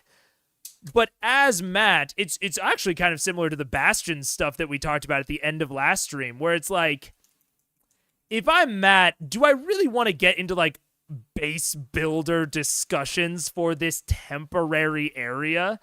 Or do I want to go into the cool narrative vampire shit? Right? So there are ways that you can support it that you cannot support it without saying so at the table. And like, especially in the context of an actual play, he might not want to say out loud, hey guys, stop looking. But this is something where like he can kind of dodge it in session and then he can come to them out of session and say like, hey, like maybe don't look for that. Because, I think it's really reasonable to say that he might just not want them to have that because it won't be interesting. There's a certain aspect of saving players from themselves. There's also a certain aspect of playing into what your characters want. It's a really fine line to walk. And like as a DM, the experience of knowing, okay, the players want this, but it's not going to be interesting, versus the players want this, and because they want it, it'll be interesting. Those are really fine line between those two, and they are incredibly different and something that you only come to understand through a lot of practice and just experience doing it. So you skirt back towards the crossroad, the nearest crossroad that heads northward to the very, very far northwest section of Whitestone. There you come to this noble house, which has a nice kind of bronzed fence around the outside of it, probably about 7 feet tall, with these intricate spears affixed to the top, almost in like a fleur-de-lis type pattern, but look sharp enough to keep anyone from trying to leap over. The front gate is currently chained off with a lock on it. There is a lawn, but the lawn itself appears to be frost-crusted from the evening's moisture and cold temperature. What grass is there is very gray and dull and currently crisp with a white frost dew. It's a slight hill, and you do see the building itself. It's a very nice building. Quick to point out, this is a very small thing. That description of grass can fit when you're in a really cold climate, and it is a fantastic environmental, not negation of stealth, but something that when you pre-narrate it, it goes towards building the scene, the climate, the tone, and it is a deterrent, that's the word I was thinking of, to stealthy activities. Like, the whole, like, oh man, you failed the check, you stepped on a twig, and a branch snapped, is so tropey that it annoys me because it also feels a tad contrived a lot of the time. But if you pre-narrate that, it can go towards helping to build the tone And it is like a very reasonable, like walking across this stealthily is going to be harder. Your feet are going to crunch on it. So very small, very cool, very nice detail on Matt's part. It's like a deep brown, a lot of it appears to be like natural stained wood from the local forest surrounding Whitestone, with highlights of deep green and black. There does not appear to be any immediate sign of life from the inside, but there does appear to be a light coming from the inside. So even at this point in the day, it can be dark on the interior. So you can see a little bit of light coming from. Sort of nitpick. Is a light not a sign of life? Like, I get what he's going for, but those juxtaposed next to each other makes the no signs of life sound like meta knowledge. Because they're like, there's no signs of life, but there's definitely a light on. You know, that thing that people famously use to make it look like they're home even when they're on vacation. Like, small thing, but kind of interesting. I have to say I do a lot of outdoor walking, and I very rarely snap twigs. Dried leaves are noisy as heck, though. Exactly. And you're not even trying not to do it. So like, I always think that the dried, the fucking snapping the twig is always kind of like an eye roll for me. This is a much nicer way to make an entire area a little bit noisy and harder to walk across, without being too tropey. Timer reset. Oh, I'm ignoring the timer a little bit. This is going to be a two-parter. Two-part because I have a really hard out. And there's no way I'm going to get through the episode. That's also why I'm pausing even more than I otherwise might normally. Yeah. If you rewatch the VOD, you'll see us talk about it. But yeah, so no, not more pausing and less timer control right now. The doors. So like a mailbox with a name. Are there guards out front or anything, or is it just a gate? It's just a gate currently. What if Do you want me to go in? what if we went to, like, you know, the fields We and talked. we asked other peasants, like, how we report to what's his fuck? Kieran. Kyrian. Oh, it's actually We good. could ask. I will say, chances that anybody in any of these buildings is somebody we're going to want to take care of is very high. So just bust on in and kill him right now and then. Just whoever's in there. Never in Wait, there. is that, yeah, We is that went what from you're saying? focusing on Kyrian to We'll just pick one Kicking and then indoors. if it's on him. You we'll feeling just all try it. right? Yeah, you look a little pale, Percy. I am a little pale. It's kind of like the game show problem. Well, you know. Are you sick? Does Caleb need to cast, like, I don't know, like restoration on you or I something? just had a bad night's sleep, that's all. Scanlan, go knock on that door. Do you have a fever? Are you? I'm just a little peasant boy. Is he running a fever? He is not actually. He's quite cold and clammy. Ew. My nice jacket. We can ask around, see if we can manage to ask somebody without arousing. Suspicious. Is there anyone else on the street? Right now, in this particular area, there is nobody on the street. You passed a few folks. A lot of them seem to be traveling southward. How far are we from the temple of the alcove? The alcove is a little further east. It's probably about a 15-minute walk. The other temple, Yeah, the which is ladies' the chamber. that one is about a 10-minute walk south of here. It's closer to the southwestern side of the city. We could take a walk to the ladies' chamber and see if we run into anybody there or on the way, and it's only 10 minutes out of Just our way. might The know. ladies' chamber? Don't worry, It's not as stupid exciting as temple. it sounds. you know someone there. It's not looking like it. He I bet knows a it's- banshee. I bet it's empty. I mean, it's a temple. The other one was. All right, but thought we were killing somebody in this house. I thought so too. We'll get to it. I can just pop in and just see who's in there and pop out. No, Pop does he in, look like? be killed. He doesn't never know what pop he back looks out like again. anyway. I'm I just a can tell peasant you what. boy. You wouldn't kill a harmless peasant boy. I think they would, actually. Yeah. I actually don't. They already We saw the have. tree. We have Are there any? They do. Are there, genuine proof that they are perfectly fine killing a small peasant. what is there in the way of guards out in the open now, and those giants strolling about? The skulking humanoids you saw last night that were wandering the streets, Gone. none of them visible. You do take in that's far down the road to the east of you. There is a large shape looming around the corner and a shadow stretching across the road, and you hear the distant. Are we within eye shot of that thing right now? Not yet. It looks like it's coming around a corner as the bend of the road. Let's go to the Nice temple. Is there anyone our size? Any humanoid? I really like the, we talk about timers sometimes. The wandering giants, especially if they kind of have a set route, the fact that they are giants, again, great choice on what to make these sentinels. The fact that they are giants means that even though they are walking a set route, that the PCs could learn and memorize and could be like a very rewarding thing if they work around it. because they are giants, they're probably seeing over most of the buildings. So it's not like a random guard that they might be able to just like hide behind a building. Like the giants, even though they're a predictable clock, they present a really easy clock for the DM to introduce at any point of just being like, yup, like giants on its way. And, you know, you could structure the route, structure their height in a way that like there's really no area that's safe from them. So you can't hide from them, but you can avoid them. And I think that, you know, hiding versus avoiding definitely has its place. I would say in general terms, I think that avoiding is generally a bit more engaging and dynamic than just hiding is. Like, just hiding is normally a stealth check away, but avoiding requires a little bit more thought, a little bit more dynamic options of like, how are we going to hide from them? Are we going to use seeming? Are we going to use invisibility? Like, I think that the avoidance discussions are much more engaging to me. So I like giants because I think that they encourage that discussion of avoidance rather than just hiding.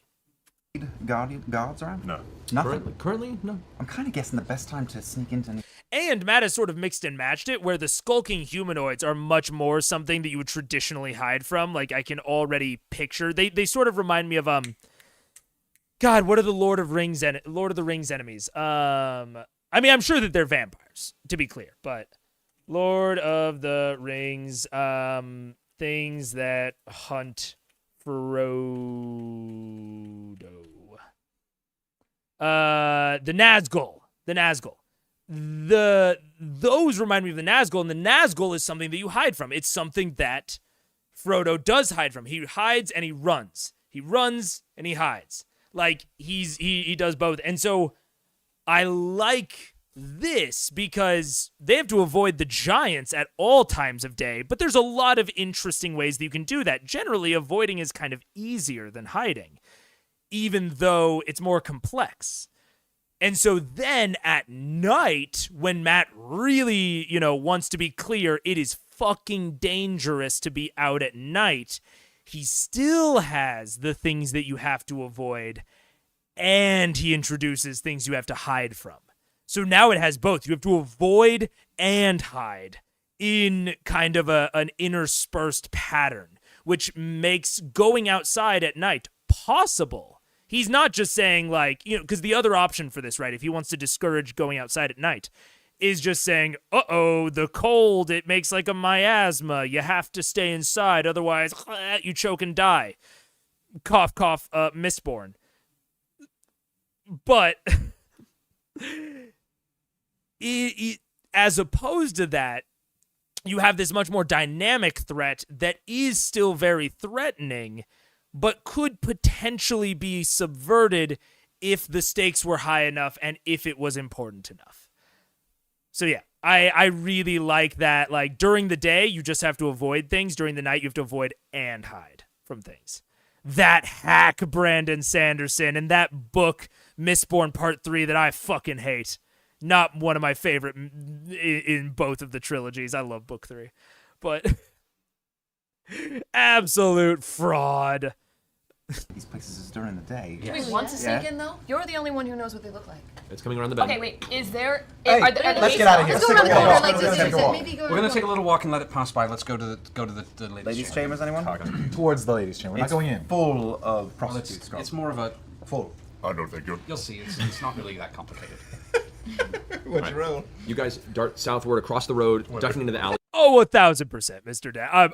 I'm fucking around. Well of Ascension's so sick. And without getting into spoilers, the reason for that, like what is happening and what that, you know, danger about going out at night, what that is doing is very cool and like has a great payoff. So, you know, this is not me talking trash on old Brando Sando.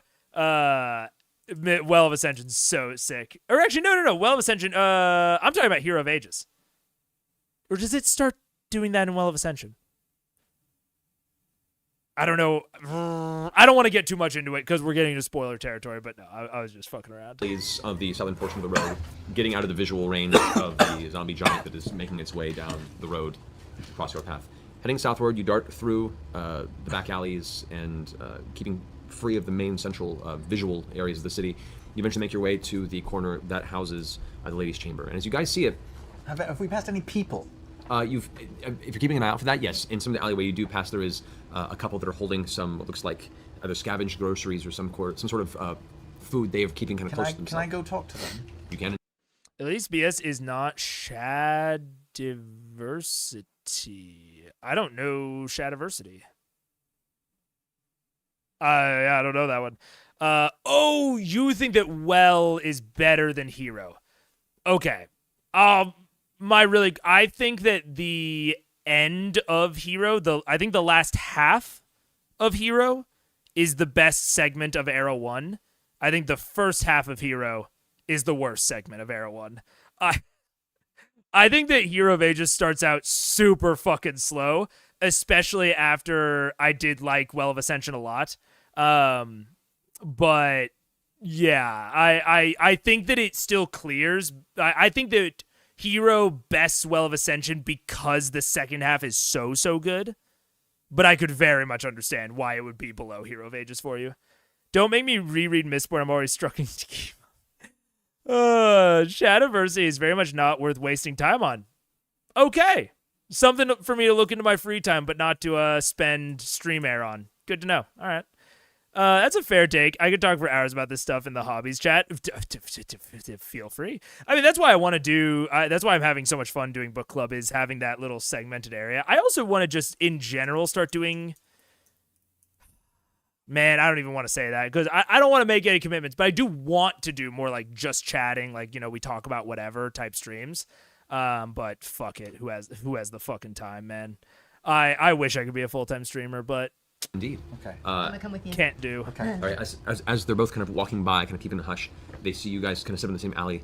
They stop for a second, kind of looking you over, and give a nod. Oh, excuse me. One of those crazy eyes. My papa sent me to send a present, a gift of sorts to a Sir Kyrian. Kyrian? Dog training stream? Kyrian. I'm not Just very look good at and dog see where we training. can Be deliver more the of a gift. vlog. Good deception check. Scanlan's forte, come on. 29. Blink, blink. They both kind of stop and Give good urchin. the man kind of gives her a look like trying to usher her along, kind of pulling her arm, and she goes, "No, honey, it's just a child." Walks up and kind of leans forward and says, "If you're looking for Sir Carrion, you'll find him in the extravagant abode to the southeast of the city." Dude, when we the dog training you, she's already trained us. I will say what I asked for my parents, or from my parents for Christmas, that I was super, super psyched about. I am still super psyched about it. I don't know why I said was. I haven't showed it yet. I haven't even like posted anything about it. I got a GoPro. I have no like good cameras. So I got the GoPro. I don't know the model. But it's good. And I specifically said, I was like, you know, I don't care like how old it is, what it can do. The only thing I want to do is be able to live stream. And Megaphone Man lore drop. I love kayaking. I really, really like kayaking. So once it gets warmer out, I want to do more outdoor streams with this guy. Strap it to a helmet or my chest or something and do like some like chill kind of IRL vlog type stuff. I'm very, very excited to do that. Probably won't like film anything. It'll probably still be exclusively for live streams, but look forward to that, I guess. If you do it right, it very much is mutual training. Yeah, 1000% of like, right. We taught her that ringing the bells means going outside. And now we have to respect that because it's great. We now know when she needs to go to the bathroom, but also now when she rings the doorbell or when she rings the bells on the door, it's like, fuck it, we have to take her outside because like we've taught her what that means. Yeah. Oh, a new doggo cam. And I need to set up the doggo cam again as well. Oh, I could just. I have to think about that. But yes. Can probably slow down to 1x since we're so close to stopping. All right, bet. Yeah. Let's do it. But yeah. So, maybe look into that sort of stuff. Again, no commitments. But, we are like the monetization has been crazy. And I'm very excited to start paying Eden.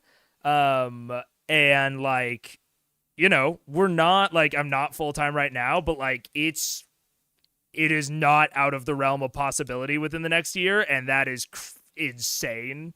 So, some of these things I'm like, when I'm full-time, whatever, but like, it could happen, which would be so sick. My content would get so much better if I was full-time. But I don't know. We'll see. The one right over there. No. Thank you for the guidance. And kind of gives you a side look for a second. You don't want to go find the Countess there. If you're looking for Sicarian, you go to the southeast. Look for the brick building. That's where he stays, near the farming area southwest. You're not from here, are you? No, We're new to town. she's blind. Well, just do what he says. Don't question. All right? See you, Mr. Okay. Dad. I just need to bring him this sack of presents because my papa will whip me pretty bad. TMI. Then perhaps you could do that quickly. You're so pretty and clean. She kind of gives blushes for a second. It's like, you stay safe, and kind of like brushes the hair out of your eyes for a second, and kind of pinches your cheek a little bit. And there's a look of sadness in her eyes, almost like, what horrible fate befalls this child? He's not I careful. smack him on the back of the head. Grandmama, and I'm say, sorry. Let's I'm go, sorry. boy. Keep up. She recoils. And I'm her seeing eye boy. 2 Emmys. she rushes back to the side of the man with her, and see, it's fine. Good luck. And they both kind of dart off down the alley again. Sam Riegel, ladies and gentlemen, he played Gavroche in Les Mis. Gavroche, right here. Gavroche. Sam Riegel, everybody. On Broadway. Literally. Is Oliver Twist. Consider yourself. That's it. At home. Very nice. I was ready. All right, so Very dope. All right. That is the CR for today. It's tough because I do, my body, my mind feels like I could keep going, but I know that like it's taken me 4 hours to get through just about half of it, and I only have 2 hours left, and you're saying that the end goes very hard. So this is definitely the right choice. I will I'll be back very, very soon to talk about Discord revamps and such. And hopefully the Discord will be changing a lot for the better. I'm always looking for like ways to improve it. Hopefully there's, a system that I'm introducing that you guys will really dig. I'm really hoping at least. And then I'm also going to be reconsidering the schedule. So we'll see how that goes.